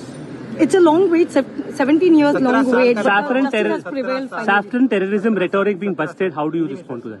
So those things which are gone by are gone by. I will not make any statement which will have a political tinge. I was accused of something. Today I have been exonerated. I am out of it. I am happy about it. I am grateful to my lawyers, and especially I want to make a mention about my lawyer, late Mr. Shrikant. He is no more with us. But the fight which he made us fight, walk the path which prevailed. My other lawyer who fought this case, Advocate Nandu Fadke, Sadanand Fadke.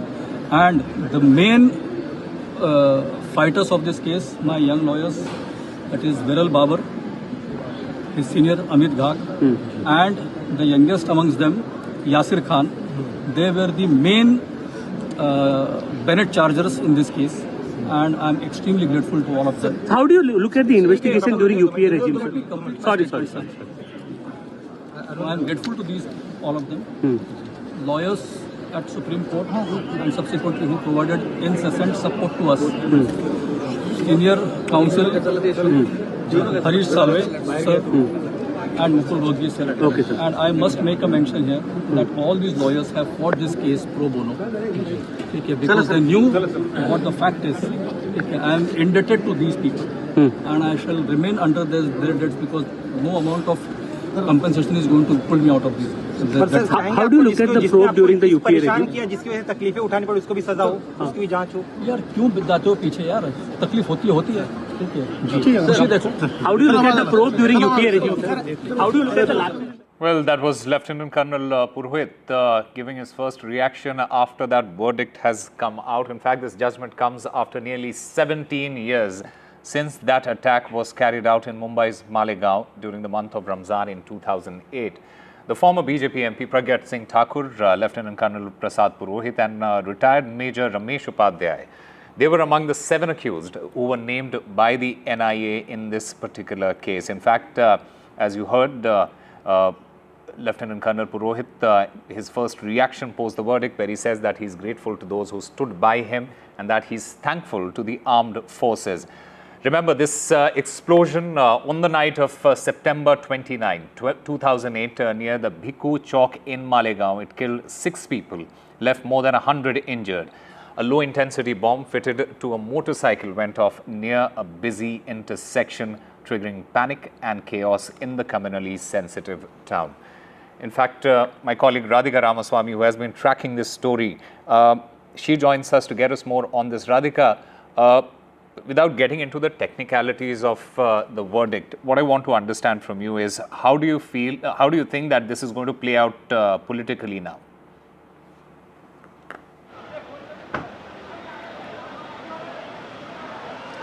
Well, politically it has already started playing out. Of course, there are political implications simply because the term saffron terror was coined by the UPA government at that time, and the ATS pointing that all of these accused belong to an extremist right-wing group, and that Abhinav Bharat was out there to make this country a Hindu Rashtra and so on. So there were multiple allegations against the accused that they were conspiring together to get rid of a certain section of the society, certain people of the community and so on. So therefore UPA had coined this term, P. Chidambaram at the time had coined the term saffron terror, which was completely rejected by the BJP. The BJP had been pointing out how they're trying to, the Congress is trying to vilify an ideology and is trying to defame Hindutva, and that is something that is being reiterated now that that theory has been busted in the form of these acquittals. The BJP, the NDA coming out stronger, stating that the Congress at the time, UPA, was only trying to sort of appease a certain section of the society by demeaning another community. So that's the kind of reactions coming in from the BJP. It is going to play out very strongly in the political circles. We know that this Malegaon blast a trial and all the investigations that were carried out was an election rhetoric time and again across the country, used by both the Congress party as well as by the BJP. But certainly the accused now standing vindicated.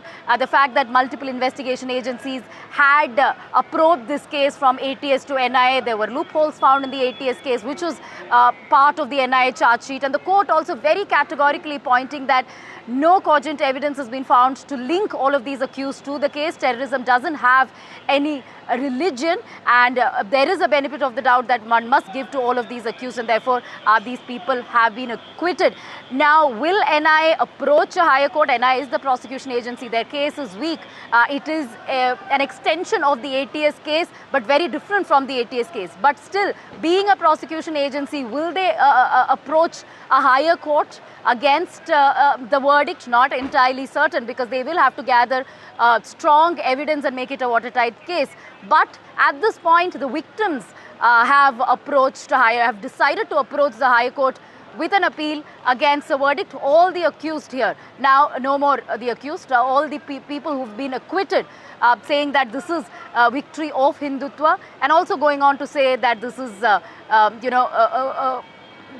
vindication of their fight. Radhika, another big question that arises as far as the investigation agencies and the legal implications is concerned. What does this acquittal imply about the effectiveness of the investigation process, about how the investigation was conducted?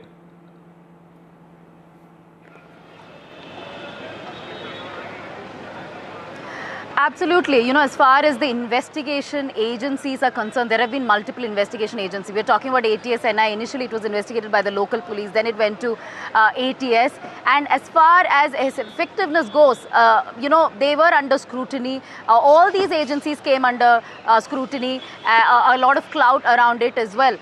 The fact that all of the accused and some of the witnesses also saying that the ATS coerced the accused into making confessional statements. They were tortured, they were beaten up, and evidence was planted in Purohit's home and so on. So a lot of, you know, these allegations by the accused as far as the ATS is concerned, something that was part of the NIA charge sheet as well. They found loopholes in ATS case, a lot of, you know, witness testimonies whereby they stated that they were coerced into making certain statements, which is why 40 people retracted their statements, 40 hostile witnesses in this particular case, which is quite a big number in a terror case per se.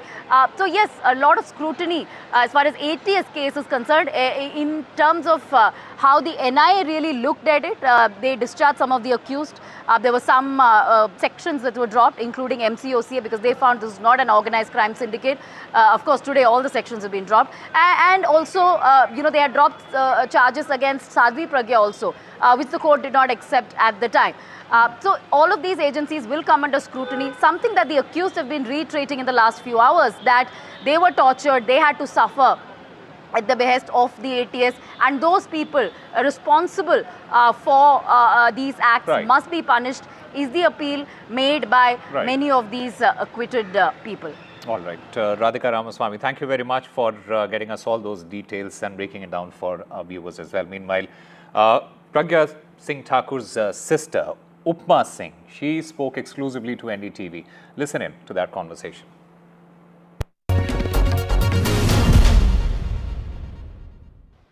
कितना भी लग जाए, जीत सत्य की ही होना है। और क्योंकि साध्वी जी सत्य के साथ थी और इस चीज को वो डे वन से कह रही थी कि मैंने कोई अपराध नहीं किया है, मैं सही हूँ।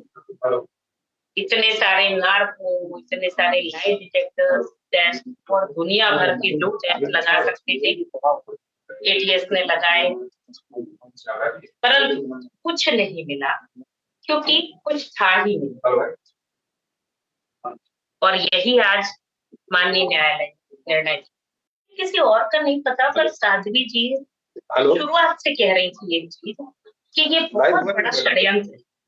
और इसको आप लोगों के माध्यम से, कई चैनल के माध्यम से, प्रिंट मीडिया के माध्यम से भी हमारे परिवार के लोगों ने भी ये कहा कि जब भी हम उससे जेल में, हॉस्पिटल में कहीं भी मिलते थे, तो वो हमेशा कहती थी कि देखना एक दिन ये निकल करके आएगा कि ये षड्यंत्र, ऐसा कुछ भी नहीं किया गया हमारे द्वारा। मैं पूर्णतः निर्दोष हूँ, मैं बिल्कुल स्वच्छ हूँ, मेरा किसी भी तरह का कोई इन्वॉल्वमेंट नहीं है, लेकिन ये लोग मेरे ऊपर षड्यंत्र के तहत ये सब कायम कर रहे हैं, आपराधिक मुकदमे चला रहे हैं, मुझे टॉर्चर कर रहे हैं, ये सब जो कुछ भी हो रहा है।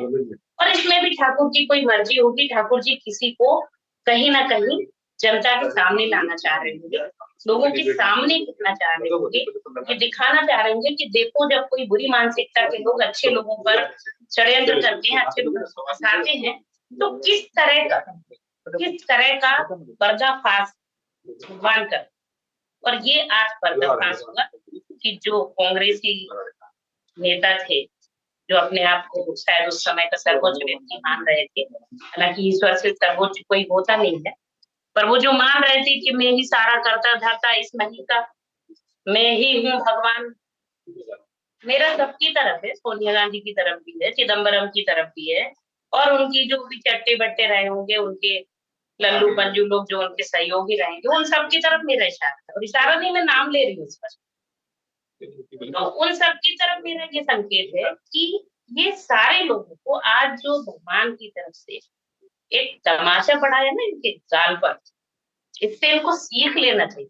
आगे ठाकुर जी इनको सद्बुद्धि दे और ये किसी भी अच्छे व्यक्ति को इस तरह से प्रताड़ित करने का दोबारा प्रयास न करें। All right, let's also listen in to what the victim's lawyer, Shahid Nadeem, and the accused lawyer, Ranjit Sangle, had to say on this verdict. तो ये तो जो एजेंसी है उसका ही चूक है ना, तभी तो सब छूट गए। कोर्ट ने तो सारा एविडेंस देखा और कोर्ट ने अपना जो उनके सामने गवाही आई उसकी बुनियाद पे छोड़ा है सबको। जो मरे उनका तो कोई चूक नहीं है। उन्होंने तो अपने जो विक्टिम उन्होंने गवाही दी, मालेगांव से आके बताया, अपने जख्म बताए, किसका हाथ कट गया, किसकी आंख फट गई, सब बताया। कोर्ट ने माना है कि ये लोग का बम ब्लास्ट हुआ था मालेगांव में और इसीलिए उनको कॉम्पेंसेशन देने के लिए कोर्ट ने बोला है और बेनिफिट डाउट दिया है कि उसको क्लियर एक्विटल नहीं दिया कोर्ट ने। सब ऑलमोस्ट सारी दलीलें खारिज कर दी गई क्योंकि जो यूएपीए का सैंक्शन था वो भी कोर्ट ने बोला इलीगल है। जो प्लांटिंग आरडीएक्स के ट्रेसेस मिले थे वो भी प्रूव नहीं कर पाए, मतलब क्लियर कट प्रूव नहीं हुआ। बेनिफिट है, सस्पेक्ट है कोर्ट बोलते हैं, पर कोर्ट ने कहा कि उनके कॉन्क्रीट एविडेंस नहीं है कि सजा दे सके, इसलिए बेनिफिट ऑफ डाउट देकर छोड़ दिया सब। We will challenge high court, we will examine the judgment and challenge high court. प्रलंबित मुकदमे के अंत में आज अपना निर्णय सुनाया है। इसमें सारे अभियुक्तों को निर्दोष मुक्त पाया है। इसके जो मूल बिंदु है वो यह है कि जो साध्वी प्रज्ञा सिंह ठाकुर की मोटरसाइकिल बताई गई थी वो उनकी मोटरसाइकिल वह इस्तेमाल कर रही थी या उनकी थी, ऐसा कोई भी पुख्ता सबूत प्रोसिक्यूटिंग एजेंसी न्यायालय के सामने नहीं रख पाई है। दूसरी बात, जो इंजोर्ड सर्टिफिकेट्स बनाए गए थे वो फर्जी बनाए गए थे और वो फर्जी सर्टिफिकेट्स किसने और क्यों बनाए इसके ऊपर मामले की जांच करने के लिए डीजी एटीएस को माननीय न्यायालय ने आदेशित किया है। उसी तरह से सुधाकर चतुर्वेदी जी के घर पर जो आरडीएक्स के झूठे और गलत पद्धति से ट्रेसेस प्लांट किए गए उसके ऊपर भी तफ्तीश होनी चाहिए। ये भी निर्देश और प्रोब करने के लिए डीजी एटीएस को निर्देशित किया है। Well, there has been a host of political reactions also pouring in. Parties like the AIMIM and the Sena Uddhav Balasaheb Thackeray, they have raised questions. In fact, AIMIM says that they are very disappointed with the verdict, while the Sena Uddhav Balasaheb Thackeray party says that it raises questions on the government as well as on the agencies. While the Shiv Sena, they say that this is an end of saffron terrorism which was launched by the Congress and that this verdict proves that Hindus cannot be terrorists. Listen into all the political reactions.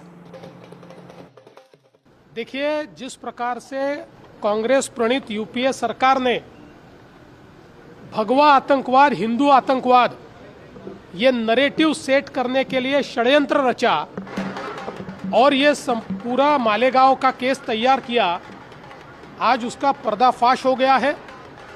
Court ने सबूतों के आधार पर ये कितना खोखला था, ये कैसा षड्यंत्र था, ये किस प्रकार से रचा गया था, ये सारी चीज़ें सामने लाई हुई है। एक पर्टिकुलर धर्म की वोट बैंक को खुश करने के लिए जिस प्रकार से नैरेटिव लाने का प्रयास कांग्रेस ने किया था और तमाम भगवा और हिंदुओं को आतंकवादी ठहराने का जो काम कांग्रेस ने किया था, आज पूरा देश उसका धिक्कार कर रहा है और हम मांग करते हैं कि कांग्रेस ने माफ़ी मांगनी चाहिए। विशेष रूप से ये हिंदू आतंकवाद और भगवा आतंकवाद कहकर जो अपमान कांग्रेस ने तमाम भारतीयों का और हिंदू समाज का किया है, उसके लिए कांग्रेस माफ़ी मांगे, ये हमारी मांग है। BJP demands that Madam Sonia Gandhi ji and Rahul Gandhi please apologize to the nation. Court ने जो विक्टिम्स हुए उनको मुआवजा तो दिया है, लेकिन जो 17 साल से इनका जीवन गया इस केस के चक्कर में, प्रज्ञा ठाकुर जी की पूरी संत का व्यक्तित्व इतना कलुषित किया गया और कर्नल पुरोहित एक बहुत ही ब्रेव भारत की सेना का जवान जिसको कितने मेडल मिले, उपलब्धि मिली, कमेंडेशन मिला, जिस तरह से उन्होंने आतंकवादियों के खिलाफ काम किया कश्मीर में, तो उनका क्या पुरस्कार मिलेगा, उनको क्या मुआवजा मिलेगा। उम्मीद करूंगा ये लोग उनसे माफ़ी मांगेंगे और उनको मुआवजा दिया जाए, ये भी हम अपेक्षा करेंगे। और जिन पदाधिकारियों ने टॉर्चर किया है पुलिस के लोगों ने, झूठा फंसाया है, उनके खिलाफ भी कार्रवाई होगी।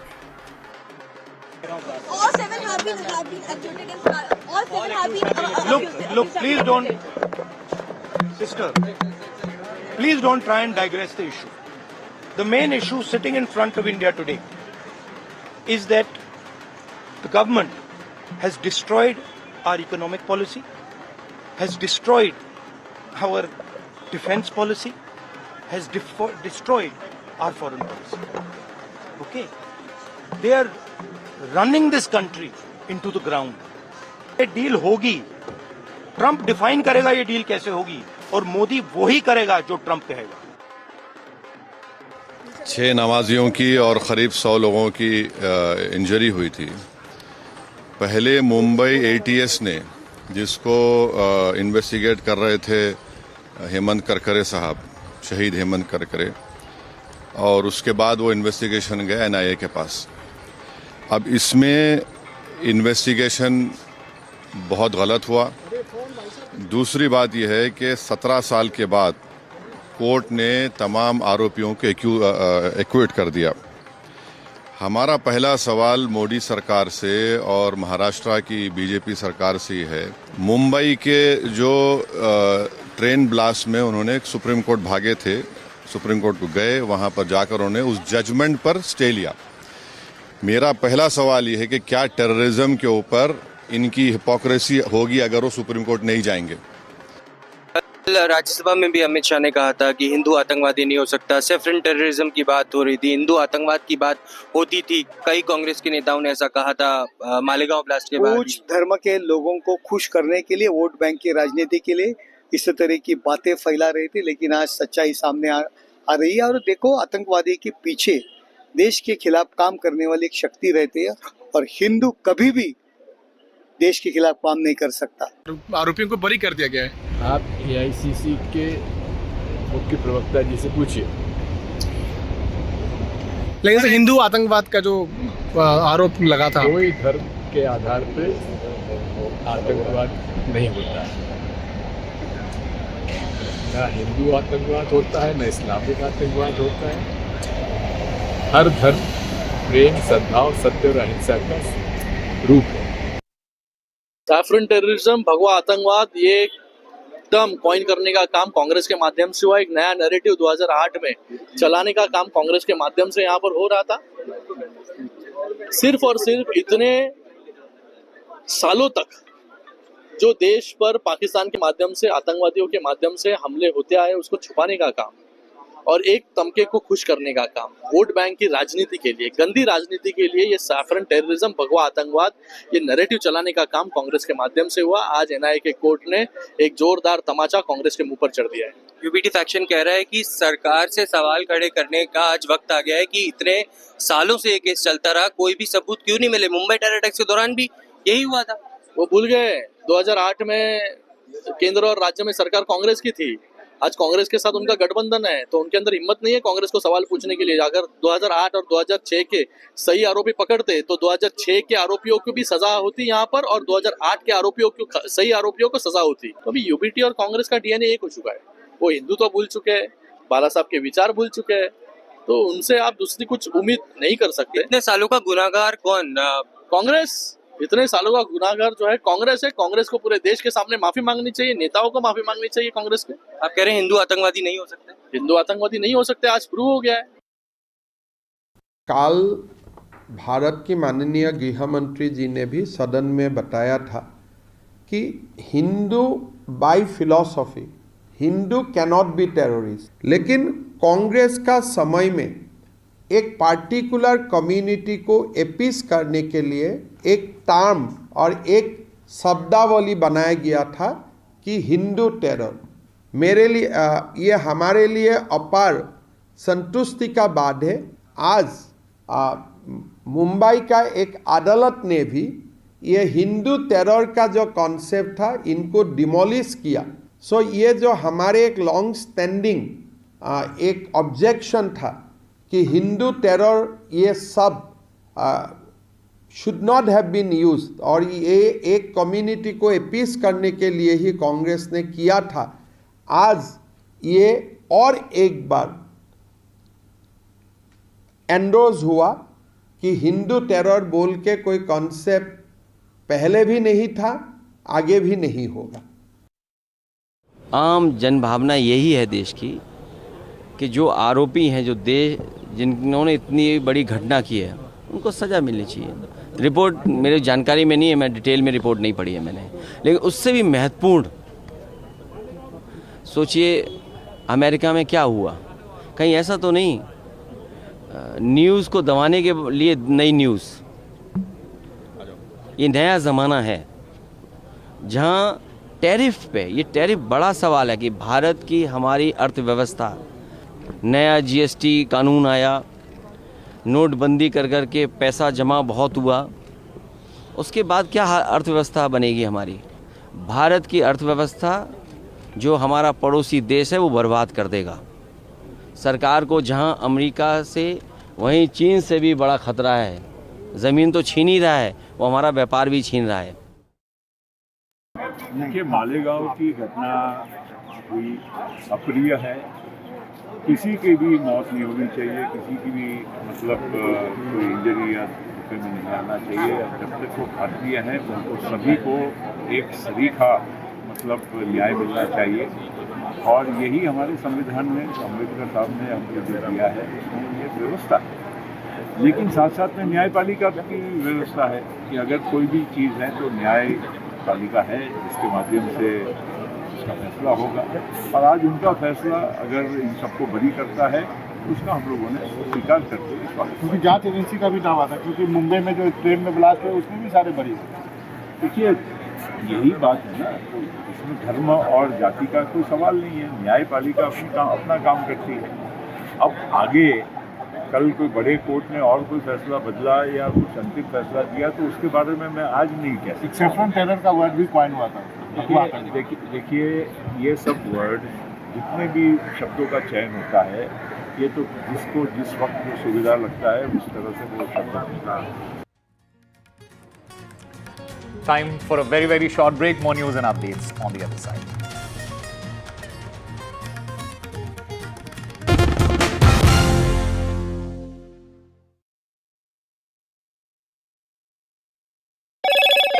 Hello, Moto. Moto G96 5G. All eyes on you.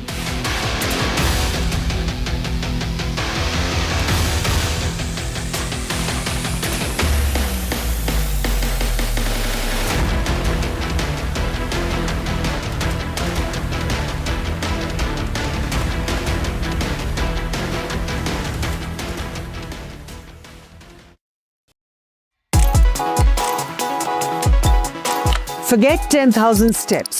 What if just 7,000 a day was all it took to live longer and healthier? A major new study published in the Lancet Public Health has found that walking around 7,000 steps a day is strongly associated with better health and a lower risk of dying early.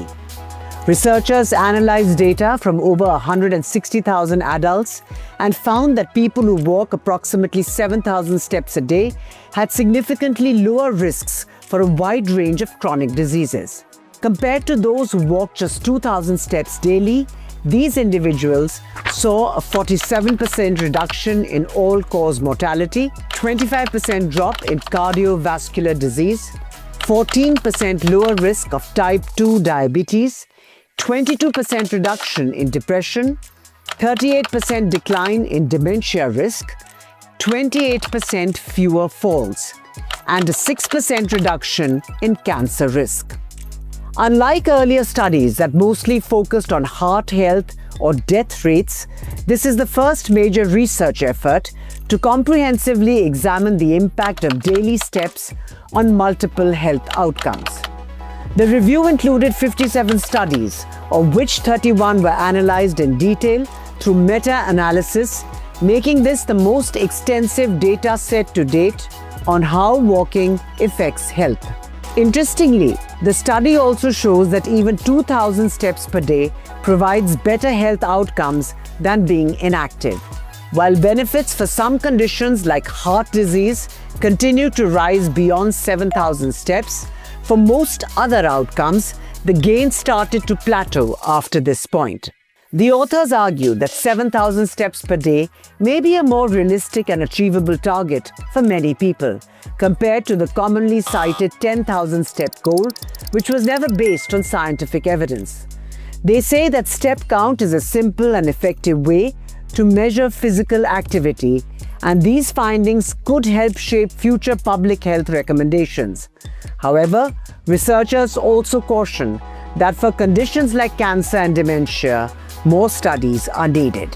They note that many studies didn't fully account for confounding factors like age or frailty, which could influence the results. Still, the message is clear. Walking more, especially up to 7,000 steps a day, can significantly improve overall health.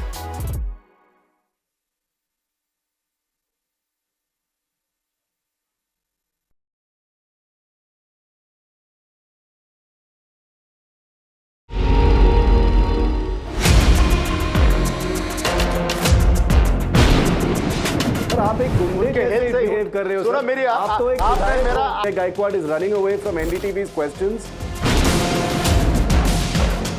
That issue is not before the High Command. It was not discussed so far.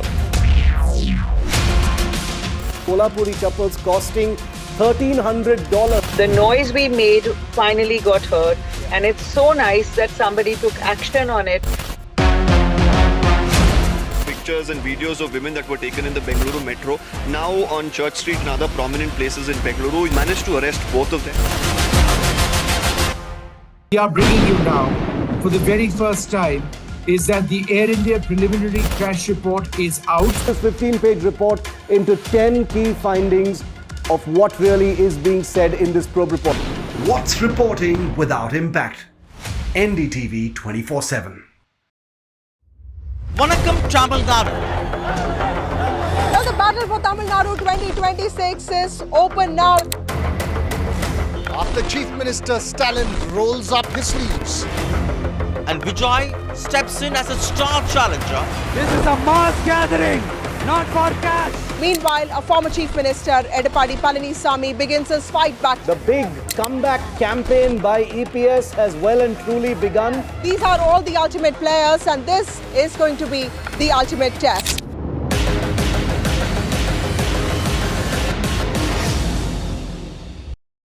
So, sir, your work is heavily rich in impeccable artisanship and craft, I must say. And recently, with the whole Prada versus Kolhapuri artisan debate, how do you see this? Where do you stand? And also this whole conversation about cultural appropriation and cultural appreciation. What's your take on it? See, my personal opinion on anything other than plagiarism, which is absolutely not. All accused in the Malegaon blast case acquitted. This verdict comes after 17-year-long wait. Ex-BJP MP Pragya Thakur and Colonel Purohit acquitted as well.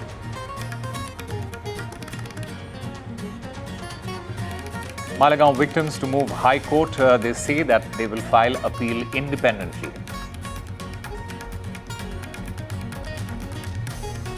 Sadhvi Pragya and Colonel Purohit react to the verdict. Sadhvi Pragya says that Hindutva has won and that God will punish the guilty, while Colonel Purohit says that it does not blame the agencies but the officers.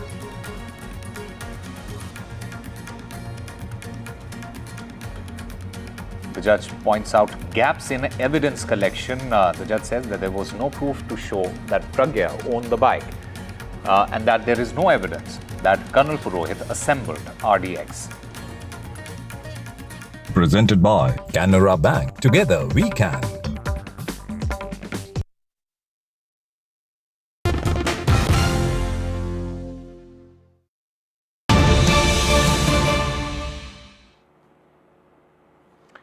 Welcome back. The Congress MPs, they are at odds. Mr. Rajiv Shukla, one of the Congress MP, he has contradicted Rahul Gandhi's views on the economy. While Rahul Gandhi described the economy as dead, Rajiv Shukla, he says that the US President Donald Trump's 25% tariff imposition on India is a wrong step and that Donald Trump is living in an illusion. Remember, Rahul Gandhi had challenged Prime Minister Modi, saying that India's economy is dead. Meanwhile, another ally of the Congress, the Shiv Sena, they have contradicted Rahul Gandhi and called out Trump for his remarks as well. He knows that the Indian economy is a dead economy. I'm glad that President Trump has stated a fact. पूरी दुनिया जानती है कि Indian economy is a dead economy और BJP ने economy को खत्म कर दिया है। फॉरेन मिनिस्टर भाषण करते हैं, we have a genius foreign policy, ठीक है।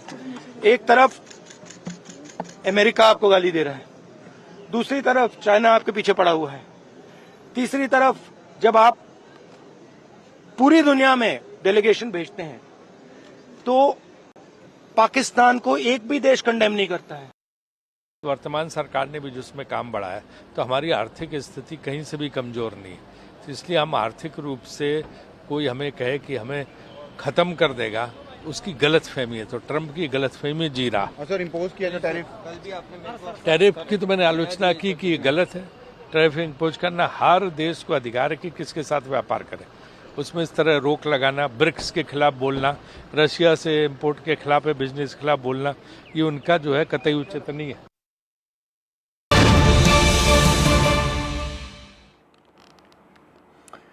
Meanwhile, Shashi Tharoor, he has once again broken ranks over Trump's tariff on India. Shashi Tharoor has diverged from the party line, criticizing US President Donald Trump's decision to impose 25% tariffs on Indian exports. While the Congress party has been attacking the Modi government over the issue, especially Rahul Gandhi, Shashi Tharoor has taken a different stance. He has slammed the US for its unreasonable demands and potential harm to India's trade.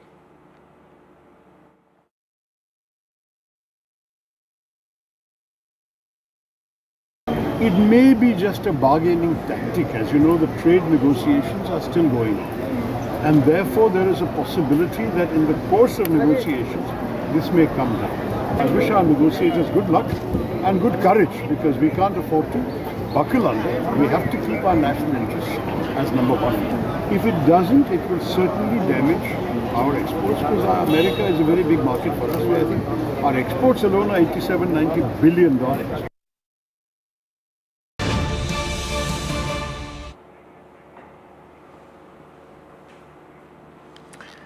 Meanwhile, because of this infighting within the Congress, Rajiv Shukla and Shashi Tharoor speaking against what Rahul Gandhi has been echoing as far as the tariffs are concerned, Donald Trump's tariffs are concerned.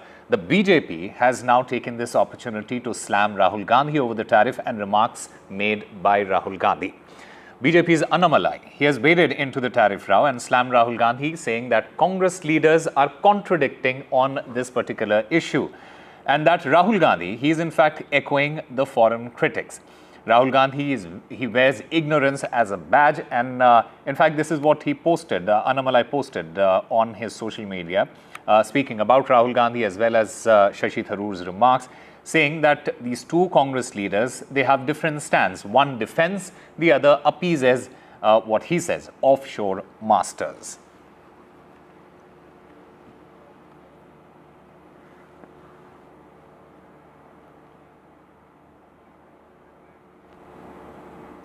All right, my colleague Ankit Tyagi joins us to get us more on this. Ankit, how do these contradictions reflect the party's overall stance on the economic issues, whether it is Trump's tariffs?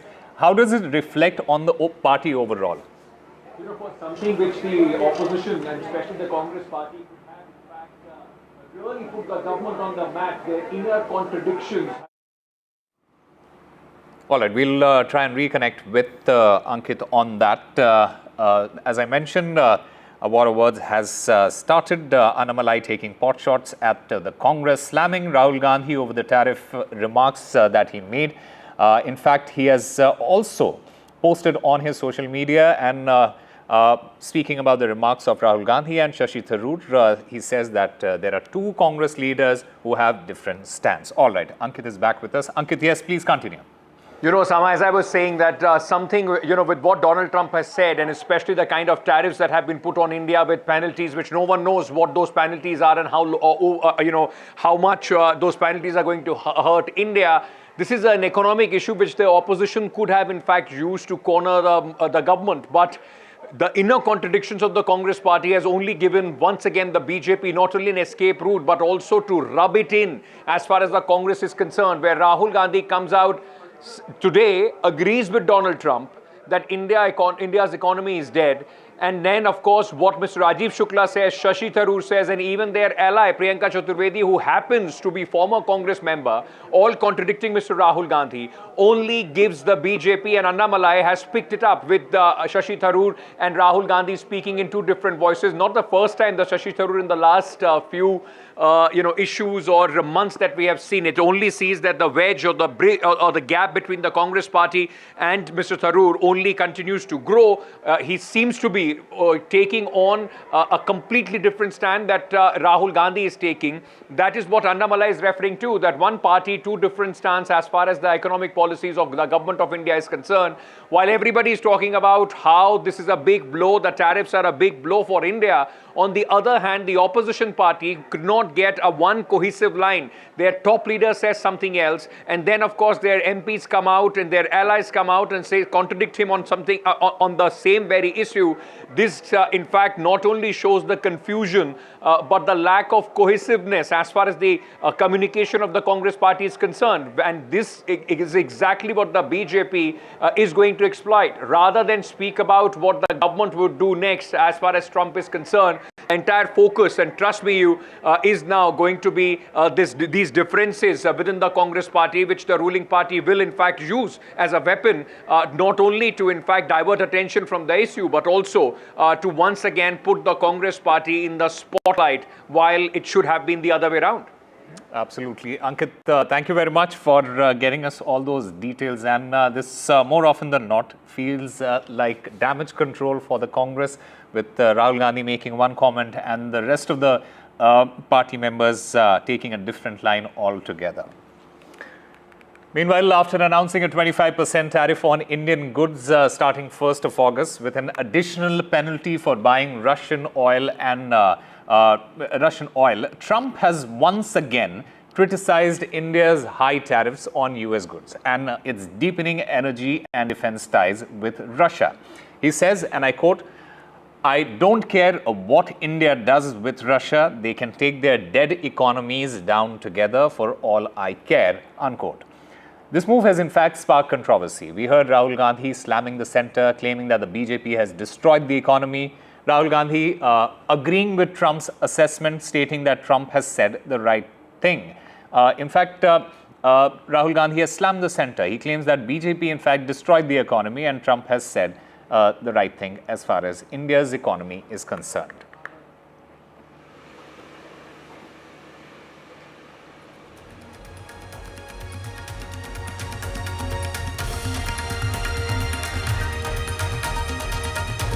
All right, time now for a very short break. More news and updates on the other side.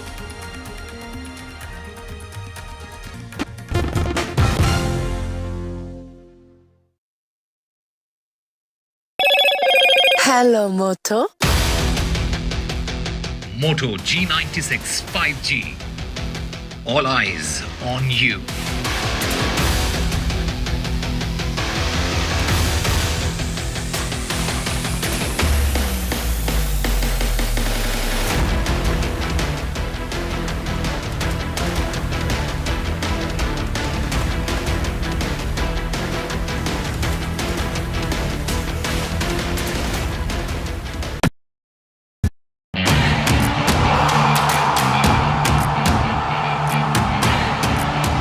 Some say sport is a matter of life and death. The truth is, it is far more serious than that. Sport is about ecstasy and agony, about pain and suffering, about joy and much more. Some say there's no one better to tell these stories. So here I am. Join me, Boria Majumdar, on India's #1 news network.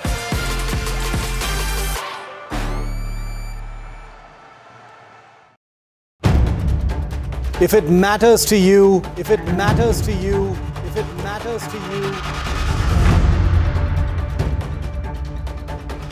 it matters to India. It matters to India. And it matters to me. And it matters to me. India Matters with Shivaru. Only on NDTV 24/7.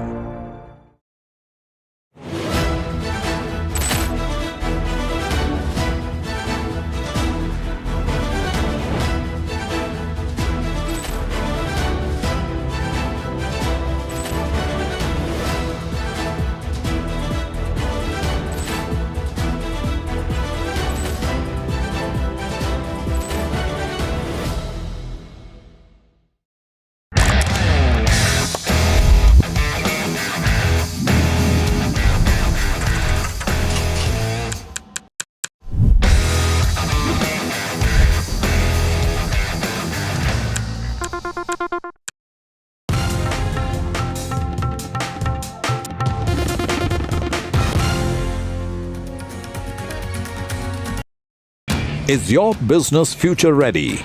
Join the 13-week strategic ESG certification program for business sustainability and growth for CXO and business leaders by NDTV, Tariff and Zenora. Master global ESG frameworks, gain real-world tools and lead with impact. Starts August the 23rd. Enroll now and power your business with sustainability.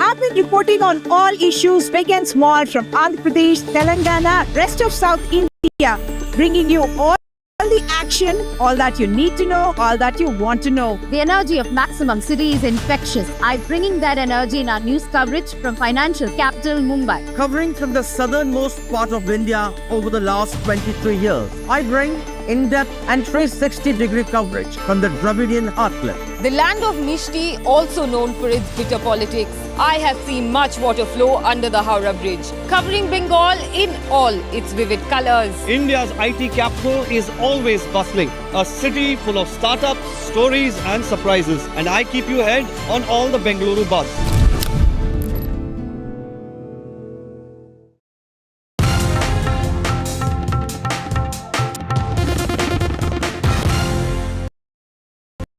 Hello, Moto.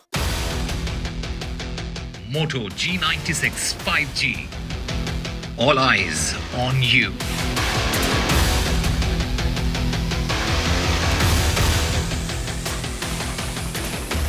All accused acquitted in the Malegaon blast case. This verdict comes after 17 years long wait. Ex-BJP MP Pragya Thakur and Colonel Purohit, among others, acquitted.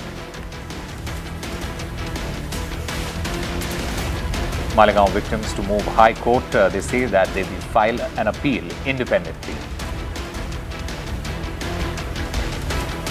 Sadhvi Pragya and Colonel Purohit react to the verdict. Sadhvi Pragya says that Hindutva has won, God will punish the guilty, while Colonel Purohit says that it does not blame the agencies but the officers. Announcing the verdict, the judge points out gaps in evidence collection. He says that there is no proof to show Pragya owned the bike or any evidence that Colonel Purohit assembled RDX.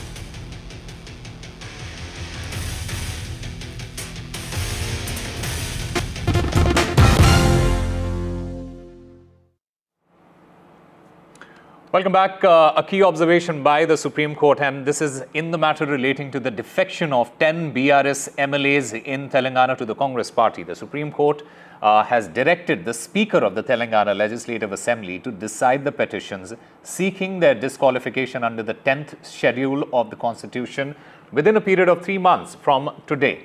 The court observed that it cannot allow a situation of operation successful but patient died. This is exactly what the court has said. by allowing the disqualification petitions to remain pending during the term of the assembly, allowing the defectors to reap the benefits of this particular delay. My colleague Uma Sudhir has more details.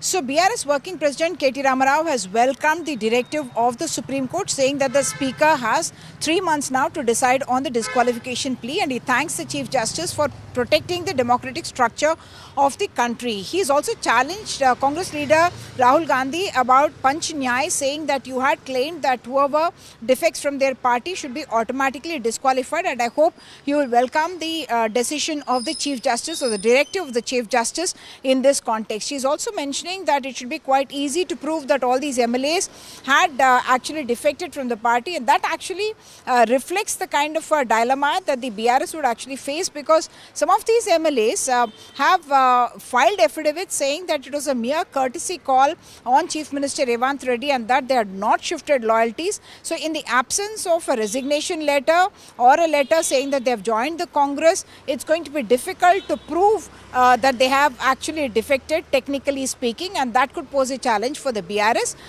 because the 10th schedule that talks about the defection, anti-defection law, that actually does not specify what constitutes defection.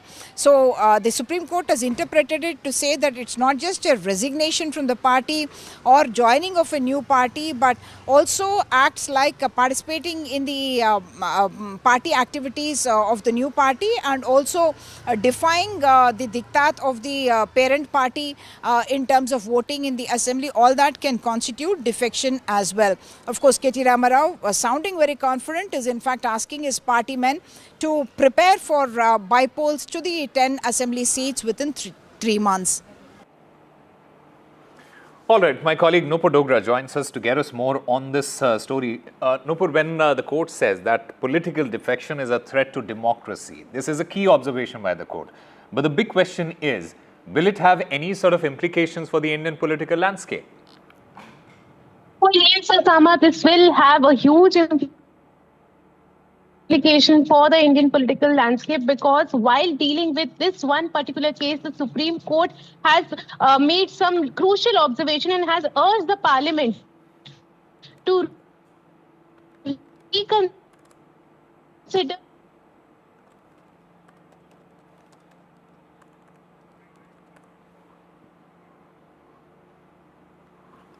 All right, we seem to have lost that line with Nupur Dogra. We'll come back to her later. But moving on to our other big story that we have been tracking, the Dharamsthala mystery surrounding the alleged mass burials. In fact, skeletal remains have been found at the Dharamsthala. This is the first piece of evidence that has been found. And the probe is now on in the mass burial case, and that probe is going to continue. Remember, this entire case, it had taken a turn with the special investigation team conducting excavations. Despite digging, no skeletal remains were initially or physical evidence had been found. But however, the SIT remained committed to exploring all the marked points. And now, the skeletal remains have been found at Dharamsthala, and this is the first piece of evidence that has been found by that SIT. The evidence has been found. The probe is ongoing in the mass burial case, and that probe is continuing. The SIT, remember, dug up more than 4 to 5 sites, but initially it did not yield human remains. They had to dig deeper. After initial digging, there was revealed that there was water seepage. Post that, from what we understand at this particular moment, skeletal remains have now been found at Dharamsthala. My colleague Deepak Bopanna joins us to get us more on this. Deepak, take us through the latest. Major development in the Dharamsthala probe. The investigation team that has been, of course, using various means to excavate spots where the complainant had alleged that there were bodies that were buried after 2 days. Now this is entered the 3rd day. Finally, at spot number 6, we are told that partial skeletal remains have been exhumed. Now, they will of course send this for forensic analysis to identify, who this belongs to. Now, to even identify who this belongs to, they'll of course have to match it with any DNA samples if available from any of the complainants. So it's a tedious process now that will continue. There are multiple other spots that continue to remain. They have been using various means to of course dig through the soil based on information that the complainant has given, but nonetheless over the last couple of days there hasn't been any sort of major breakthrough. Up to spot number 4 they didn't find anything. There were allegations that were made by advocates that there is certain information that's being concealed here, but right now this is a major detail that has now emerged. We'll really have to see based on this how the investigation proceeds further. All right, Deepak Bopanna, thank you very much for getting us all those details in that particular case. Meanwhile, a devastating incident has been reported at the Green Mountain Park in Tariff in Saudi Arabia. In fact, this particular ride, it in fact collapsed, a 360-degree ride. It collapsed, it injured 23 people. And a couple of them, they are in critical condition at the moment. The ride's pole, it snapped and it causing it to crush to the ground while people, they were still on board. In fact, these are all kids. These are all children who were riding that, who were on that ride, and these kids had a miraculous escape. This is a terrifying moment when this 360-degree ride, it crushed to the ground at this amusement park. 23 people have been injured, 3 are in serious conditions, and investigations are currently underway as officials blasted for negligence.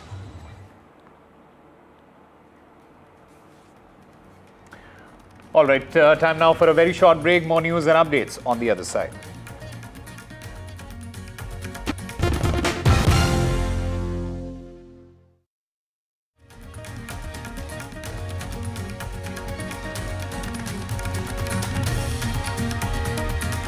All accused in the Malegaon blast case have been acquitted. This verdict comes after 17-year-long wait. Ex-BJP MP Pragya Thakur and Colonel Purohit, among others, who have been acquitted.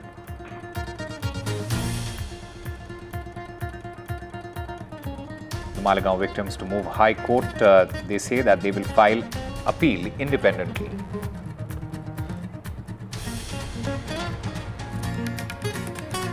First reactions to this verdict by Sadhvi Pragya and Colonel Purohit. Pragya says that Hindutva has won, God will punish the guilty, while Colonel Purohit, he says that he does not blame the agencies but the officers involved.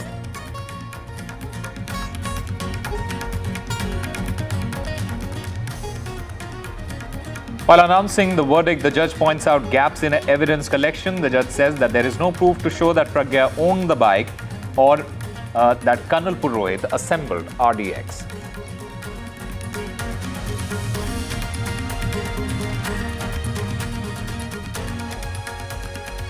Presented by Canara Bank. Together we can.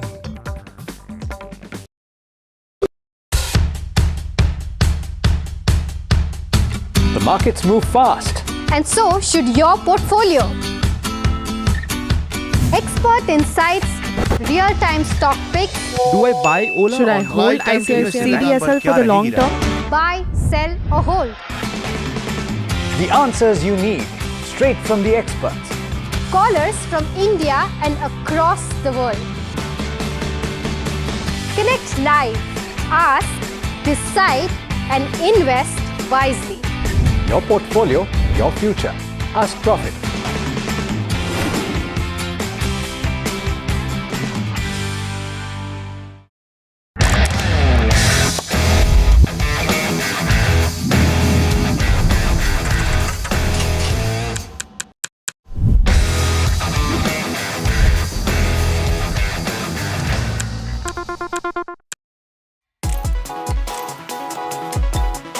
Forget 10,000 steps. What if just 7,000 a day was all it took to live longer and healthier?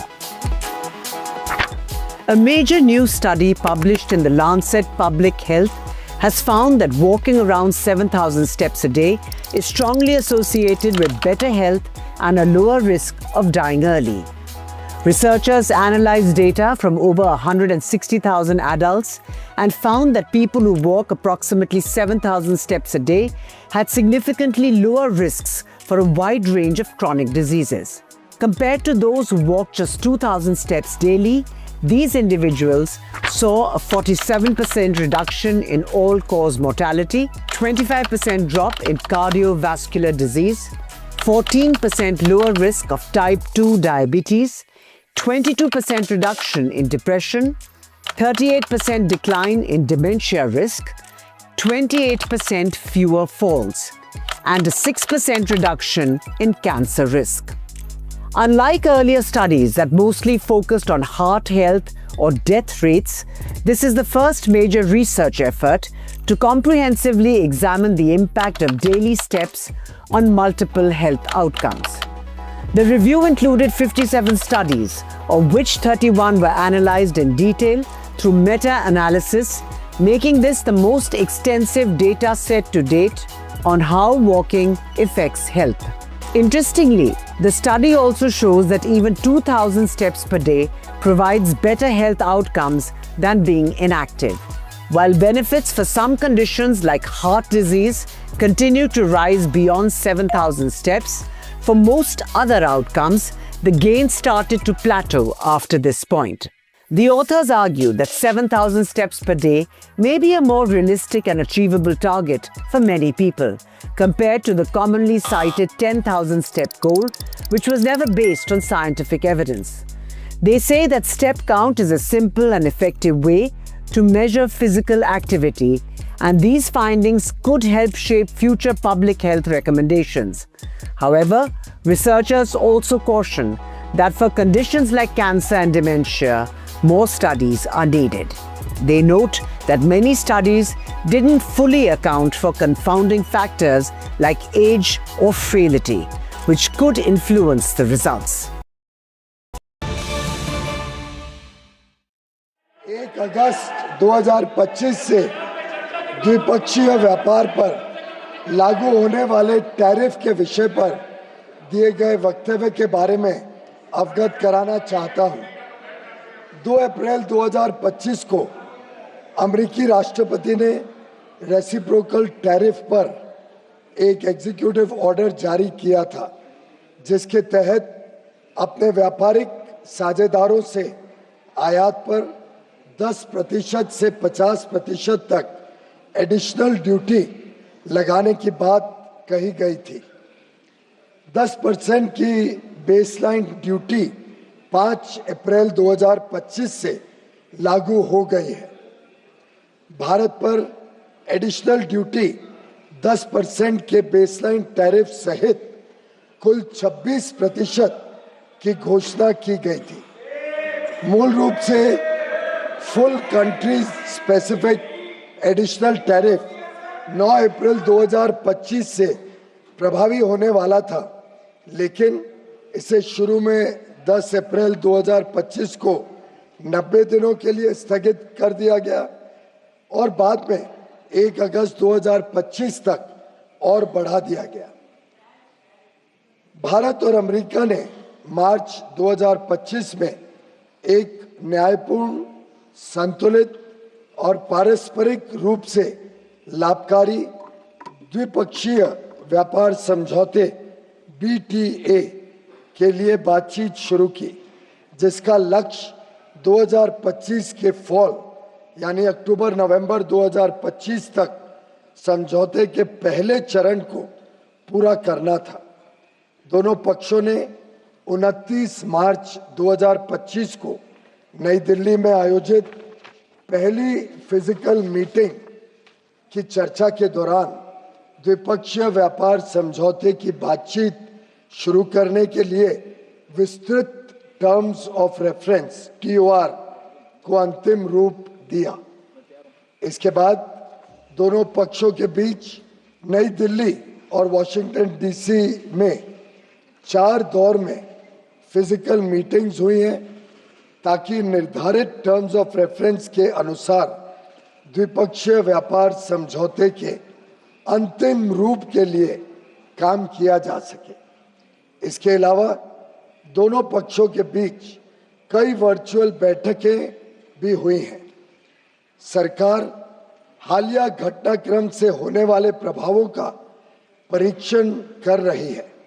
वाणिज्य एवं उद्योग मंत्रालय निर्यातकों और उद्योग सहित सभी हितधारकों से संवाद कर इस विषय पर उनके आकलन की जानकारी ले रहा है।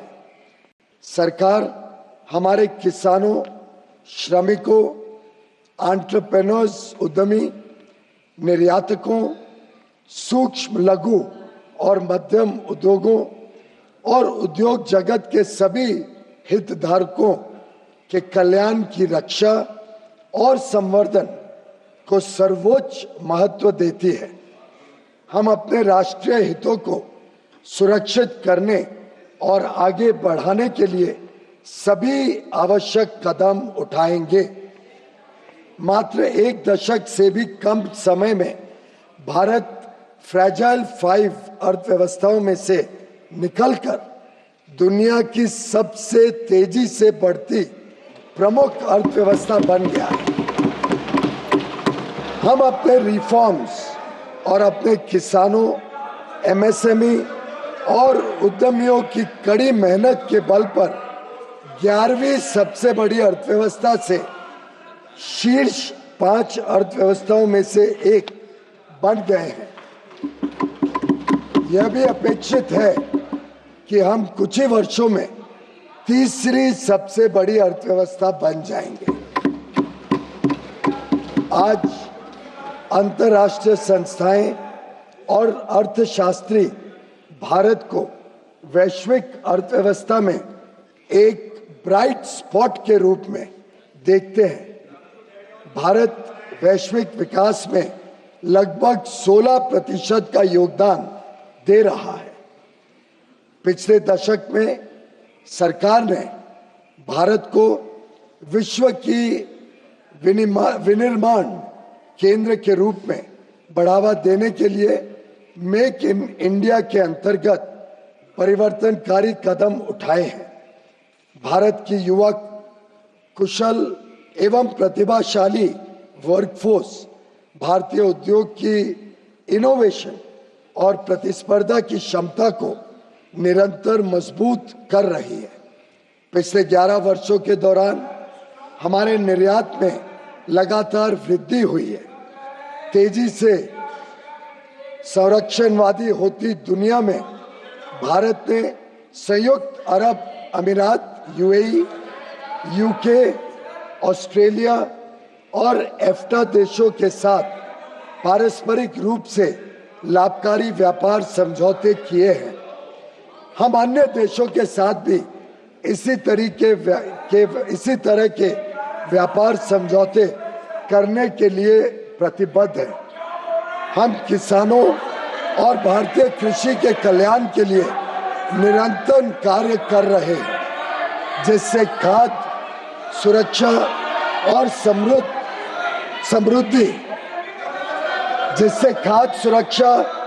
समृद्धि सुनिश्चित की जा सके। सरकार को विश्वास है कि हम विकसित भारत 2047 के लक्ष्य की ओर समावेशी और सतत विकास की अपनी तेज गति वाली यात्रा जारी रखेंगे। आत्मनिर्भरता की ओर भारत आत्मविश्वास के साथ बढ़ रहा है। धन्यवाद। सर, आपकी अनुमति हो? सर, मैं अंग्रेजी में भी पढ़ना चाहता हूँ। ना, ये एक में हो जाता। शून्यकाल बैठना चाहते हो, शून्यकाल करना चाहते हो, बैठिए। चला शून्यकाल। श्री वीके श्रीकंदन,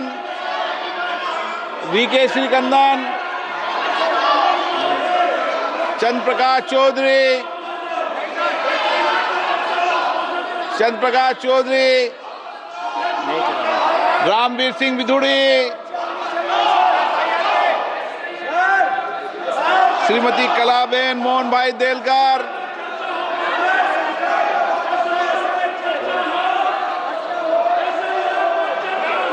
शून्यकाल नहीं करना चाहते आप? मान्य सदस्य नहीं बोलना चाहते? बोलना चाहते हो? सदन में चर्चा करना चाहते हो या नारेबाजी करना चाहते हो? सदन में अगर चर्चा करना है तो अपनी सीट पे जाइए, और नारेबाजी करना है तो सदन के बाहर सड़कों पे करो। यहाँ नारेबाजी नहीं अलाउ है। जाइए। सभा की कार्रवाई शुक्रवार दिनांक 1 अगस्त 2025 को प्राप्त 11 बजे तक के लिए स्थगित की जाती है।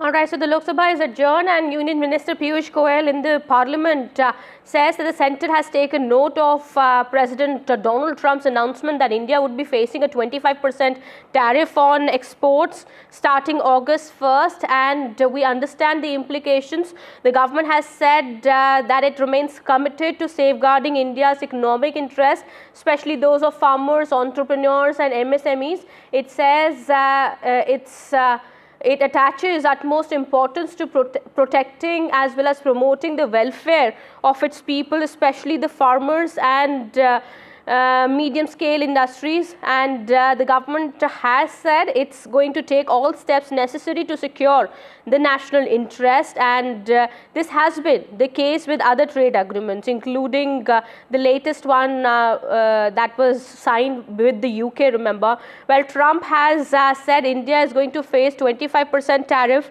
along with an additional penalty starting August 1st. It cited trade practices as well as our ties, continued ties with Russia, and definitely Donald Trump's move would affect nearly all Indian exports to America, and this is also being seen in the context that the announcement would put pressure on India to strike a deal with the US, and this is a sudden move that comes in from America, and the centre's first response here is that it's going to protect its national interest, and it gives utmost importance to promoting the interest of its people, to the welfare of its farmers and entrepreneurs. It remains committed to safeguarding India's economic interest, and definitely those of farmers and MSMEs. Well, we understand these, the move by the US is going to have implications on India. An unspecified penalty also has been imposed on India, linked to India's ongoing trade with Russia, particularly in oil and arms. And Piyush Goyal clearly now has said that India will be taking all steps that are necessary to safeguard the national interest. All right, my colleague Himanshu Shekhar also now joins us on the broadcast here, getting us more on that. First response here from the government. Himanshu, take us through the details here. Yes, the first statement by the Government of India in Parliament after Trump announced 25% tariff on Indian exports. There are a few points, important points that Commerce Minister has outlined in Lok Sabha just now. First, he said that government is assessing the potential impact of the decision announced by President Trump of 25% tariff on Indian exports. He has also said that the Commerce Ministry is in touch with all stakeholders and is trying to assess from these stakeholders as to how a 25% tariff is actually going to affect their business. Government has also assured all stakeholders that government gives top priority to the interests of our stakeholders, and he has said that in the national interest, government will take all necessary steps that are needed actually to cope up with this imposition of 25% additional tariff. But importantly, he has also asserted, and this in a way is a response to what Donald Trump had said in the morning today, that Russia and Indian economies are dead economies. He said that today India has become one of the biggest economy in the world, and from 11th rank in 2014, today Indian economy now stands among the top 5 economies of the world.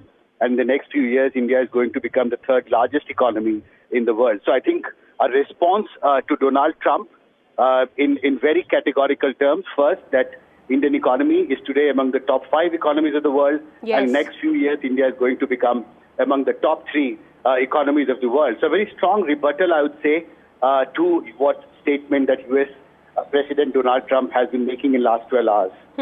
All right. But also, Himanshu, at the same time, we understand the US decision to impose 25% tariffs on Indian products going to America. That's definitely going to have a major impact on our trade between the two countries. And we understand that's also something being seen as a tactic by many to put pressure on India to strike a deal with the US. Of course, we've been the first ones to initiate that process with the US ever since Donald Trump had announced that higher tariffs would be imposed on countries from now on, after he's assumed leadership. But when we talk about the center talking about necessary steps that are going to be taken in the nation's interest, in the interest of our country, what do we look at? What are the options here? Well, I mean, the option would be to look at new markets. We have been talking to Commerce Ministry officials since the effort was on to forge some kind of a mini trade deal to cushion the impact of the additional tariff that was to be imposed, not only on India, but other countries as well, from 1st August onwards. And of course, the search is towards new markets. The government has also assessed that some of the competitors of India in the global economy, especially China and Vietnam, these are countries on which a much higher tariff has been imposed vis-a-vis India. So in some sectors, for instance, the textile sector, the reciprocal tariffs that have been imposed on India's competitive countries in global textile trade, the tariffs are much higher. So the government's assessment is that, of course, this new tariff structure that is being put in place by the United States, by the Trump administration, is going to restructure the norms and terms of the global trade. And while in some sectors, of course, government is admitting that there will be a short-term impact, but remember, the talks are going on, and Commerce Minister today very categorically said that 4 rounds of negotiations have already been held, and we know that in next couple of weeks, the American delegation is coming to India. So India is also hoping that by October, November, the point mentioned by Commerce Minister, when the bilateral trade agreement is finalized, lots of these high tariffs that we are now discussing might go down once the BTA is in place by October, November. Okay, so that's the expectation, and we will have to, everybody is in a wait and watch mode at this point in time, considering the impact that it's going to have on Indian businesses and our export to America. Well, thank you so much, Himanshu, for getting us all those details there. I'll come back to you later as more comes in. Meanwhile, we're shifting our focus to the Malegaon. Special court in Mumbai acquitted all 7 accused in the Malegaon blast case. The judgment comes after nearly 17 years since the attack was carried out in Mumbai's Malegaon in 2008. Former BJP MP Pragya Thakur, Lieutenant Colonel Prasad Purohit and retired Major Ramesh Upadhyay were among those accused in the case. Now, Special Judge A.K. Lahoti, presiding over the case, said today the prosecution failed to prove the allegations in the case and that all 7 accused deserve the benefit of doubt. Well, Lieutenant Colonel Purohit has now reacted on the verdict given by the court, said that he is grateful to those who stood by him, and he is also thankful to the armed forces. We also have now reaction coming in from another ex-accused in the case, Sudhakar Chaturvedi. Listen in.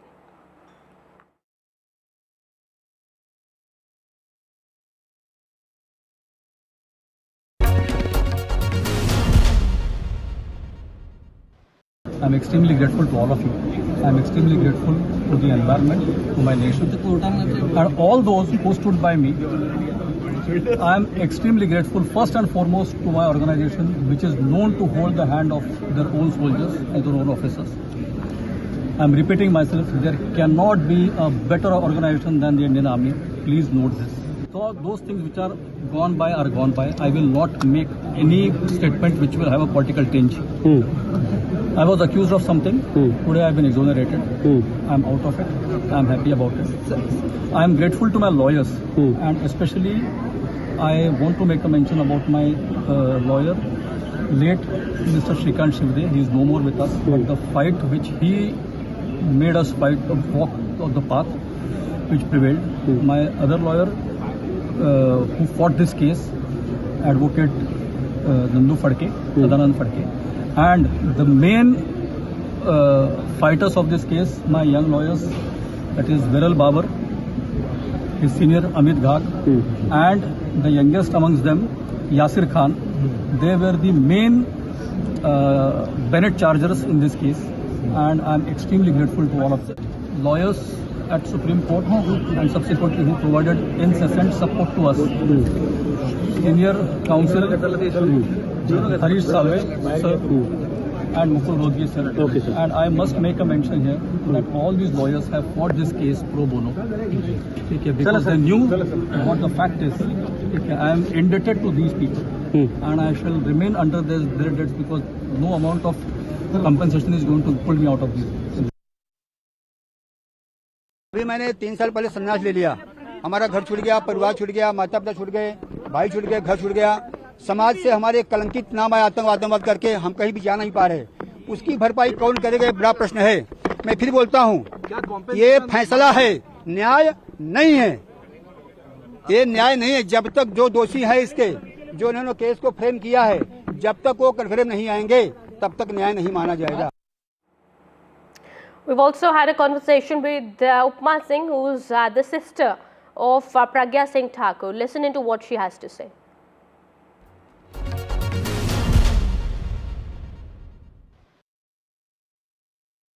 इतना भी लग जाए, जीत सत्य की ही होना है। और क्योंकि साध्वी जी सत्य के साथ थी और इस चीज को वो डे 1 से कह रही थी कि मैंने कोई अपराध नहीं किया है, मैं सही हूँ। इतने सारे नार्को, इतने सारे लाई डिटेक्टर्स टेस्ट और दुनिया भर के जो टेस्ट लगा सकते थे एटीएस ने लगाए, परंतु कुछ नहीं मिला क्योंकि कुछ था ही नहीं। और यही आज माननीय न्यायालय निर्णय, किसी और का नहीं पता, पर साध्वी जी शुरुआत से कह रही थी एक चीज कि ये बहुत बड़ा षड्यंत्र है। और इसको आप लोगों के माध्यम से, कई चैनल के माध्यम से, प्रिंट मीडिया के माध्यम से भी हमारे परिवार के लोगों ने भी कहा कि जब भी हम उससे जेल में, हॉस्पिटल में कहीं भी मिलते थे तो वो हमेशा कहती थी कि देखना एक दिन ये निकल करके आएगा कि ये षड्यंत्र। ऐसा कुछ भी नहीं किया गया हमारे पास। मैं पूर्णतः निर्दोष हूँ, मैं बिल्कुल स्वच्छ हूँ, मेरा किसी भी तरह का कोई इन्वॉल्वमेंट नहीं है, लेकिन ये लोग मेरे ऊपर षड्यंत्र के तहत ये सब कायम कर रहे हैं, आपराधिक मुकदमे चला रहे हैं, मुझे टॉर्चर कर रहे हैं, ये सब जो कुछ भी हो रहा है। और इसमें भी ठाकुर जी कोई मर्जी होगी, ठाकुर जी किसी को कहीं ना कहीं जनता के सामने लाना चाह रहे होंगे, लोगों के सामने दिखना चाह रहे होंगे, ये दिखाना चाह रहे होंगे कि देखो जब कोई बुरी मानसिकता के लोग अच्छे लोगों पर षड्यंत्र करते हैं, अच्छे लोगों को फंसाते हैं, तो किस तरह का पर्दाफाश भगवान कर। और ये आज पर्दाफाश होगा कि जो कांग्रेसी नेता थे, जो अपने आप को शायद उस समय का सर्वोच्च व्यक्ति मान रहे थे, हालांकि ईश्वर से सर्वोच्च कोई होता नहीं है, पर वो जो मान रहे थे कि मैं ही सारा करता धरता इस नहीं का, मैं ही हूँ भगवान, मेरा सबकी तरफ है, सोनिया गांधी की तरफ भी है, चिदम्बरम की तरफ भी है, और उनकी जो भी चट्टे बट्टे रहे होंगे, उनके लल्लू पंजू लोग जो उनके सहयोगी रहेंगे, उन सब की तरफ मेरा इशारा है। और इशारा नहीं, मैं नाम ले रही हूँ इस पर। तो उन सब की तरफ मेरा ये संकेत है कि ये सारे लोगों को आज जो भगवान की तरफ से एक तमाशा पड़ा है ना इनके गाल पर, इससे इनको सीख लेना चाहिए। आगे ठाकुर जी इनको सद्बुद्धि दे और ये किसी भी अच्छे व्यक्ति को इस तरह से प्रताड़ित करने का दोबारा प्रयास न करें। तो ये तो जो एजेंसी है उसका ही चूक है ना, तभी तो सब लोग छूट गए। कोर्ट ने तो सारा एविडेंस देखा और कोर्ट ने अपना जो उनके सामने गवाही आई उसकी बुनियाद पे छोड़ा है सबको। जो मरे उनका तो कोई चूक नहीं है, उन्होंने तो अपने जो विक्टिम थे उन्होंने गवाही दी, मालेगांव से आके बताया, अपने जख्म बताए, किसका हाथ कट गया, किसकी आंख फट गई, सब बताया। कोर्ट ने माना है कि ये लोग का बम ब्लास्ट हुआ था मालेगांव में और इसीलिए उनको कॉम्पेंसेशन देने के लिए कोर्ट ने बोला है। और बेनिफिट डाउट दिया है कि उसको क्लियर एक्विटल नहीं दिया कोर्ट ने। सब ऑलमोस्ट सारी दलीलें खारिज कर दी गई, क्योंकि जो यूएपीए का सैंक्शन था वो भी कोर्ट ने बोला इलीगल है। जो प्लांटिंग आरडीएक्स के ट्रेसेस मिले थे वो भी प्रूव नहीं कर पाए, मतलब क्लियर कट प्रूव नहीं हुआ। बेनिफिट है, सस्पेक्ट है कोर्ट बोलते हैं, पर कोर्ट ने कहा कि उनके कॉन्क्रीट एविडेंस नहीं है कि सजा दे सके, इसलिए बेनिफिट ऑफ डाउट देके छोड़ दिया सब। We will challenge in high court, we will examine the judgment and challenge high court. प्रलंबित मुकदमे के अंत में आज अपना निर्णय सुनाया है। इसमें सारे अभियुक्तों को निर्दोष मुक्त पाया है। इसके जो मूल बिंदु है वो यह है कि जो साध्वी प्रज्ञा सिंह ठाकुर की मोटरसाइकिल बताई गई थी, वो उनकी मोटरसाइकिल वे इस्तेमाल कर रही थी या उनकी थी, ऐसा कोई भी पुख्ता सबूत प्रोसिक्यूटिंग एजेंसी न्यायालय के सामने नहीं रख पाई है। दूसरी बात, जो इंजोर्ड सर्टिफिकेट्स बनाए गए थे वो फर्जी बनाए गए थे, और वो फर्जी सर्टिफिकेट्स किसने और क्यों बनाए, इसके ऊपर मामले की जांच करने के लिए डीजी एटीएस को माननीय न्यायालय ने आदेशित किया है। उसी तरह से सुधाकर चतुर्वेदी जी के घर पर जो आरडीएक्स के झूठे और गलत पद्धति से ट्रेसेस प्लांट किए गए, उसके ऊपर भी तफ्तीश होनी चाहिए। ये भी निर्देश और प्रोब करने के लिए डीजी एटीएस को निर्देशित किया है। The lawyer representing Colonel Purohit clearly saying that the evidence was fabricated, something that the victims in this case, the accused in the case, have been reiterating time and again, but they say that their pleas were completely unheard. We have now political reactions also coming in. After the verdict, politics has now erupted on this matter. We understand while the opposition has called it a very disappointing verdict, raising questions on government and the agencies, the BJP and Shiv Sena say that it's end of saffron terror theory that was launched by the Congress. Listen in.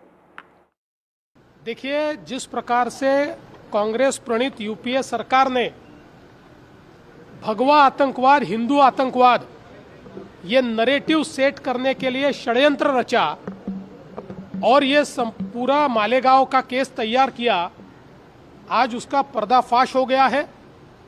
Court ने सबूतों के आधार पर एक इतना खोखला था, ये कैसा षड्यंत्र था, ये किस प्रकार से रचा गया था, ये सारी चीजें सामने लाई हुई है। एक पर्टिकुलर धर्म की वोट बैंक को खुश करने के लिए जिस प्रकार से नरेटिव लाने का प्रयास कांग्रेस ने किया था और तमाम भगवा और हिंदुओं को आतंकवादी ठहराने का जो काम कांग्रेस ने किया था, आज पूरा देश उसका धिक्कार कर रहा है और हम मांग करते हैं कि कांग्रेस ने माफी मांगनी चाहिए।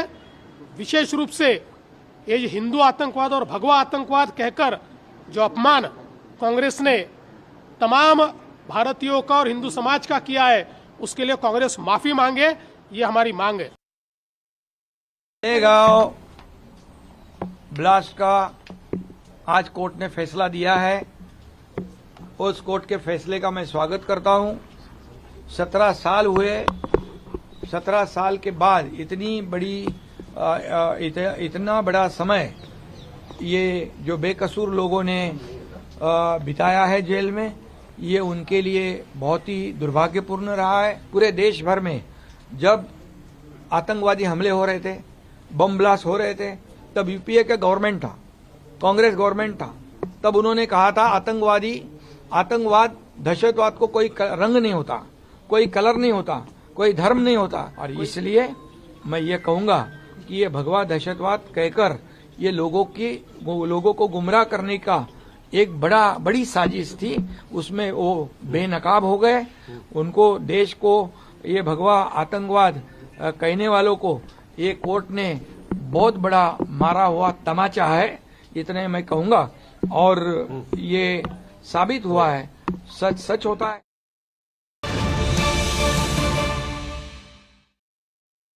The Congress party has now slammed Union Minister Piyush Goyal for his statement on the US tariffs.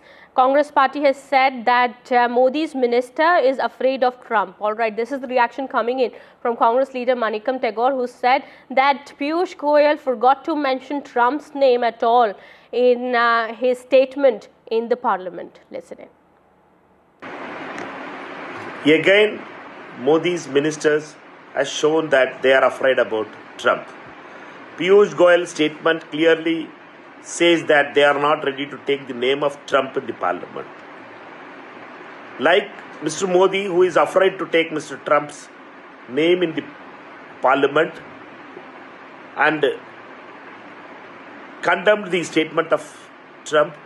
Again, Piyush Goyal has shown that not even he has mentioned the word of Trump or the US government. This is unfortunate and unbecoming for a government to act like this. They are completely surrendered before the Trump administration. It is unfortunate that a government which should have some kind of spine speak against the attack on India the way Mr. Trump has attacked continuously against the administration. Mr. Piyush Goyal's statement is again shown that it's a failed government. All right, Congress Party clearly saying that it's disappointed with the centre's response on Trump imposing 25% tariffs on India, and it was expecting much more from the union minister there. Well, we'll keep an eye on the developments here on this big story and get you more. It's time for a quick break here. We'll be right back.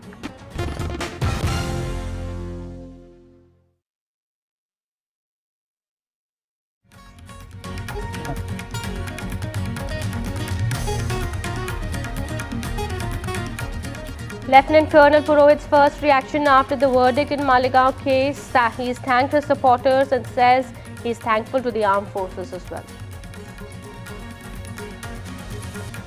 Special judge presiding over the case points out gaps in evidence collection, says there is no proof to show Pragya owned the bike, no evidence that Colonel Purohit assembled the RDX. Congress MP Rahul Gandhi dodges question on Malegaon, says Trump is the bigger issue.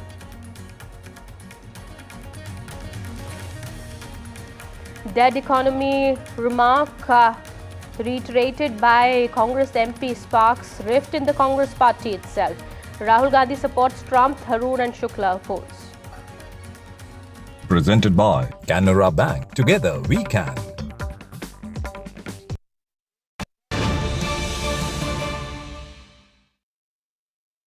Bilateral trade from 1st August 2025.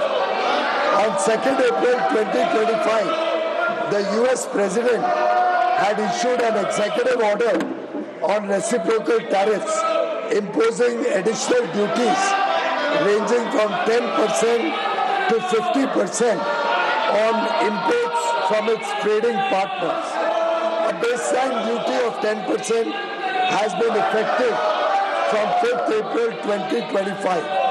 The additional duty on India was announced at 26%, including baseline tariff of 10%. Originally, the full country-specific additional duty was to be effective from 9th April 2025, but was postponed initially for 90 days on 10th April 2025 and further extended up to 1st August 2025.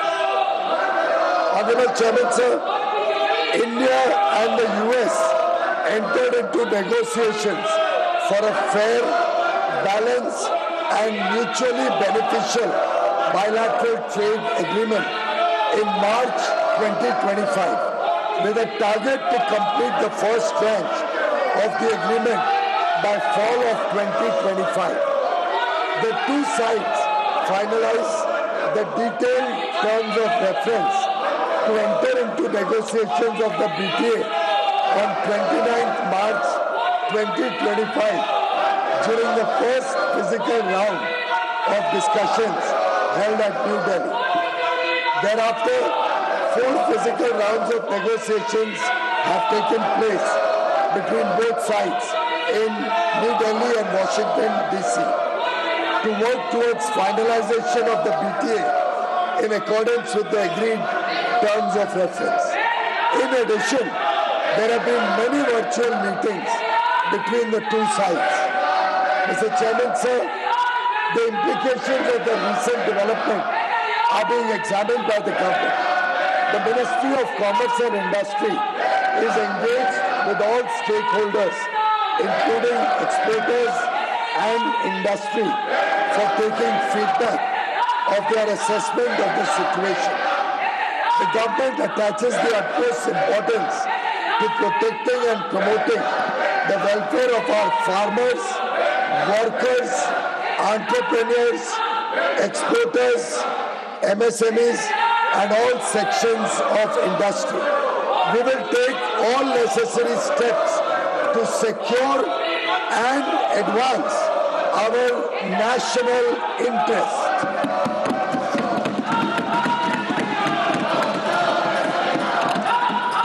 Mr. Chairman, sir, in just over a decade, India has rapidly transformed from being one of the fragile five to the fastest growing major economy in the world.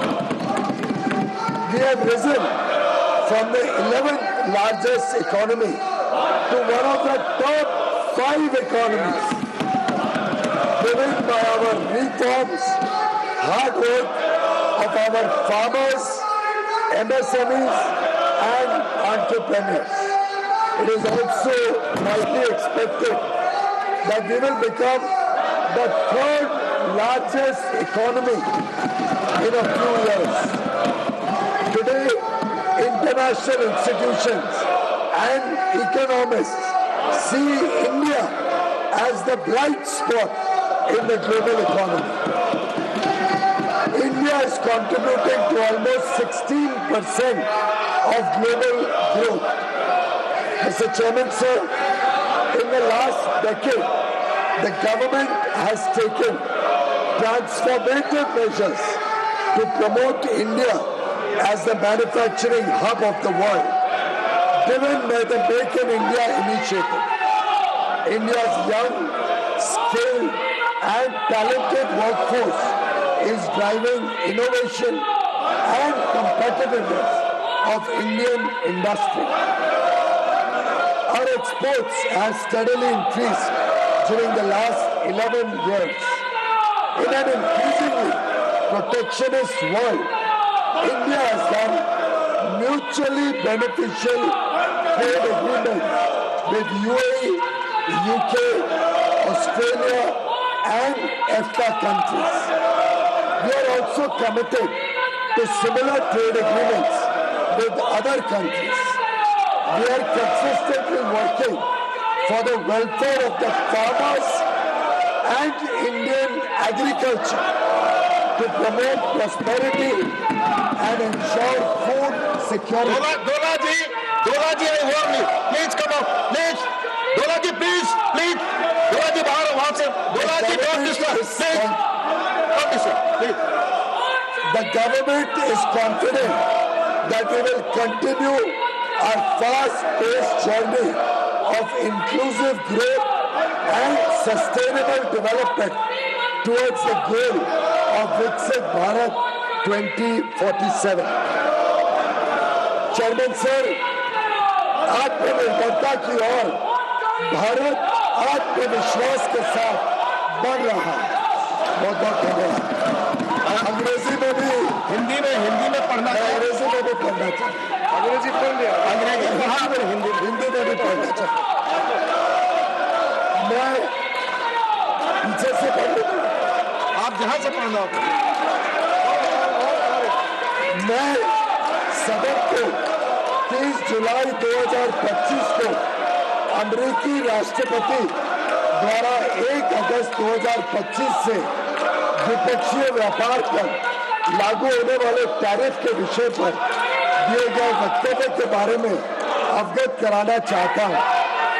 2 अप्रैल 2025 को अमेरिकी राष्ट्रपति ने reciprocal tariff पर एक executive order जारी किया था, जिसके तहत अपने व्यापारिक साझेदारों से आयात पर 10% से 50% तक एडिशनल ड्यूटी लगाने की बात कही गई थी।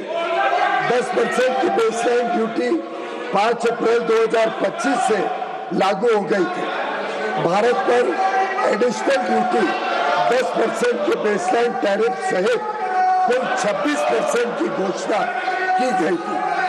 मूल रूप से full country specific additional tariff 9 अप्रैल 2025 से प्रभावी होने वाला था, लेकिन इसे शुरू में 10 अप्रैल 2025 को 90 दिन के लिए स्थगित कर दिया गया और बाद में 1 अगस्त 2025 तक और बढ़ा दिया गया। सभापति महोदय, भारत और अमेरिका ने मार्च 2025 में एक न्यायपूर्ण, संतुलित और पारस्परिक रूप से लाभकारी द्विपक्षीय व्यापार समझौते BTA के लिए बातचीत शुरू की, जिसका लक्ष्य 2025 के फॉल यानी अक्टूबर-नवंबर 2025 तक समझौते के पहले चरण को पूरा करना था।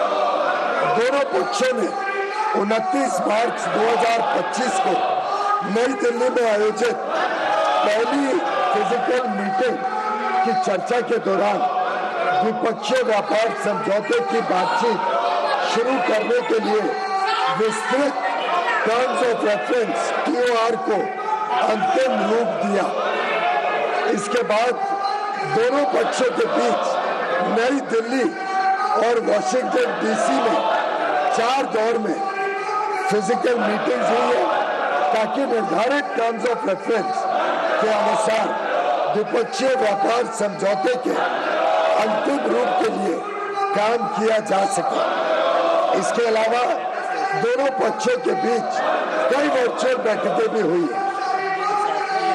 अध्यक्ष महोदय, सरकार हालिया घटनाक्रम से होने वाले प्रभावों का परीक्षण कर रही है। वाणिज्य एवं उद्योग मंत्रालय निर्यातकों और उद्योग सहित सभी हितधारकों से संवाद कर इस विषय पर उनके आकलन की जानकारी ले रहा है। सरकार हमारे किसानों, श्रमिकों, एंटरप्रेन्योर्स, उद्यमी, निर्यातकों, सूक्ष्म, लघु एवं मध्यम उद्योगों और उद्योग जगत के सभी हितधारकों के कल्याण की रक्षा और संवर्धन को सर्वोच्च महत्व देती है। हम अपने राष्ट्रीय हितों को सुरक्षित करने और आगे बढ़ाने के लिए सभी आवश्यक कदम उठाएंगे।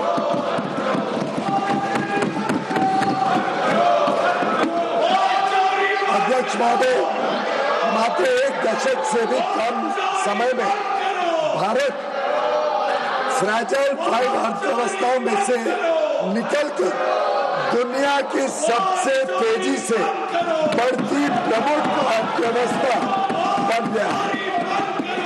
हम अपने रिफॉर्म्स और अपने किसानों, MSME और उद्यमियों की कड़ी मेहनत के बल पर 11वीं सबसे बड़ी अर्थव्यवस्था से शीर्ष 5 अर्थव्यवस्थाओं में से एक बन गए हैं। यह भी अपेक्षित है कि हम कुछ ही वर्षों में तीसरी सबसे बड़ी अर्थव्यवस्था बन जाए। आज अंतर्राष्ट्रीय संस्थाएं और अर्थशास्त्री भारत को वैश्विक अर्थव्यवस्था में एक ब्राइट स्पॉट के रूप में देखते हैं। भारत वैश्विक विकास में लगभग 16% का योगदान दे रहा है। अध्यक्ष महोदय, पिछले दशक में सरकार ने भारत को विश्व के विनिर्माण केंद्र के रूप में बढ़ावा देने के लिए मेक इन इंडिया के अंतर्गत परिवर्तनकारी कदम उठाए हैं। भारत की युवा कुशल और प्रतिभाशाली वर्कफोर्स भारतीय उद्योग की इनोवेशन और प्रतिस्पर्धा की क्षमता को निरंतर मजबूत कर रही है। पिछले 11 वर्षों के दौरान हमारे निर्यात में भी लगातार वृद्धि हुई है। तेजी से संरक्षणवादी होती दुनिया में भारत ने संयुक्त अरब अमीरात, UAE, UK, ऑस्ट्रेलिया और EFTA यानी 4 देशों का समूह स्विट्जरलैंड, नॉर्वे, लिechtenstein और आइसलैंड देशों के साथ पारस्परिक रूप से लाभकारी व्यापार समझौते किए। हम अन्य देशों के साथ भी इसी तरीके व्यापार समझौते करने के लिए प्रतिबद्ध हैं। हम किसानों और भारतीय कृषि के कल्याण के लिए निरंतर कार्य कर रहे हैं, जिससे खाद्य सुरक्षा और समृद्धि सुनिश्चित की जा सके। सरकार को विश्वास है कि हम विकसित भारत 2047 के लक्ष्य की ओर समावेशी और सतत विकास की अपनी तेज गति वाली यात्रा जारी रखेंगे। अध्यक्ष महोदय, आत्मनिर्भरता की ओर भारत आत्मविश्वास के साथ बढ़ रहा है।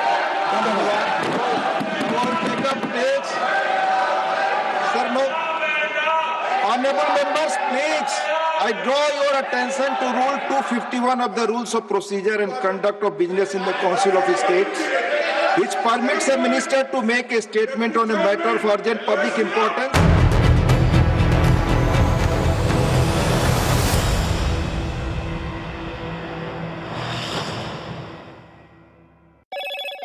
Hello, Moto. Moto G96 5G. All eyes on you.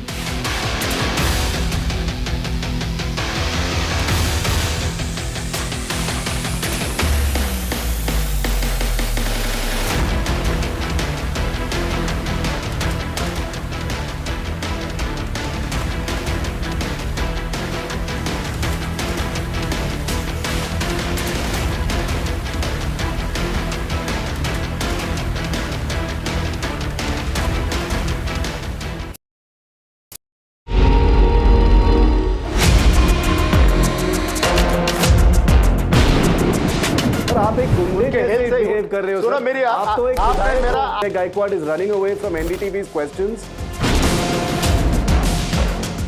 That issue is not before the High Command. It was not discussed so far. Kolhapuri chappals costing $1,300. The noise we made finally got heard, and it's so nice that somebody took action on it. Pictures and videos of women that were taken in the Bengaluru metro, now on Church Street and other prominent places in Bengaluru. We managed to arrest both of them. We are bringing you now, for the very first time, is that the Air India preliminary crash report is out. This 15-page report into 10 key findings of what really is being said in this probe report. What's reporting without impact? NDTV 24/7. Vanakkam Tamil Nadu. Now the battle for Tamil Nadu 2026 is open now. After Chief Minister Stalin rolls up his sleeves.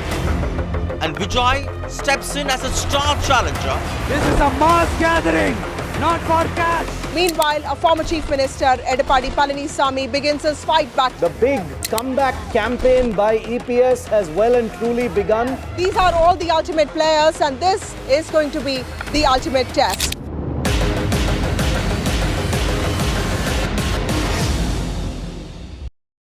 So, sir, your work is heavily rich in impeccable artisanship and craft, I must say. And recently, with the whole Prada versus Kolhapuri artisan debate, how do you see this? Where do you stand? And also this whole conversation about cultural appropriation and cultural appreciation. What's your take on it? See, my personal opinion on anything other than plagiarism, which is absolutely not okay. But other than that, I think if somebody can get inspired by something which has its own sort of creative language and create something and create a sort of statement which highlights that thing even more, rather than sort of let it kind of disappear in time, then you're probably doing a service of sorts. Right. So, of course, with all acknowledgements and everything, that's mandatory. The world would never know about it until we do something. So you think in a way Prada is exposing Indian craftsmanship and Kolhapuri? I think what they've done to Kolhapur now, if you look at it, is suddenly it's the buzzword. Right. Everybody knows Kolhapuri chappals now. City now. Yeah, it's suddenly Kolhapuri chappals are the it sort of statement. So may not have a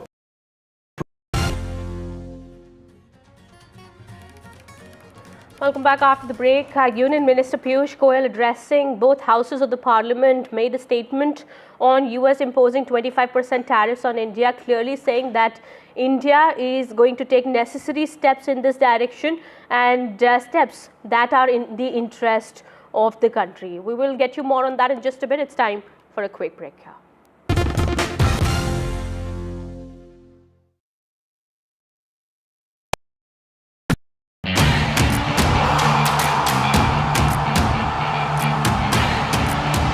Some say sport is a matter of life and death. The truth is, it is far more serious than that. Sport is about ecstasy and agony, about pain and suffering, about joy and much more. Some say there's no one better to tell these stories.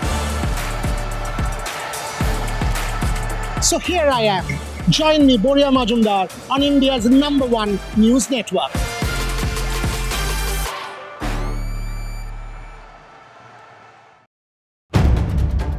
If it matters to you, if it matters to you, if it matters to you, it matters to India, it matters to India, and it matters to me, and it matters to me.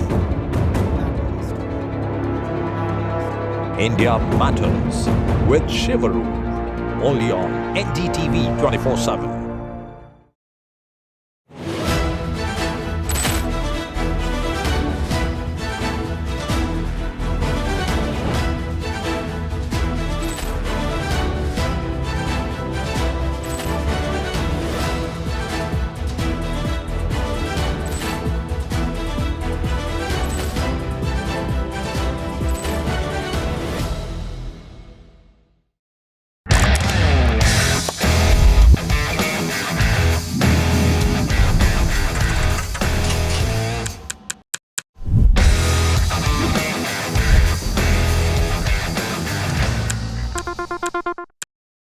Is your business future ready?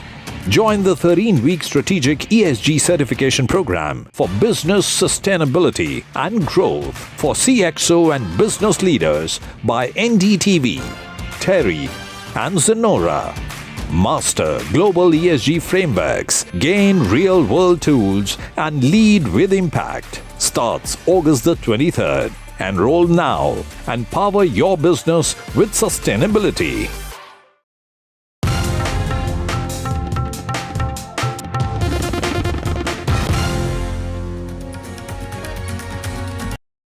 I've been reporting on all issues big and small from Andhra Pradesh, Telangana, rest of South India, bringing you all the action, all that you need to know, all that you want to know. The energy of maximum city is infectious. I'm bringing that energy in our news coverage from financial capital Mumbai. Covering from the southernmost part of India over the last 23 years, I bring in-depth and 360-degree coverage from the Dravidian heartland. The land of Mishti, also known for its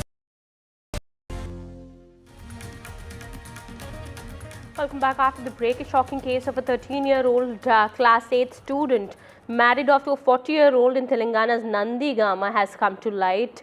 Well, this place is just 1 hour from Hyderabad, and we are given to understand now the teacher had reported to the police, after which the mother, the groom and the priest who had also performed the wedding have been booked under the law to prevent child marriage. Shocking case of a real-life Balika Vadhu. This is in Rangareddy district of Telangana, just about an hour's drive from Hyderabad. And this 13-year-old girl who was studying in 8th class was married off to a man identified as Srinivas Gaud, who is more than 40 years old. And this marriage happened in the month of May, 23rd of May. And the presence of the priest, the other people at the wedding, all of that has come to light. Though it happened about 2 months ago, the girl had reported it to her teacher. Sunita, who then alerted the Child Protection Services as well as the police, who then took action and booked cases under the Prevention of Child Marriage Act against not just the so-called groom and also the mediator who was the house owner of the house in which the girl was living, his wife and also the mother of the minor girl. Three things here. While child marriages may seem to have come down, what we do understand is that just in the last year, about 60 such child marriages were prevented. This year, about 37 already were stopped by the Child Protection Services authorities. And what the Protection Services people are telling me is that many of these cases are not just driven by poverty, but also because the parents seem to fear some kind of an elopement and therefore want to marry off their daughters young. In this case, whether there was sexual relations or not may change the nature of the case, because then a case under POCSO would be booked against the husband as well. But we do understand that she had cohabitated with the husband for about 2 months before she returned home. All right, we'll keep an eye on the story and get you more as more developments come in. Meanwhile, with that, it's time to wrap this edition. More news and updates coming up on the other side. Stay tuned.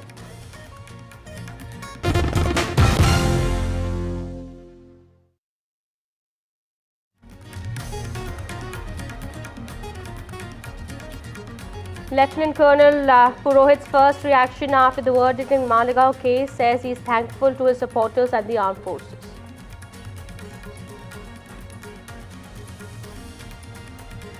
Special judge presiding in the case points out gaps in evidence collection, says there is no proof to show Pragya owned the bike or even Colonel Purohit assembled RDX. Congress MP Rahul Gandhi dodges question on Malegaon, says Trump is the bigger issue. As Rahul Gandhi supports Donald Trump, his party colleagues Shashi Tharoor and Rajiv Shukla oppose. Presented by Canara Bank. Together we can.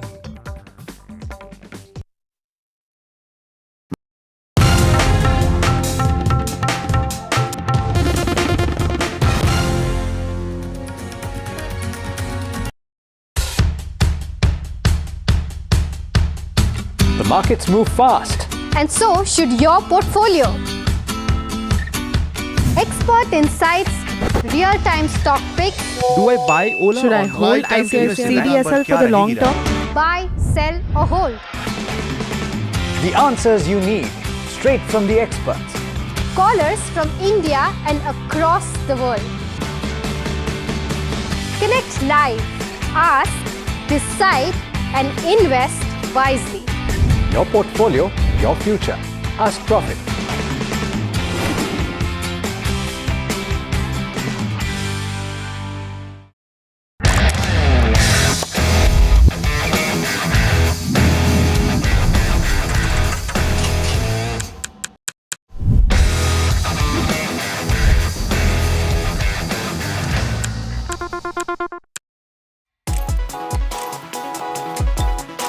Forget 10,000 steps. What if just 7,000 a day was all it took to live longer and healthier? A major new study published in the Lancet Public Health has found that walking around 7,000 steps a day is strongly associated with better health and a lower risk of dying early. Researchers analyzed data from over 160,000 adults and found that people who walk approximately 7,000 steps a day had significantly lower risks for a wide range of chronic diseases. Compared to those who walk just 2,000 steps daily, these individuals saw a 47% reduction in all-cause mortality, 25% drop in cardiovascular disease, 14% lower risk of type 2 diabetes, 22% reduction in depression, 38% decline in dementia risk, 28% fewer falls, and a 6% reduction in cancer risk.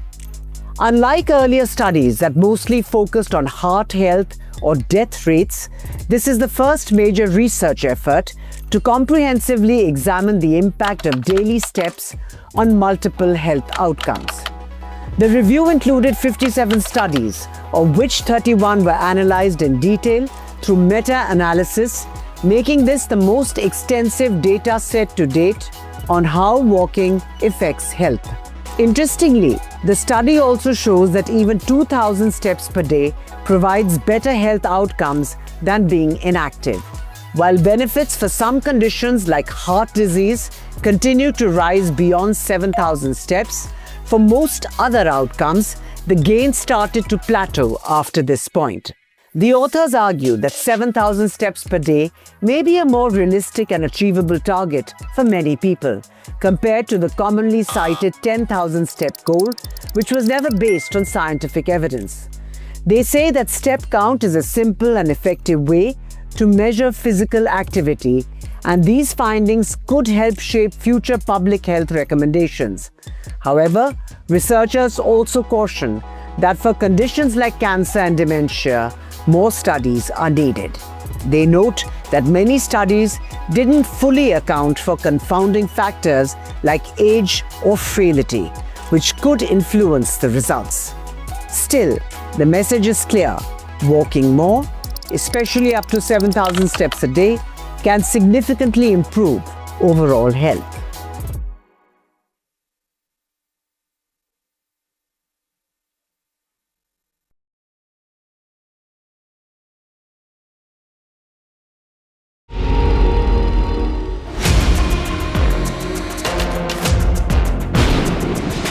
आप एक गुंडे कैसे behave कर रहे हो sir? मेरी आप तो एक मेरा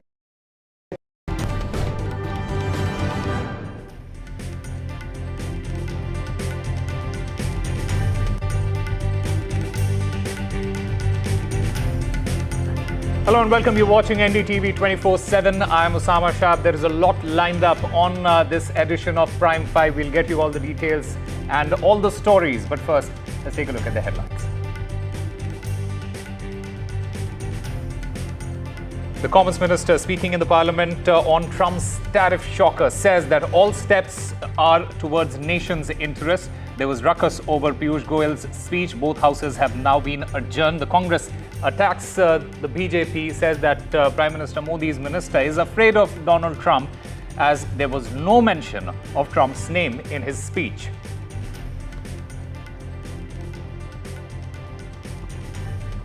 Lieutenant Colonel Purohit's first reaction post the Malegaon verdict. The acquitted Purohit thanks his supporters. He says that he's thankful to the armed forces as well.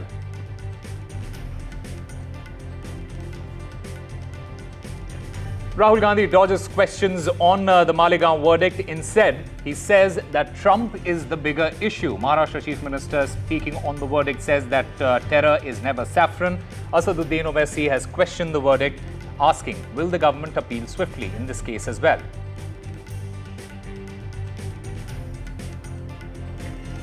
Donald Trump's remarks of dead economy sparks a Congress rift. Rahul's supports Donald Trump, while Shashi Tharoor of the Congress and Rajiv Shukla, his partymen, oppose him. BJP's Annamalai Najas says that Congress is divided over this entire issue.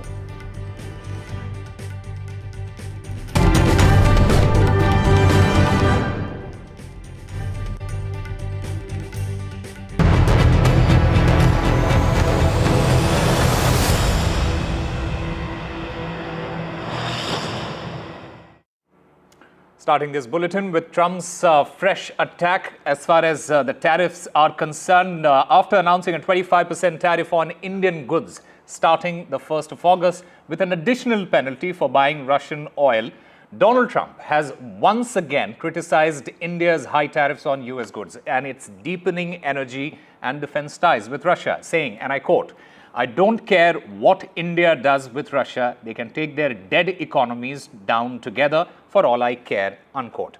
Now, this move has sparked controversy, with Congress leader Rahul Gandhi slamming the centre, claiming that the BJP has destroyed the economy. Rahul Gandhi seems to agree with Donald Trump's assessment, saying that Trump has said the right thing.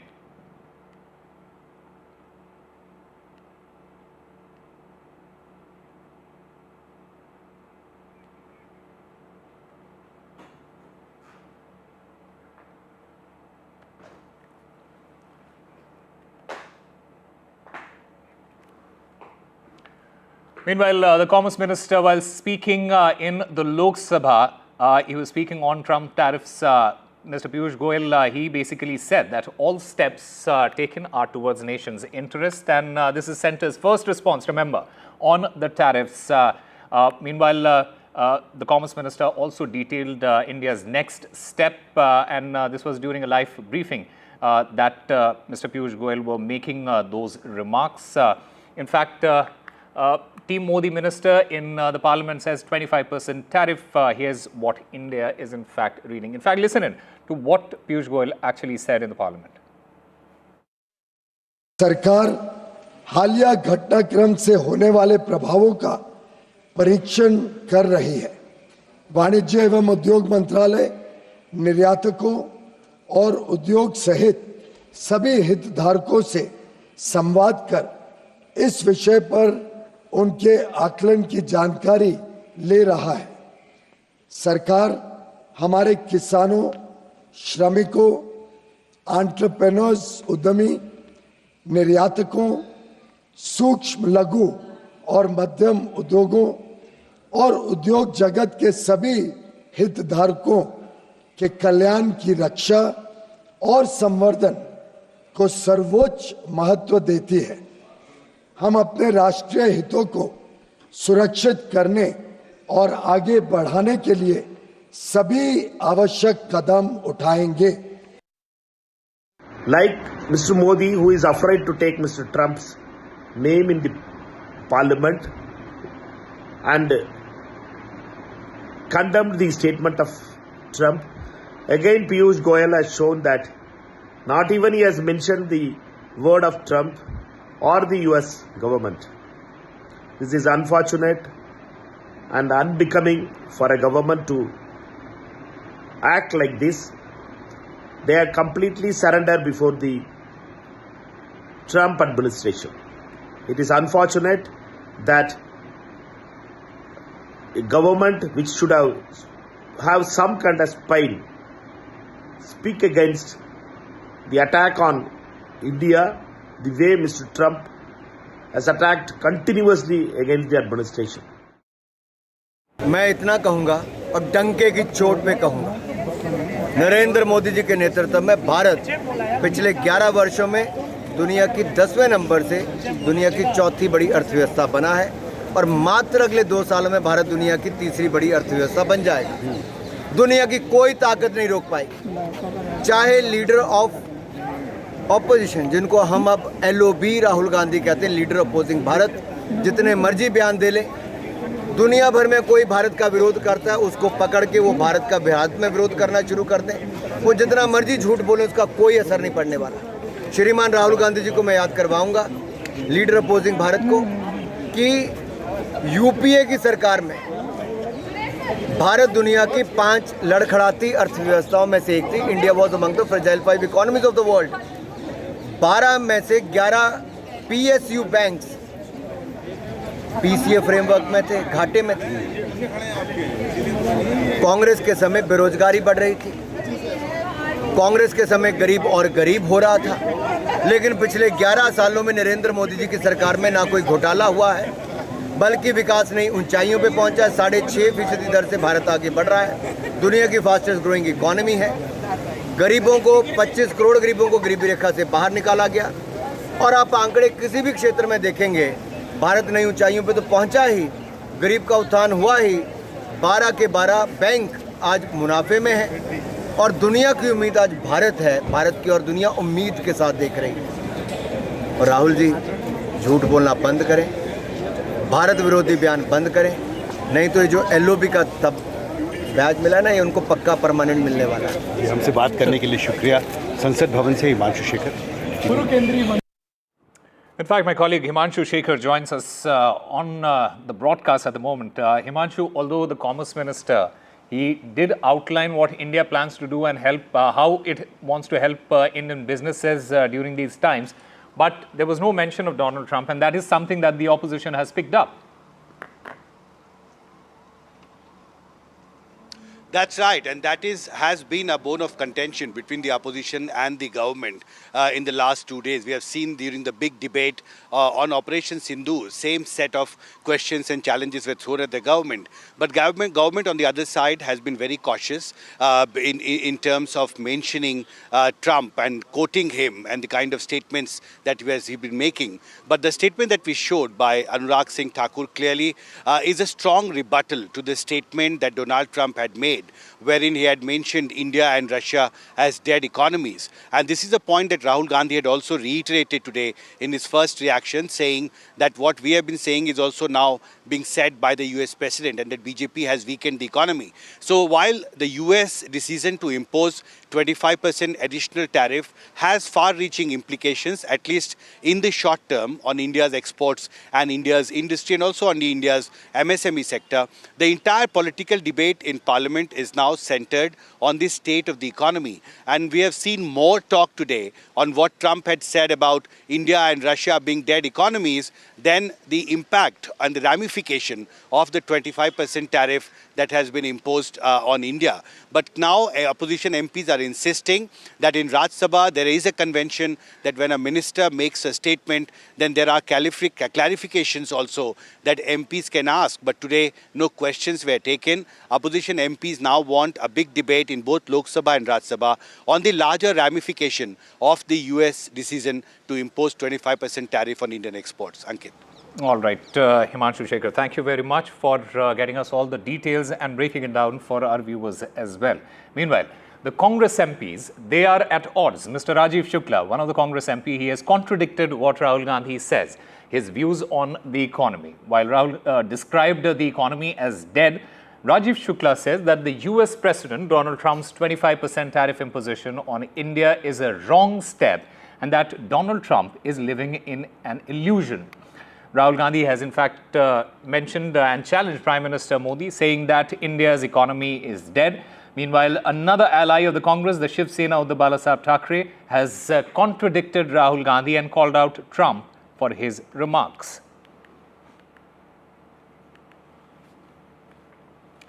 In fact, Priyanka Chaturvedi, she posted on her social media saying, and I quote, "Not that one needs to say it, there's enough legitimate data available to know that Indian economy is in the top 5 of the world and one of the fastest growing economies.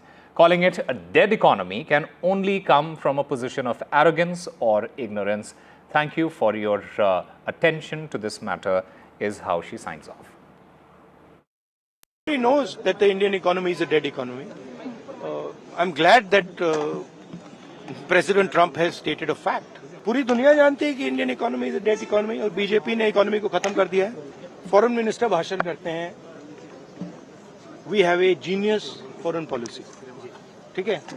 एक तरफ America आपको गाली दे रहा है, दूसरी तरफ China आपके पीछे पड़ा हुआ है, तीसरी तरफ जब आप पूरी दुनिया में डेलीगेशन भेजते हैं तो पाकिस्तान को एक भी देश कंडेम नहीं करता है। वर्तमान सरकार ने भी जिसमें काम बढ़ाया तो हमारी आर्थिक स्थिति कहीं से भी कमजोर नहीं है, तो इसलिए हम आर्थिक रूप से कोई हमें कहे कि हमें खत्म कर देगा, उसकी गलतफहमी है। तो ट्रंप की गलतफहमी जी रहा। सर, इम्पोज किया जो टैरिफ की तो मैंने आलोचना की कि ये गलत है। टैरिफ इम्पोज करना हर देश को अधिकार है कि किसके साथ व्यापार करे, उसमें इस तरह रोक लगाना, ब्रिक्स के खिलाफ बोलना, रशिया से इम्पोर्ट के खिलाफ है, बिजनेस के खिलाफ बोलना, ये उनका जो है कतई उचित नहीं है। Meanwhile, Congress leader Shashi Tharoor, he has once again broken ranks with the opposition over Trump's tariff on India. He has diverged from the party lines, criticizing US President Donald Trump's decision to impose 25% tariffs on Indian exports, while the Congress party has been attacking the Modi government over this issue. Mr. Tharoor, he has taken a different stance, slamming the US for its unreasonable demands and potential harm to India's trade. In fact, Shashi Tharoor, he said that 25% tariff announced by US President Donald Trump on the Indian economy is a very serious matter that will destroy India's trade with America. On the other hand, if their demands are completely unreasonable, our negotiators have very right to resist. America has to understand our needs as well. it may be just a bargaining tactic. As you know, the trade negotiations are still going on. And therefore, there is a possibility that in the course of negotiations, this may come down. I wish our negotiators good luck and good courage, because we can't afford to buckle under. We have to keep our national interests as number one. If it doesn't, it will certainly damage our exports, because America is a very big market for us. I think our exports alone are $87–90 billion. In fact, Himanshu Shekhar joins us to get us more on this story as well. Himanshu, yet again, Mr. Shashi Tharoor breaking ranks. He is in fact contradicting Rahul Gandhi on what Mr. Gandhi earlier said. That's right. And, you know, Ankit, today in Parliament, we expected a constructive and informed debate on the larger impact of the decision by Trump administration to impose 25% tariff on India. But what we saw today was more of politics and less of substance in Parliament. And clearly, even political parties are not speaking in one voice. And while Mr. Shashi Tharoor was present there, I also asked him questions. And he gave a very informed answer in terms of how actually he expects the US decision to increase tariff on India, on the sectoral impact on different sectors, how it is going to have an impact, and what India should be doing. In fact, Shashi Tharoor was very categorical in saying that we must support our negotiators as they take the next big step towards the first tranche of the bilateral trade agreement that is proposed to be finalized by October, November. But Rahul Gandhi, when he came out, his line was completely different. And you could see that throughout the day, Rahul Gandhi made allegations against the government for weakening the economy, and in fact complimented Donald Trump for saying what he claimed he has been saying for a long time. But his own partymen, speaking in completely different voice, not only his own partymen, but even his alliance partners in India bloc took a very, very different line than what Rahul Gandhi actually was trying to take. So clearly, I think it was a day of more of politics, I would say, individual politics, rather than parties taking an informed line and demanding a constructive and informed debate in Parliament in both Lok Sabha and Rajya Sabha. And there was more hangama we saw in Lok Sabha and Rajya Sabha than actually any substantive debate on the impact of US tariff on the India's exports. Ankit. All right. Himanshu Shekhar, thank you very much for getting us all those details. In fact, the BJP has taken this opportunity to slam Rahul Gandhi over the tariff and the remarks made by Rahul Gandhi. BJP's Annamalai, he has in fact slammed Rahul Gandhi, saying that the Congress leaders are contradicting on this tariff issue. Annamalai, he says that Rahul Gandhi is echoing the foreign critics. He wears ignorance as a badge, is what he has mentioned on that social media post that he made. In fact, he also goes on to say that two Congress leaders are taking different stands. One is defending and the other appeasing the offshore masters.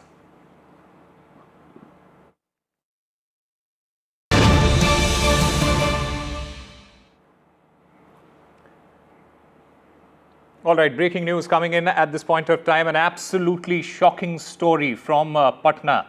In Patna's Janipur police station area, a shocking incident has unfolded.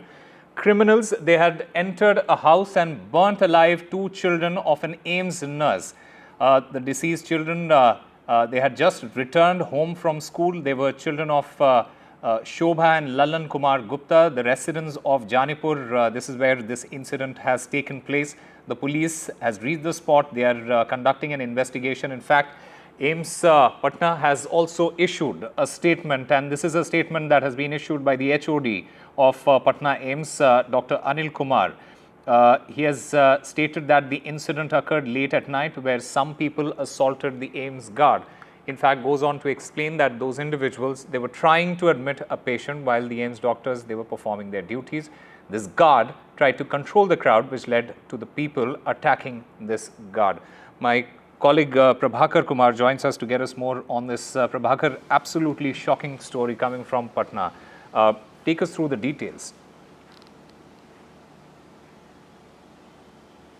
So, indeed, a very horrific incident which has happened. This is in the Janipur police station of Patna, which is adjoining rural suburb of Patna. And Patna, Shobha Kumari, who is a nurse at Patna AIIMS, she was there at the duty, and her kids had just returned from the school. The girl named Anjali, who happened to be around 10 years old, and a boy named Ansh, who was around 12 years old. They had returned from the school. They were at the residence when they were burnt alive.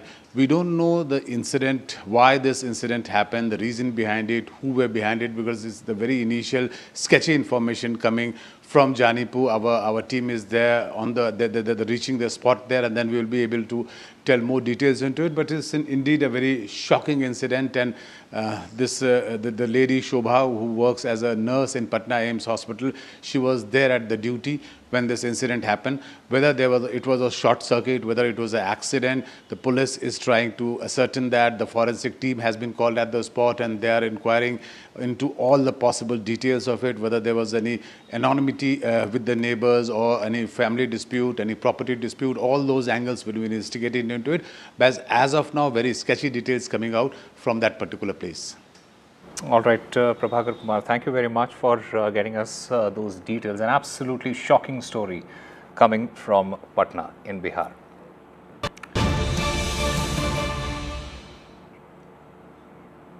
Meanwhile, another breaking piece of information that we are getting for you at this moment, and this is in regards with the election of the new Vice President.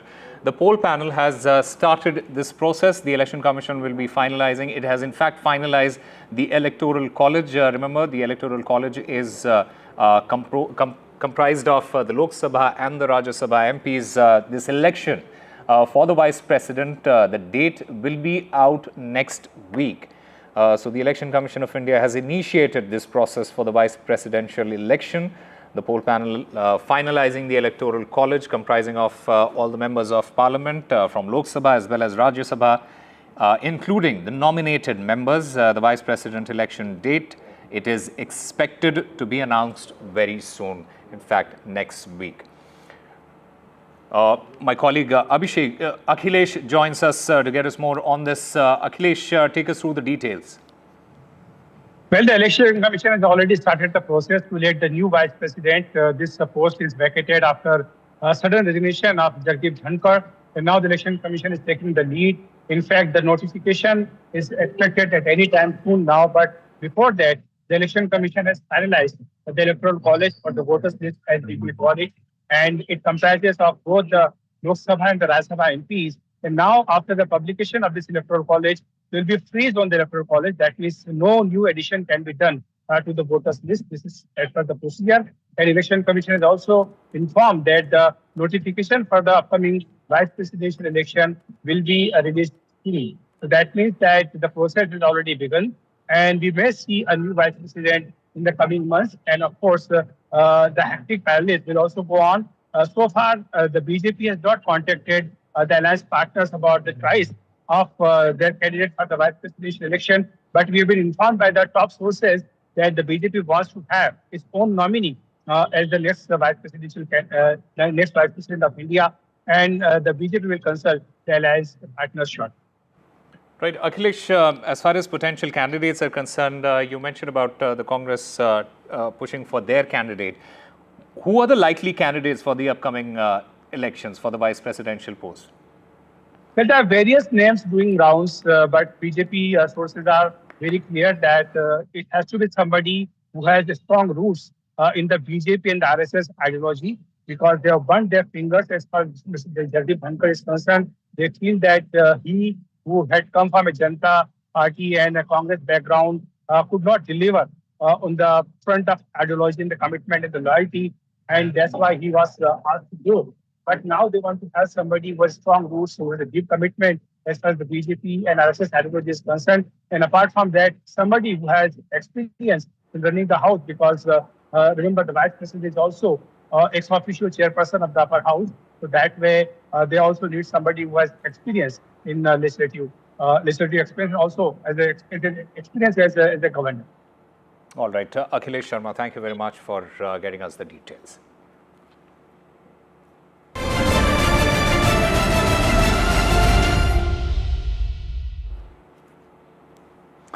On to our other big story that we have been tracking throughout the day. A special court in Mumbai has acquitted all 7 accused in the Malegaon blast case. The judgment, it comes nearly after 17 years since that attack was carried out in Mumbai's Malegaon in 2008. The former BJP MP Pragya Thakur, Lieutenant Colonel Purohit and retired Major Ramesh Upadhyay, they were among the 7 accused in this particular case. And the special judge who was presiding over this particular case, he said today that the prosecution failed to prove the allegations in the case and that all 7 accused deserve the benefit of doubt. Meanwhile, Lieutenant Colonel Purohit's first reaction has come after this verdict. He says that he is grateful to those who stood by him. He is thankful to the armed forces, and he in fact also thanked his supporters. Listen in.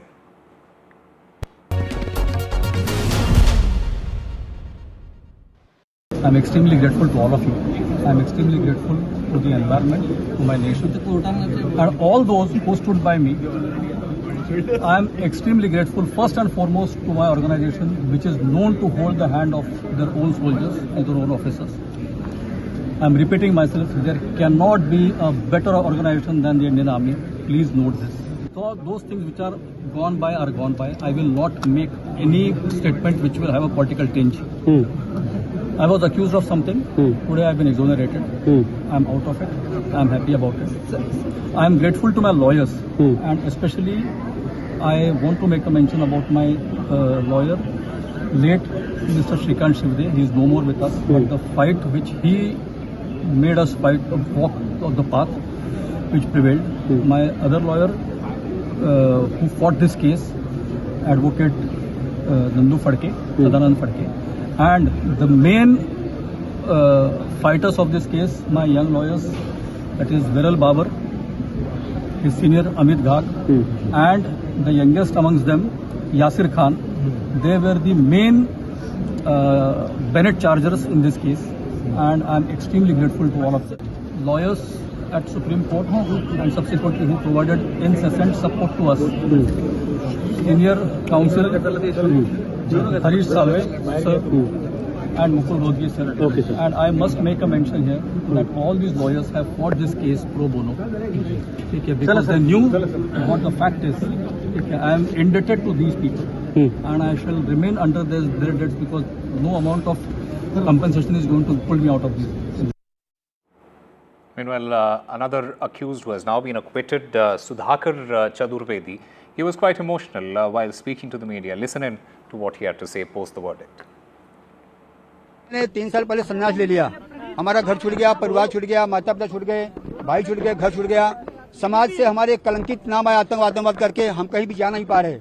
उसकी भरपाई कौन करेगा, ये बड़ा प्रश्न है. मैं फिर बोलता हूँ, ये फैसला है, न्याय नहीं है. ये न्याय नहीं है. जब तक जो दोषी है इसके, जो इन्होंने केस को फ्रेम किया है, जब तक वो कन्फर्म नहीं आएंगे, तब तक न्याय नहीं माना जाएगा. Meanwhile, political reactions have been pouring in post the verdict. But let me go across to my colleague Saurabh Gupta, who joins us to get us more on this. Saurabh, the big question at this point of time is, what is going to be the political fallout of this verdict? Absolutely, and there are huge political ramifications in this case. And the first one is, of course, the fact that this was a case that was built upon the premise that these were the people who had conspired to carry out and execute this blast. That premise has completely fallen through.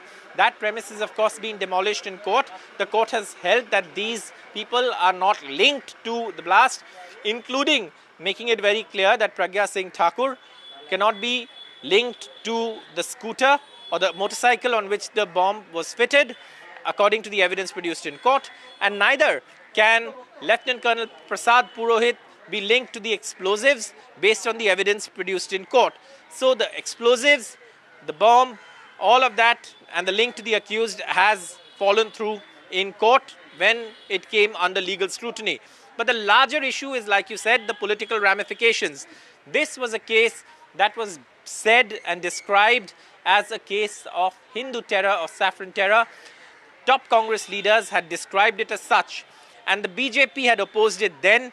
The BJP is now, of course, targeting the Congress, saying that you defamed Hindus for your own political purposes. That's something that, of course, is the attack from the BJP. And therefore, the stage is set for a massive showdown on this between the Congress and the BJP, and that's where it stands. The political ramifications of this case are significantly huge, and that's why this case is more than just a legal verdict, but also the larger political implications of the acquittal. All right, Saurabh Gupta, thank you very much for getting us all those details. Meanwhile, Pragya Singh Thakur's sister Upma Singh, she spoke to the media post this verdict. Listen in to what she had to say.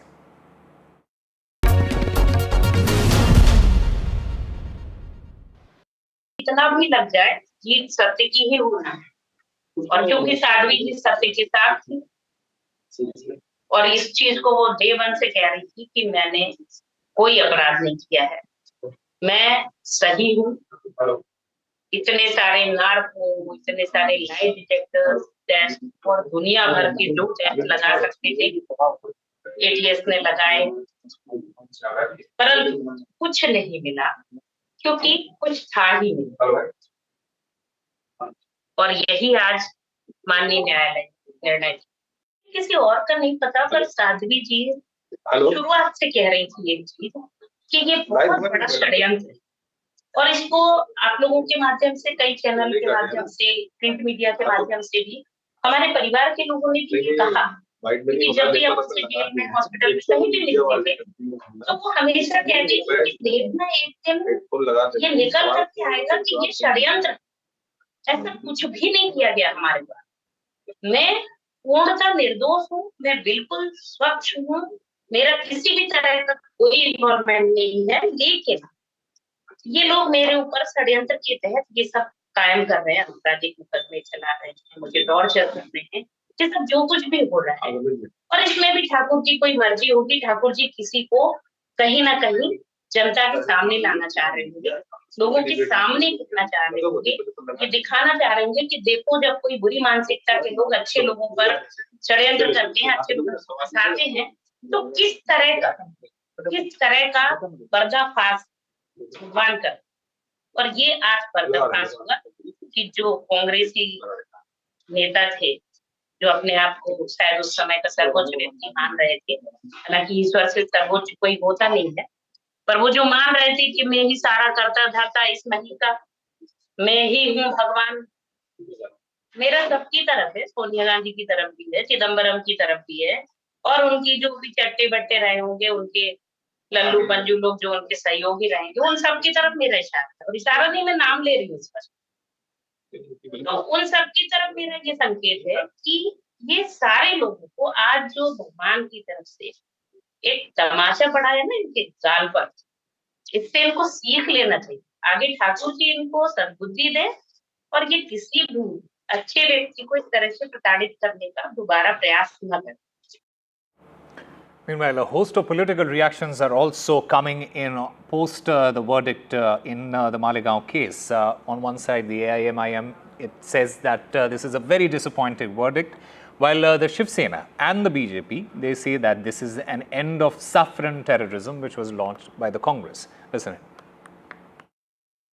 देखिए, जिस प्रकार से कांग्रेस प्रणीत UPA सरकार ने भगवा आतंकवाद, हिंदू आतंकवाद, ये नरेटिव सेट करने के लिए षड्यंत्र रचा और ये पूरा मालेगांव का केस तैयार किया, आज उसका पर्दाफाश हो गया है।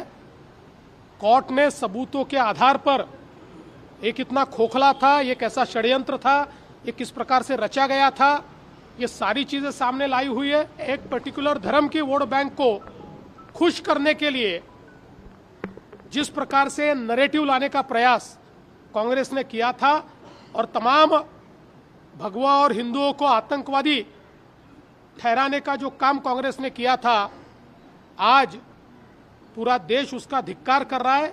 और हम मांग करते हैं कि कांग्रेस ने माफी मांगनी चाहिए। विशेष रूप से ये हिंदू आतंकवाद और भगवा आतंकवाद कहकर जो अपमान कांग्रेस ने तमाम भारतीयों का और हिंदू समाज का किया है, उसके लिए कांग्रेस माफी मांगे, ये हमारी मांग है। मालेगांव ब्लास्ट का आज कोर्ट ने फैसला दिया है, उस कोर्ट के फैसले का मैं स्वागत करता हूं। 17 साल हुए, 17 साल के बाद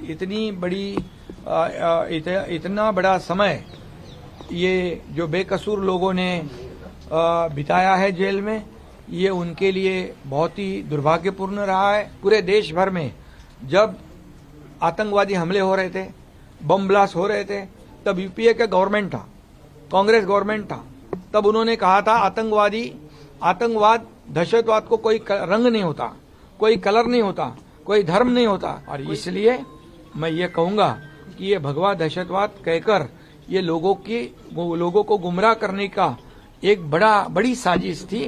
उसमें वो बेनकाब हो गए।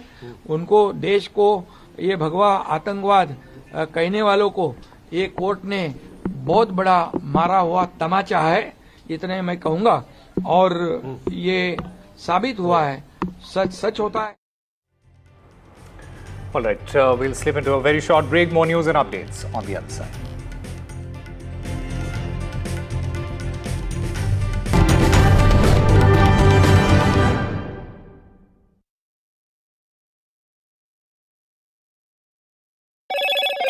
Hello, Moto.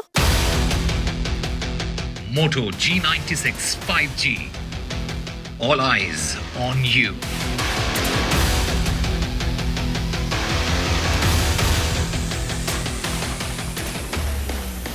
Piyush Goyal, speaking in the parliament on Trump's tariff shocker, says that all steps are being taken towards nation's interest. There was ruckus over Piyush Goyal's speech. Both the houses have now been adjourned. Colonel Lieutenant Purohit's first reaction post the Malegaon verdict. He thanks his supporters and also thanks the armed forces. Rahul Gandhi dodges Malegaon question, instead says that Trump is the bigger issue. Maharashtra Chief Minister, speaking on the verdict, says that terror is never saffron. While Asaduddin Owaisi, he questioned the verdict, asking will the government appeal swiftly in this case as well.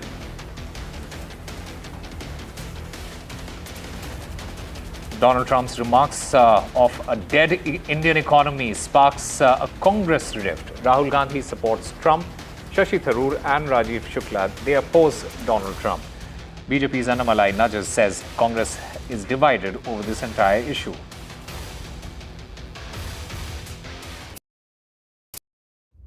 Vanakkam Tamil Nadu. Now the battle for Tamil Nadu 2026 is open now. After Chief Minister Stalin rolls up his sleeves and Vijay steps in as a star challenger. This is a mass gathering, not for cash. Meanwhile, a former Chief Minister, Edappadi Palaniswamy, begins his fight back. The big comeback campaign by EPS has well and truly begun. These are all the ultimate players, and this is going to be the ultimate test.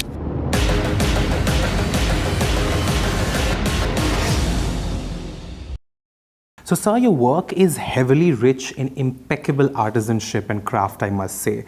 And recently, with the whole Prada versus Kolhapuri artisan debate, how do you see this? Where do you stand? And also this whole conversation about cultural appropriation and cultural appreciation. What's your take on it?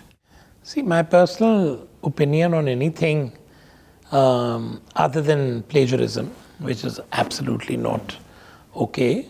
But other than that, I think if somebody can get inspired by something which has its own sort of creative language and create something and create a sort of statement which highlights that thing even more, rather than sort of let it kind of disappear in time, then you're probably doing a service of sorts. Right. So, of course, with all acknowledgements and everything, that's mandatory. The world would never know about it until we do something. So you think in a way Prada is exposing Indian craftsmanship and Kolhapuri? I think what they've done to Kolhapur now, if you look at it, is suddenly it's the buzzword. Right. Everybody knows Kolhapuri chappals now. City now. Yeah, it's suddenly Kolhapuri chappals are the it sort of statement. So, may not have approached it the right way, but I think what this has managed to do to Kolhapur and an indigenous product is amazing. But do we capitalize it or not is another story now. Okay. Do you think it's about time that the world, I mean, we've been here, we've been around, but do you think it's about time that the world started acknowledging what we have contributed to the art of garment making? You know, I have a very serious disagreement with this acknowledgement of the West to know that we are important. Because I think that in itself is a wrong notion. Right. And I've personally been very against people who always think that there's this Gora hangover we still suffer from. You know, I think we're still not outgrown our colonial fever. Colonial droppings that are all over us. No other country in the world feels like this. Everybody celebrates their indigenous crafts, their languages, their music, and they're all happy. Right. We in India, for example, a simple example, till 6-7 years back, Punjabi music was looked down upon. Correct. Okay. Suddenly, half the world is rapping in Punjabi, this thing, so suddenly it's cool. Yes. And now Louis Vuitton gets A.R. Rahman to compose the Punjabi track for their main show. Right. So look at what's happening. Right. So now again it took someone else to acknowledge that this is relevant, and then Indians love it. Ah, fantastic. So what do you think? Are we hungry for that acknowledgement? Are we not appreciating ourselves enough? I think we don't value our country enough.